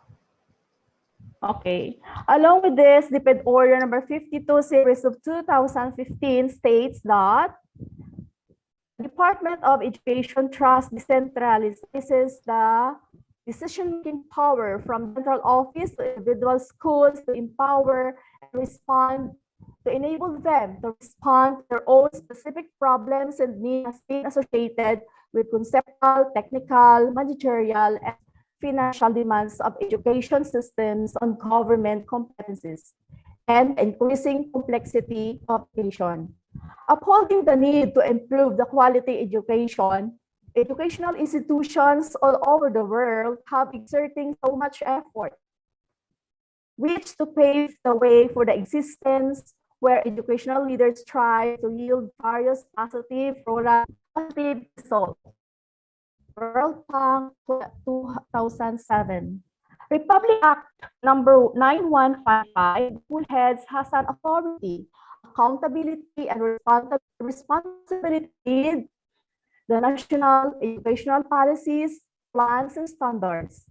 Since the school heads leads, he is empowered, has an authority to make decisions that would result in the achievement of instructional goals. Each framework has to set the general direction of educational policies. Along with this, the Rio 2018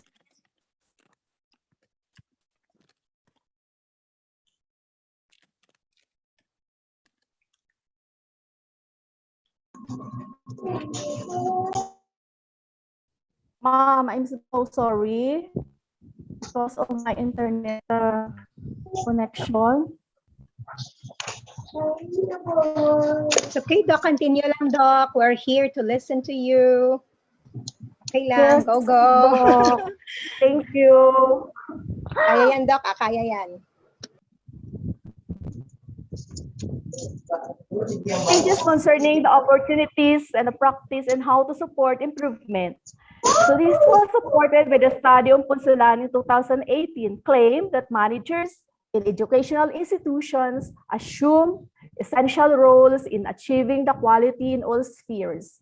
It is evident that effective and successful schools are associated with the activities of effective school heads, guided with vision, mission, and goals.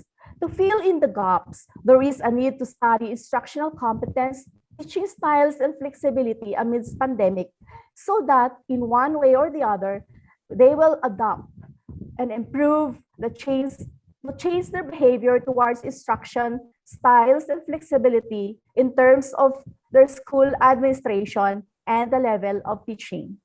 It would serve as a guide and reminder regarding the instructional competence, the kind of instruction, and the styles they emulate in this pandemic. This investigation is undertaken to determine school heads' levels of instructional competence, teaching styles, and flexibility. It would be interesting to know which among the variables in the study are generally significant to the Department of Education.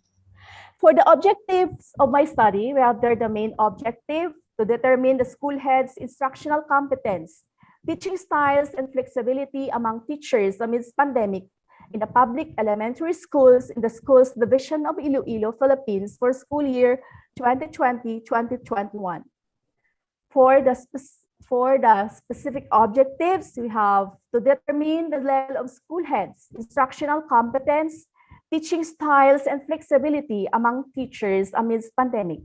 And the other one, to know the significant differences in the level of school heads, instructional competence, teaching styles, and flexibility of teachers amidst pandemic. For the conceptual framework, we have the independent variables. We have the profile of the respondents, age, sex, civil status, educational attainment, position, school size, and school location. And for the dependent variables, you have the school head's instructional competence, teaching styles, level of teachers, flexibility. For the significance of the study, this study aims to bring significant contribution to the academe, particularly the Department of Education, and reviewing policies, governing hiring, and promoting potential school heads in the future. Significantly, this would help improve the quality of school heads we have in the years to come. And finally, this would give paradigm shift for those in the teaching profession should they desire to become school heads in the future. Consequently, this study will be significant to the following. Department of Education. The result of the study will serve as a base plan.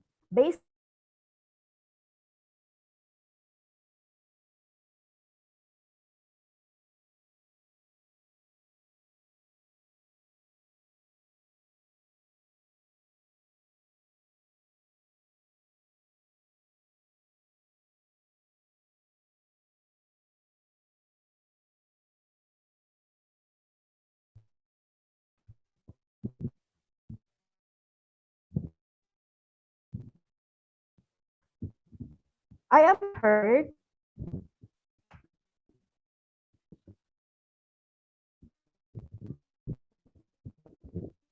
Yes, Doc. Teachers, the findings of the study may use as a guide for them to be aware of their teaching styles and flexibility amidst pandemic. Teachers find the results significant for they would be able to identify the teaching styles and flexibility of elementary teachers. For learners, results of this study will be useful for them to help them achieve expected level of competencies and to receive the quality of service and education that a well-managed school through a competent school heads and skillful teachers can provide better quality education. Research designs and methods. The study was used descriptive correlational design to describe and measure the level of the following relationships: school heads, instructional competence, teachers, teaching styles, and flexibility among school heads and teachers in the schools division of Iloilo. And this design, the subject scores on two variables was measured without manipulation of any variables to determine whether there is an association. This is according to Creswell 2014. And correlation research, sometimes called associative research, the relationships among two or more variables are studied without any attempt to influence them. In correlation research, sometimes called associative research, the possibility of relationships among two or more variables is studied. This is according to Frankiel and Wallen 2012. We have here the methods, the distribution of questionnaire to school heads and teachers respondents. And then we have the collection of accomplished questionnaire. And the last is the analysis and interpretation of data. Result and discussion. The findings of the study revealed that the school head's level of instructional competence are very high. Teaching styles are generally very high, and flexibility results revealed very high. T-test finding revealed no significant difference in the level of instructional competence and no significant difference in the level of teaching styles, no significant difference in the level of flexibility. It denotes that the school heads that were very high on their level of instructional competence, very high on teaching styles, and very high in flexibility noticed. Thus, the very high results improve the quality of teaching styles through improved instructional competencies of school heads. Research timeline, research proposal, December 2020, preparation of survey instruments and validation, January 2021, preparation of communication letters coordinated with schools, division personnel, school heads, and teachers, Also, January 2021, collection of the instrument from February to April 2021, data analysis, May 2021, and write-up preparations, May 2021, and presentation of research output, June 2021. That's all, moms and docs. Thank you. And once again, good afternoon.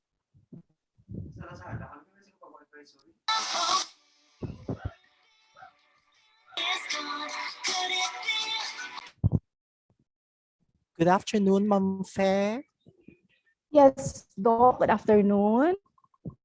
The only contention that I have on your presentation is how I wish to have been clarified with the so-called what includes the instructional competence of your subjects or your informants or respondents or participants of the study. Same through with the teaching styles that they have, because it would provide the public with a clearer picture of what are included in the teaching styles.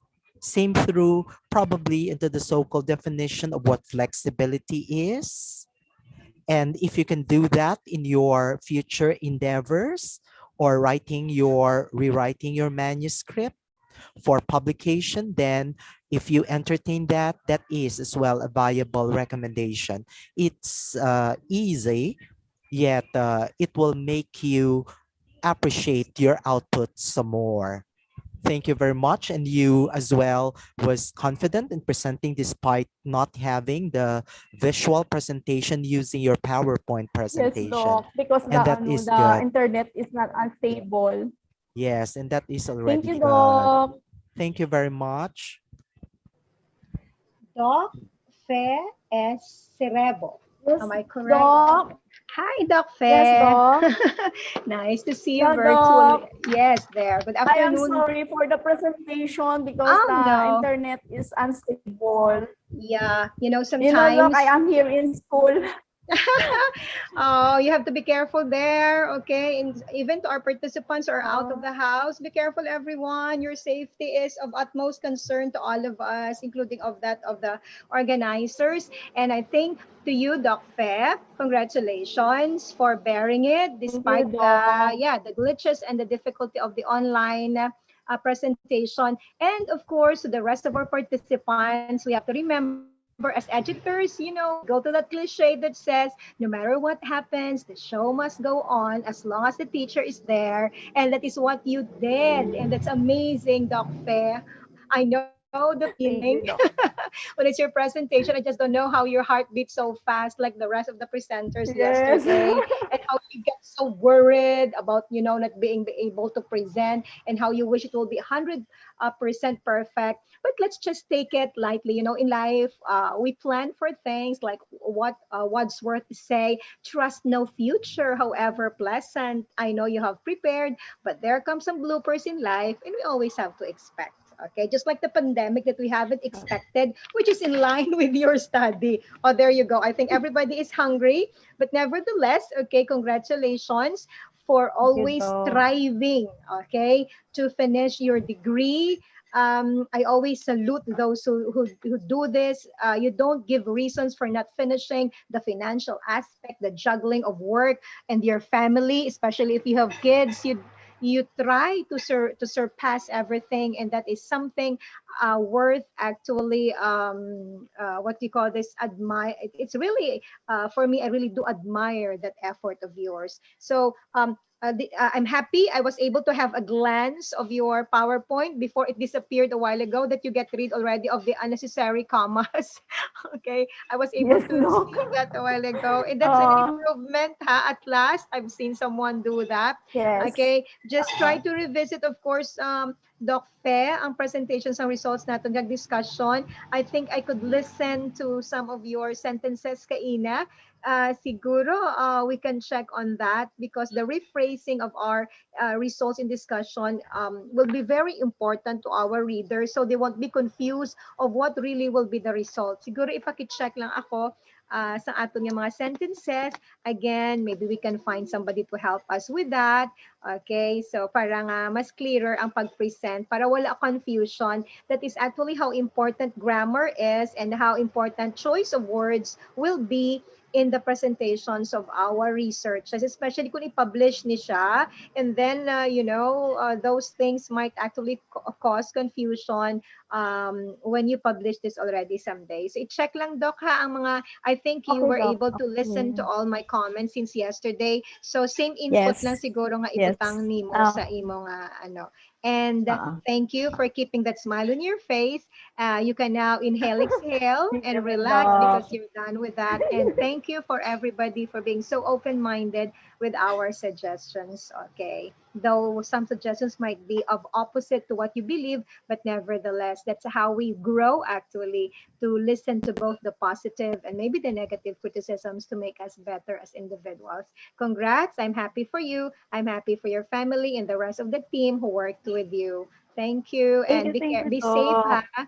Be safe, Doc. Okay, Thank Doc. you. Thank you. See you soon. Okay, Doc. Thank you. Good afternoon, Dr. Cerebo. Yes, Doc. I commend you for having been so brave and resilient, because despite of the many times you were actually ousted in the Zoom meeting, you still managed to come back and to continue with your presentation. And of course, we salute you for doing that. Despite the factors that actually hindered you from presenting your PowerPoint presentations, which I believe ate so much of your time in the past days.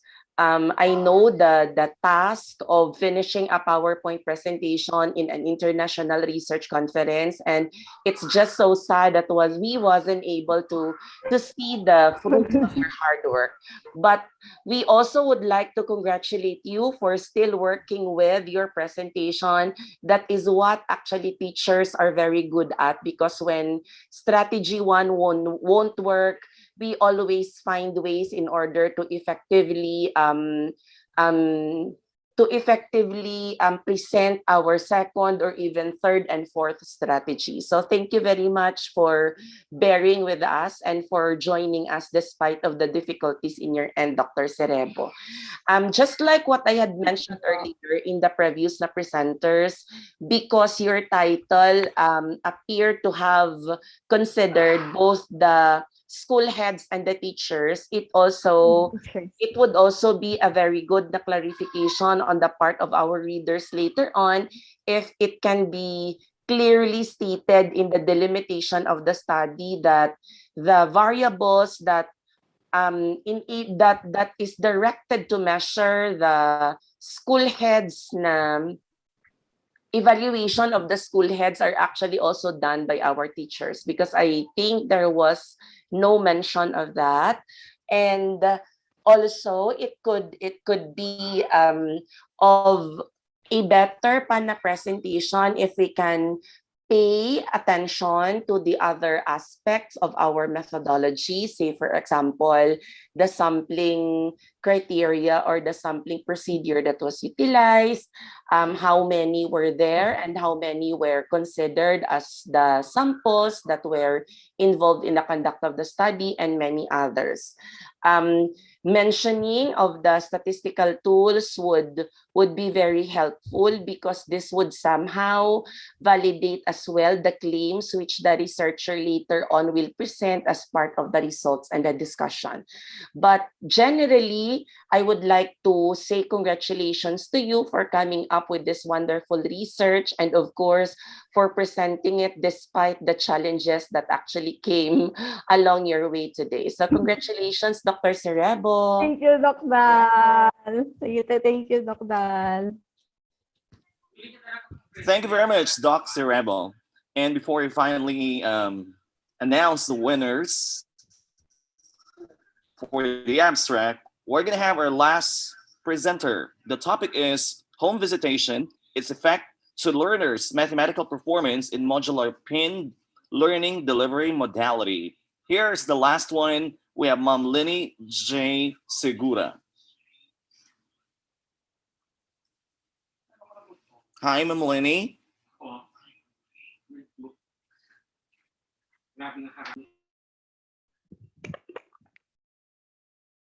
Hello, Doc. Good afternoon. Good afternoon, Ma'am Lenny. Please go ahead.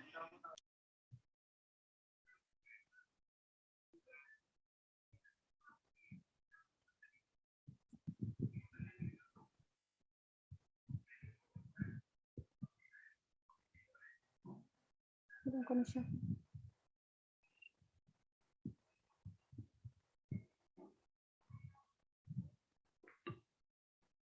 Wala siya.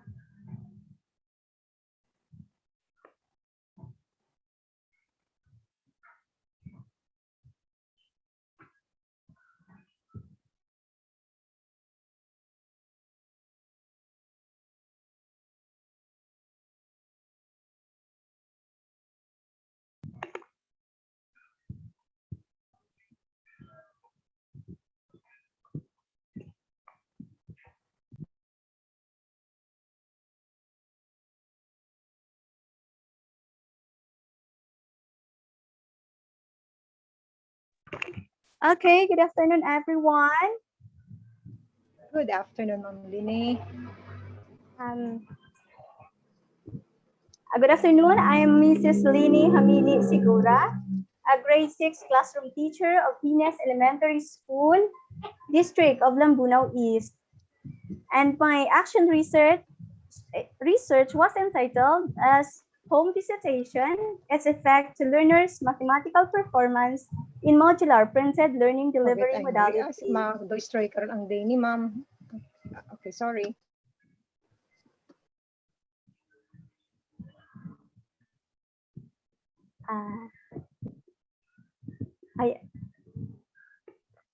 The Philippine educational system is one of the highly affected sectors of the government in the wrath of COVID-19.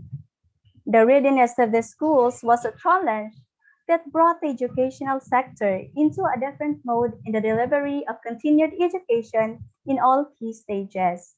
From this, the Department of Education implemented different learning delivery modalities. In one of these is the modular printed learning delivery modality, where pupils are not required to report to school. Instead, modules are distributed and studies are done at home with the assistance of parents and significant others.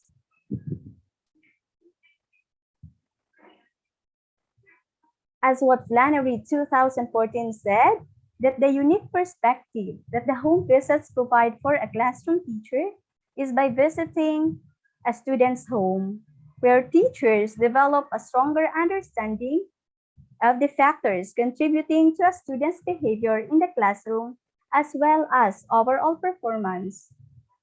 This appreciation of the student's background and influences on behavior allows a teacher to modify his or her approach to working with a student. Thus, these allow a more meaningful relationship between teacher and student. Aligned with this, the relevance of the study was based on the fact that it has been observed from the previous catching up, abridging activity, remediation, enrichment, and summative test, or what we call the CARES of the school program, that learners showed interest and motivation to study their modules and answering mathematical activities upon knowing that their teacher will be visiting them, of whom they can ask queries regarding their lessons.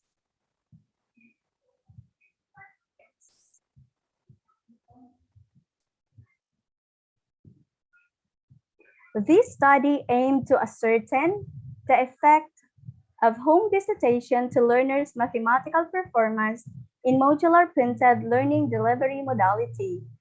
And specifically, the study sought to answer the following questions.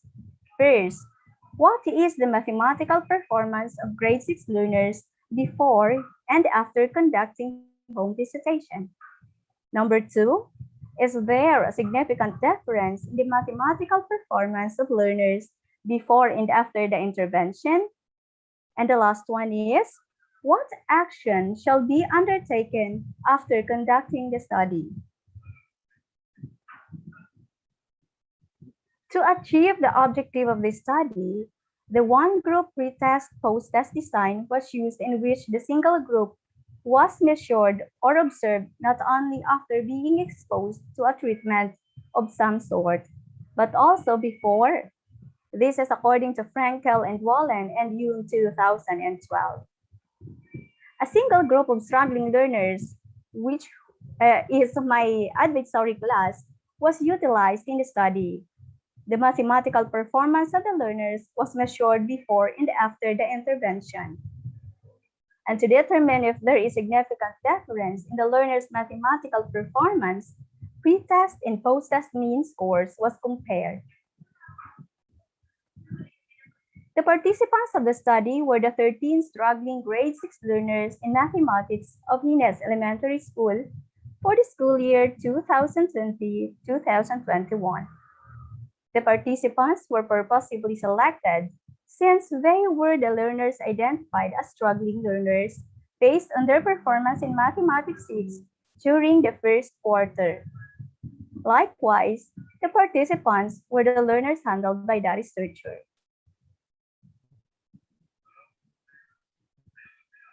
The statistical tools were used to analyze the data collected.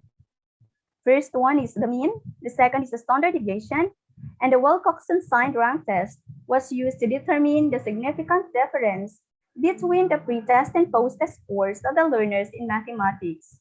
The alpha was set at 0.05. All statistical computation was availed of via statistical package for the social sciences or SPSS software and or Microsoft Office Excel. For the result, it showed for the pre-test and post-test scores of grade 6 learners in mathematics and modular printed learning delivery modality. It showed that the grade 6 learners had pre-test score with a mean of 23.31 and a standard deviation of 7.10. And the post-test score has a mean of 39.69 and the standard deviation, which is equal to 0.48. It showed that the post-test score is higher compared to the pre-test score.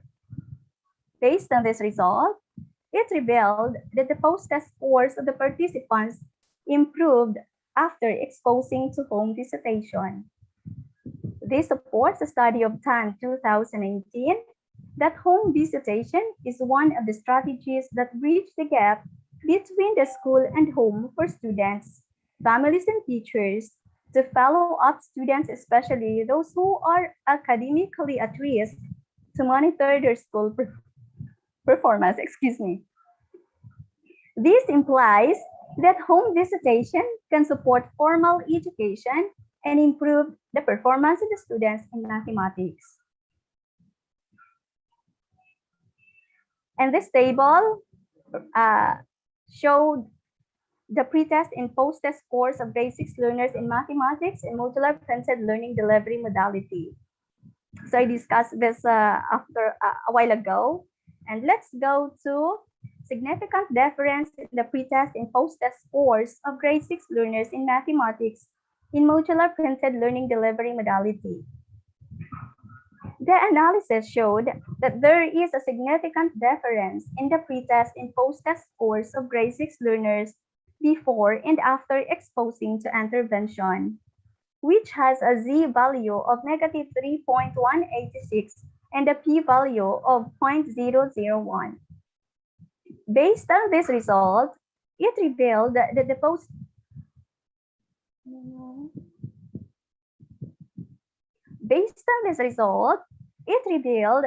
the post-test score of the participants significantly improved after exposing to home visitation strategy.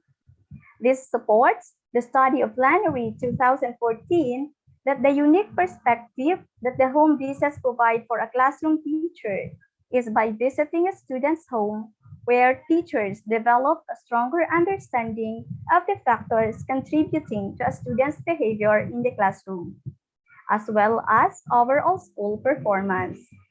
Thus, this implies that home visitation strategy as used in this study improved the performance of the learners in mathematics. And this is the table that showed the significant difference in the pretest and post-test scores of the grade 6 learners in mathematics in modular printed learning delivery modality.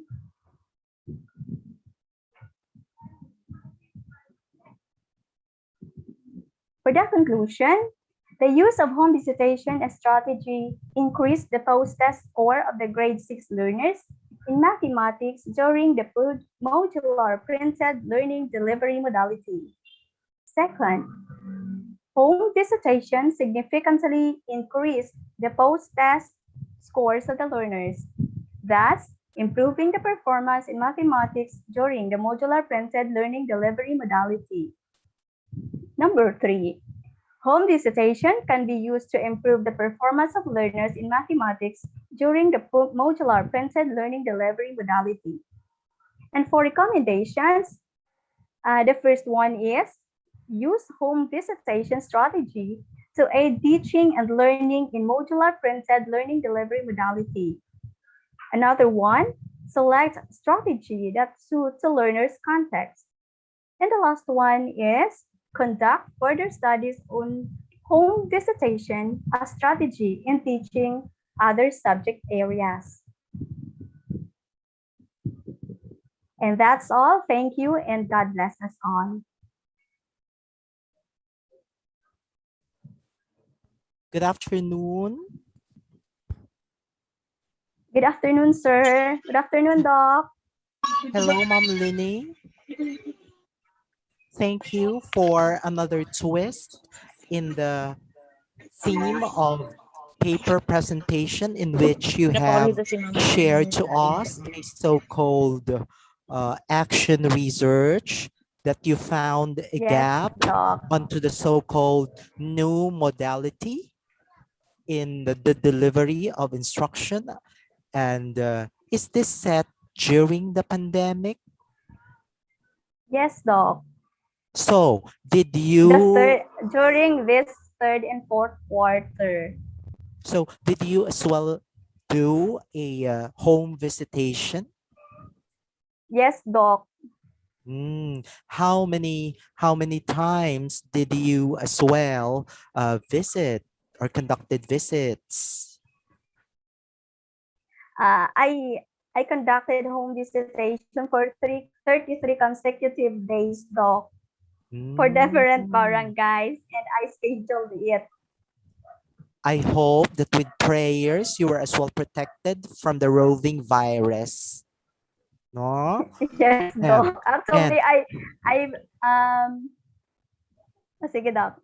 And this action research is a tedious process as well when conducted because you provide a salient and probably a very good suggestion on how gaps can as well be managed, and not necessarily that solutions can be provided, but rather the main task of a so-called action research is for us to document the activity or the manner or the so-called action that we would like to be documented. Okay, Yes, because I there are other documented as it, well. Doc. Yes, there are as well other attempts that people found out that their proposed activity did not go well. So you really have to report it. But you know, world is very ideal that when you conduct something like this, it really has to provide a very good output, which in fact there will be some 360-degree turn, and I believe that it didn't work on your situation, that it all end up very well. However, I would like to return to the title that you have shared a while ago in saying home visitation, its effect on the so-called etc etc. Now, that one is a very powerful term, its effect. The effect might be negative or the Negative effect or might be positive. positive. That is why we could as well look into the refinement of titling, that instead of saying effect, you can say home visitation as a mediator to Okay. so on and so forth. So it becomes discrete. So whether the effect might be in reality might not be good or be good, but you're just saying it's a mediator. And it will make your title a little sexy when you say mediator, Okay, Doc. right? Thank you, Yes, Doc. that is one contention that I would like you to as well look into, but it's still your final call. But the word effect is really coming powerful. That it seems Yes, like that Doc. you're really sure of its effect, and we are expecting that if it has to do with effect, it has to be very positive. Thank you, Yes, Ma'am Doc. Lini. Thank you, Doc. Hi, Doc Lenny. Good afternoon. Good afternoon, Doc. This is something I would like to say, brave enough. What a brave soul you have to go through with this study despite the pandemic. I admire. I am even telling myself here. I think we hope will be a cloning of teachers like you in the Department of Education or even in the higher institutions. We always go back to the idea that teaching is a noblest profession. So going home Yes, visitation, Doc. it's not an easy job. I've been a witness in a living legacy, and it takes a lot of dedication, a lot of commitment, hard work. Plus, aside from passion, it takes a lot of love for our students to do such a thing. And Yes, that is Doc. something that I admire from you. You really are an epitome of a great educator. Take it from me. Okay, I really admire Thank you, Doc. teachers who, well, our concern is salary. That's the first part of it. Okay, but when you talk about teaching, no, nobody becomes a millionaire as a teacher. So it takes a lot of love and Yes. concern to our students to do Passion. that. That's why siguro I become so biased na miss ko na ang dapat kung i-consider ang mga grammar mo kag ang mga ano mo because I've seen the dedication you have in teaching. Nevertheless, I want to be fair, of course, with you. I have my screenshots here, and so far, you have presented it well. Your introduction, you have started it with the study of Flannery 2014, and that really Yes, creates Doc. an impact on your study. Why there is a need for us to go home visitations and the unique perspective that the home visits provide for a classroom teacher and even to the students. That is one plus factor in your presentation, plus the fact that you also mentioned about the cares, no, the catching up, a bridging Yes. activity, The abridging remediation, activity. yes, in the enrichment. That is also something that makes your debate, maybe your presentation of your study quite outstanding because you have Thank made you, a very Doc. good framework, okay, support to your study. On the other hand, of course, you also have there mentioning about the action research methods. I have seen how you frame your work.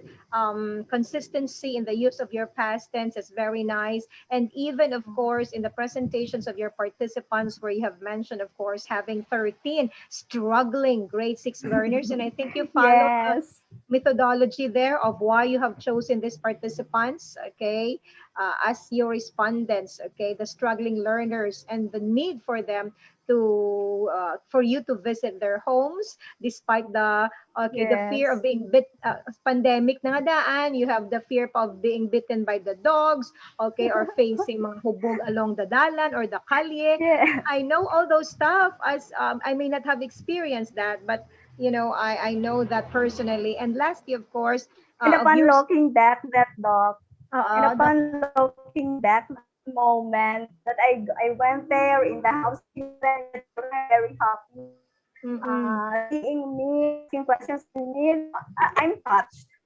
Yeah, very rewarding, Doc Lynn. Yeah, very rewarding gid na siya, Ma'am Lini. Ang effort mo, especially for the parents, no, who might be having problems. Now you truly understand Yes. their plight, and I think now you even truly understand why some children are struggling, and they should not be labeled as mango. They should not be labeled as matamad. Yes, Because we that's actually true. don't know what they're going through. They have cannot eat. They Yes. have lots of siblings to attend to. Yes. ang ko na tanan. So that's why nga na-appreciate ko gitang effort mo. So there you go. Ang pinaka-last ko lang gid go Doc is maybe you can add a little discussion on your recommendation. They're already all okay, your home visitation, but still how what do you want for this modular printed learning delivery modality? You want this to be replicated, you want this to be used, the select strategy that suit the learner's context, what do you want from this, especially on the side of the institution, for the principal. And the last recommendation is to conduct further studies. I want you to siguro enhance pa, improve pa ang discussion sa recommendation mo. Why? Because your study is commendable. It is something that could really change the lives of the students and even help the institution. So siguro further elaboration on what you want the institution, the community, and even the Department of Education to do with your study to be of help. It will not only end in the closet or maybe in our desk or cabinet, but it could be of help to others as well. So with that, my hats off to you, Doc Lini, for going beyond, of course, the duty of a teacher. I know you have shared a lot to your students, and God will bless you for that. Congratulations. Dr. Palma, I would Yes. just like to add that probably in the next time when Ma'am Lini would present before the crowd, she would as well provide us pictures and how she went through. Actually, I have that, Doc. I have Yes. that because I passed it in my LDM.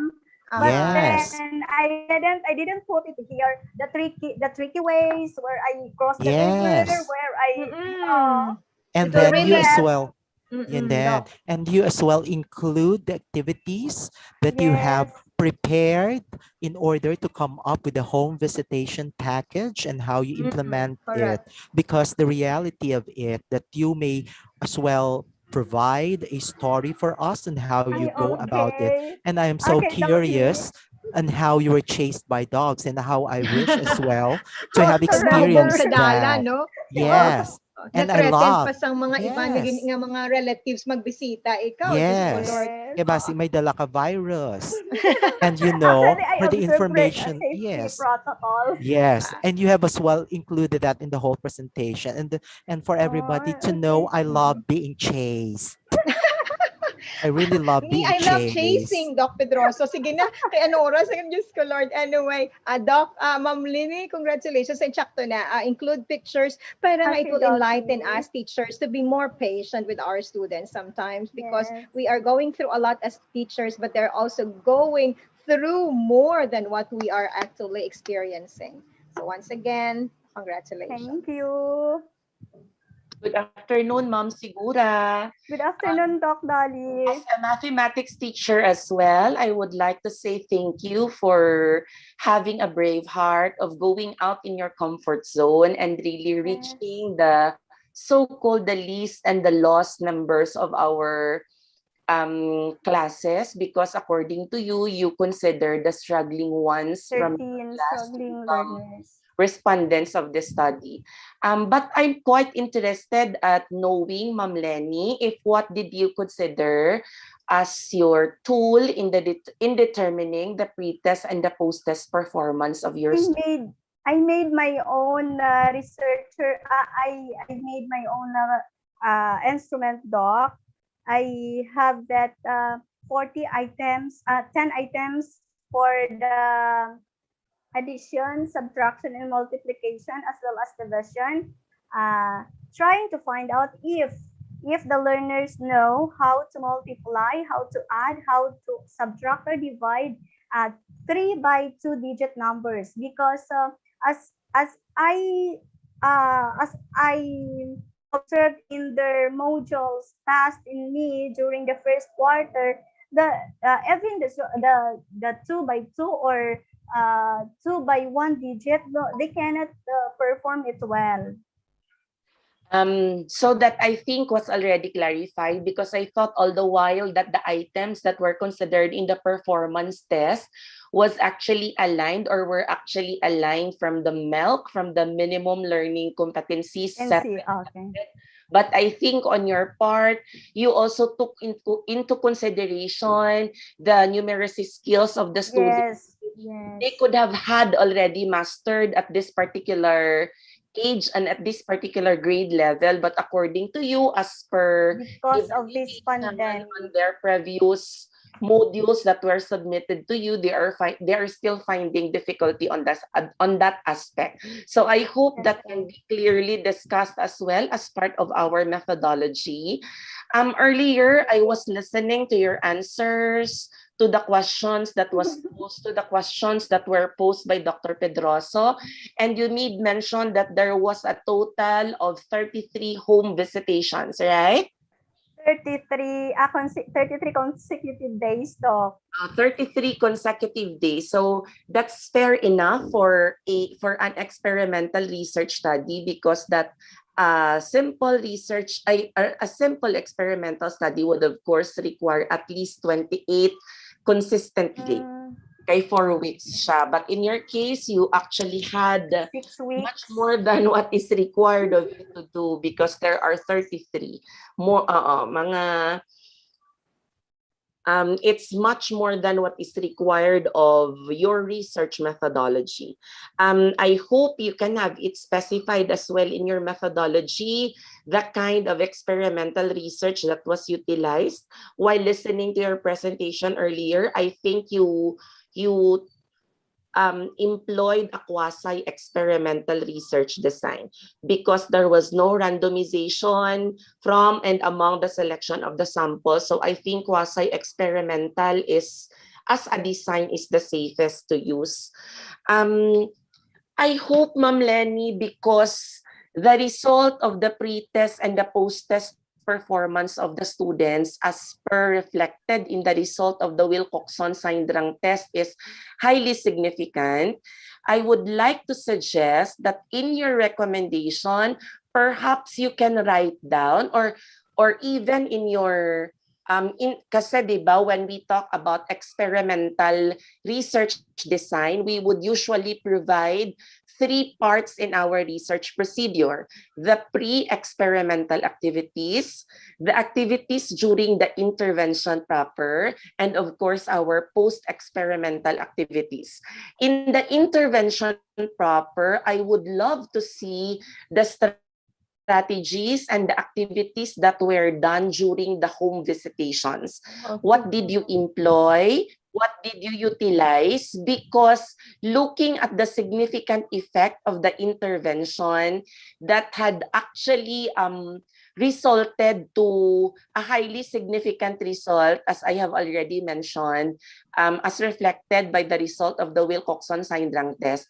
If your study is to be replicated, I think it would be of very great help if the future researchers would also see and would also acknowledge and would also realize the activities and the strategies which you have employed, so that part of your recommendation would actually enable you to suggest and to recommend to other mathematics teachers who are also finding a hard time coping with the difficulties of the students who are struggling with their academic activity, to do the same thing. Because who knows, this could have been a breakthrough, diba? Most especially na as teachers, we cannot very well address the difficulties of the students because of the limitation of the teaching modality. If there had been a problem before when we are having the face-to-face na teaching and learning process, how much more right now when we are teaching mathematics remotely. So identifying the things that you use, the things that you utilize, I think will not be of help only to you as a researcher, but for other mathematics teachers as well. In that particular scenario, Doc, I used what I called it. I just made it fact, finger aided and constructive teaching. So you can I use it. That can be a very good output, Ma'am Lenny, diba? Yes. You can have that presented as part of your manuscript as well. Okay. Then in other presentations later, if you can have a glimpse of a video on how did the students reacted on that fact intervention that you had, I think it would be a very good picture. because the one that you are telling us right now, the result of the mean, the result of the standard deviation, Okay. I can see kasi the very huge impact of the intervention, because aside from the very fact that there was a notable increase in the post-test, there was also a decrease on the standard deviation, meaning that the heterogeneity of the responses of our respondents had actually been trimmed down or lessened after the intervention was posed or after the intervention was conducted.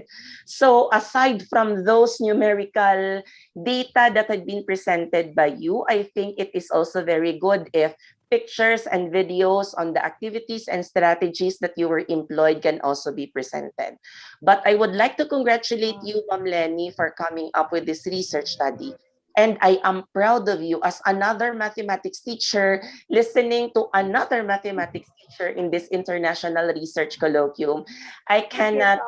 I cannot feel but become so proud of the things that you have endured. Most especially that Dr. Pedrosa and Dr. Bona earlier made mention na we cannot imagine your struggles like riding in a habal-habal for you to be able to the Yes, that's farthest true, Doc. areas of your municipality. So we would like to thank you for that. Thank you for loving your profession and for embracing as well the flaws of our learners and Yes. sending your very good vibes so that you can be of help to these kids. Thank you, Ma'am Lenny, and congratulations. Thank you, Docky. Thank you very much, Dr. Lenny. So there you have it, ladies and gentlemen. We're done with our 3-day first ever international research colloquium. And again, we want to say thank you to our panelists who have been with us for the past 3 days. You guys have made really beautiful insights and recommendations to all our researchers, and you guys have been really great motivators. Thank you again, Dr. Dolly Rose Timelo, Dr. Bona S. Palma, and of course, Dr. John Erwin P. Pedrosa. Let's give them a big round of applause, guys. And to all our participants, thank you very much for being with us for the past 3 days. We're inviting you right now to please open all your cameras. We're going to take a group photo of how we have done this 3-day seminar. So everybody, please open all your cameras. Everybody, please. We want to see more faces. Everyone, please don't be shy, guys. You all look good looking in your cameras. And please open on cameras, guys. So we have around here 117 participants online. So at least we can have like 115 or 111 or 110. Everyone, please open your cameras. There you have it. With We want to beautiful see more background, Sir faces. Jimmy. Different background. Oh, Doc Mona, thank you very much. Looking forward to seeing these three members of our panel in the near future. So everyone, please open your cameras. Thank you so much, organizer, Sir Jimmy, Doc Romy. And of course, we have also some very important announcement. We have already posted sa atong chat room no ang atong evaluation form. Please fill it out. And again, we want to say thank you to those who have been special part of this 3-day first ever international colloquium. On the very first day, thank you very much, Dr. Castor Jucares. And of course, on the second day, we have Dr. Chris Labrador. Although today, Dr. Anton R. Balida was not able to be part of this international research, looking forward to seeing him again and having him as part of another or the next international colloquium. And of course, thank you very much, Gimar State College and Ayuri. Thank you very much as well. And of course, palakpakan na guys na si Dr. Rome Moralista. Let's give him a big round of applause. Dr. Joey de la Cruz, the very active research organizer. So the results are now being tabulated. So again, everyone, please open your camera. Can we see a lot of faces? Ang iba na medyo huya pa siguro, no? Are we ready? Okay. Is it done? I can see beautiful faces online. One of them is Doc Agata.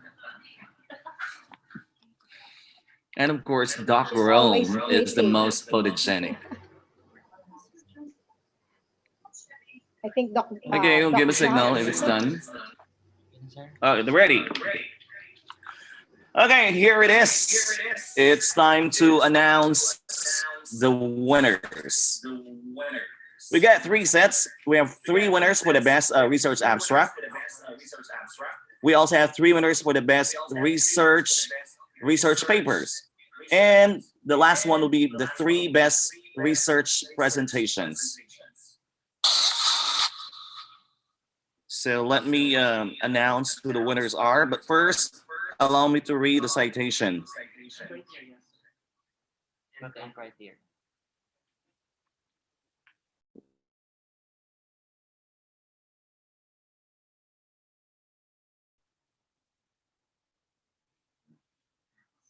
So let me first read the criteria for choosing the best research abstract. Scientific merit, that's 20%. Methodological approach, that's 30%. 20% goes for contribution to discipline. Impact of the concept, that's 15%. And professional writing, that's 15%. Summing up to 100%. Okay, now let me announce who the winners are. Let's start with the 3rd placer so that there will be a little suspense for the 1st placer. Let's start with the best research abstract, our 3rd placer. Guimaras State College, Buena Vista, Guimaras, Ayuri Learning and Development Center. Certificate of recognition is given to Richelle L. Sanchez with the research title Mediated Effect of Online Readiness to the Mathematics Performance of Students, a Path Analysis. In recognition of his research abstract as 3rd place during the 1st International Research Colloquium, Research Fever in the midst of pandemic, held from 6th to 8th of August 2021. Given this 8th day of August in the year of our Lord 2021 at Zuri Hotel, Mondorial, Iloilo City, Philippines. Signed by the SEC President of Guimaras State College, Dr. Lilian Diana Espareño, and signed by the Director of Your Learning and Development Center, Dr. Joey S. de la Cruz. Again, congratulations. Our 3rd placer, Best Research Abstract, Richelle L. Sanchez. Let's give a round of applause, please.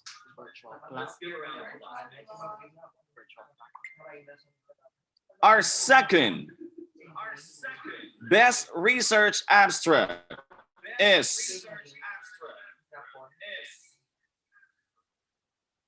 Renee Lara Bahade with the research title Mycelial Growth Performance of Different Mushroom Species Using Various Culture Media. Let's give a big round of applause.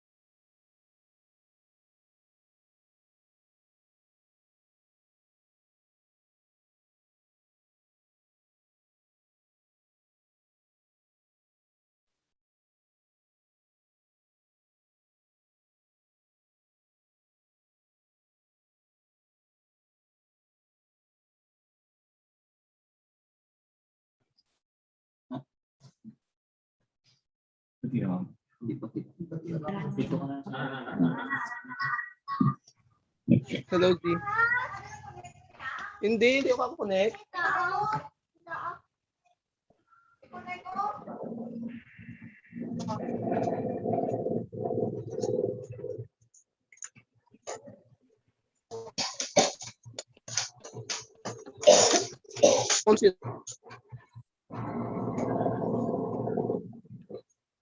We are down to the announcement of the 3 best research papers.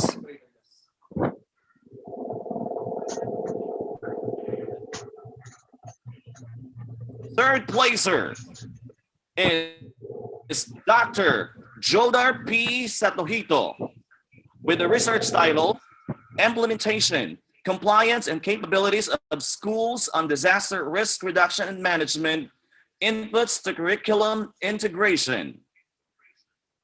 Congratulations.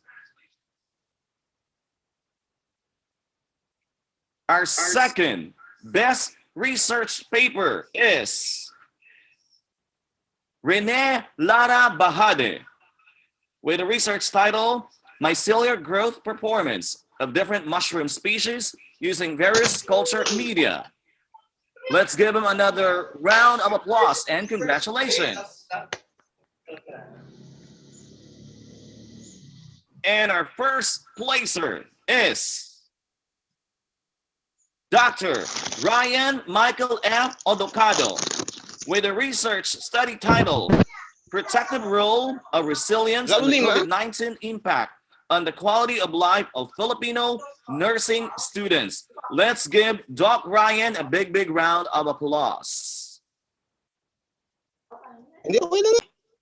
We are about to announce the winners for the best research presentation, and the results are now completely in. The criteria have already been mentioned before, and here's the final result.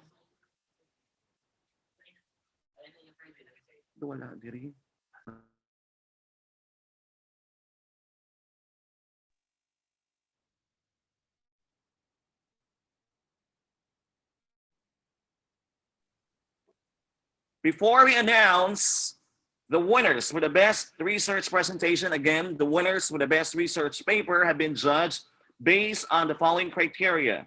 Originality, that's 20%. Quality of argument, that's 30%. Scientific impact, that's 20%. Significance of the research community, that's 20%. And writing style, that's 10%. Now let's move on to the best research presentations. The criteria: originality and creativity, that's 30%. Logical presentation of ideas, that's 20%. Oral presentation and delivery, that's 40%. Knowledge of material, that's 10%. And the winners are, third placer, we have Charles F. Isulan. Let's give him a big round of applause with the research title, Learning Abilities and Challenges of Marginalized Learners in the Inner City Community on Remote Learning. Second placer, Jeffrey G. Magbanwa with a research title, Impact of Dish Gardening Extension Activity During COVID-19 Pandemic. Congratulations. And finally, this year's best research presentation, first International Research Colloquium, is Dr. Jodar P. Satohito with a research title, Implementation, Compliance and Capabilities on Schools, Disaster Risk Reduction and Management, Inputs to Curriculum Integration. Congratulations. Let's give all our winners a big round of applause, ladies and gentlemen. So again, to all our participants, thank you very much. Hope to see you in the near future for the second International Research Colloquium. And to all the organizers, thank you very much. Goodbye, Congratulations, everyone, Sir and keep safe. Jimmy. Job well done to you. Bye-bye.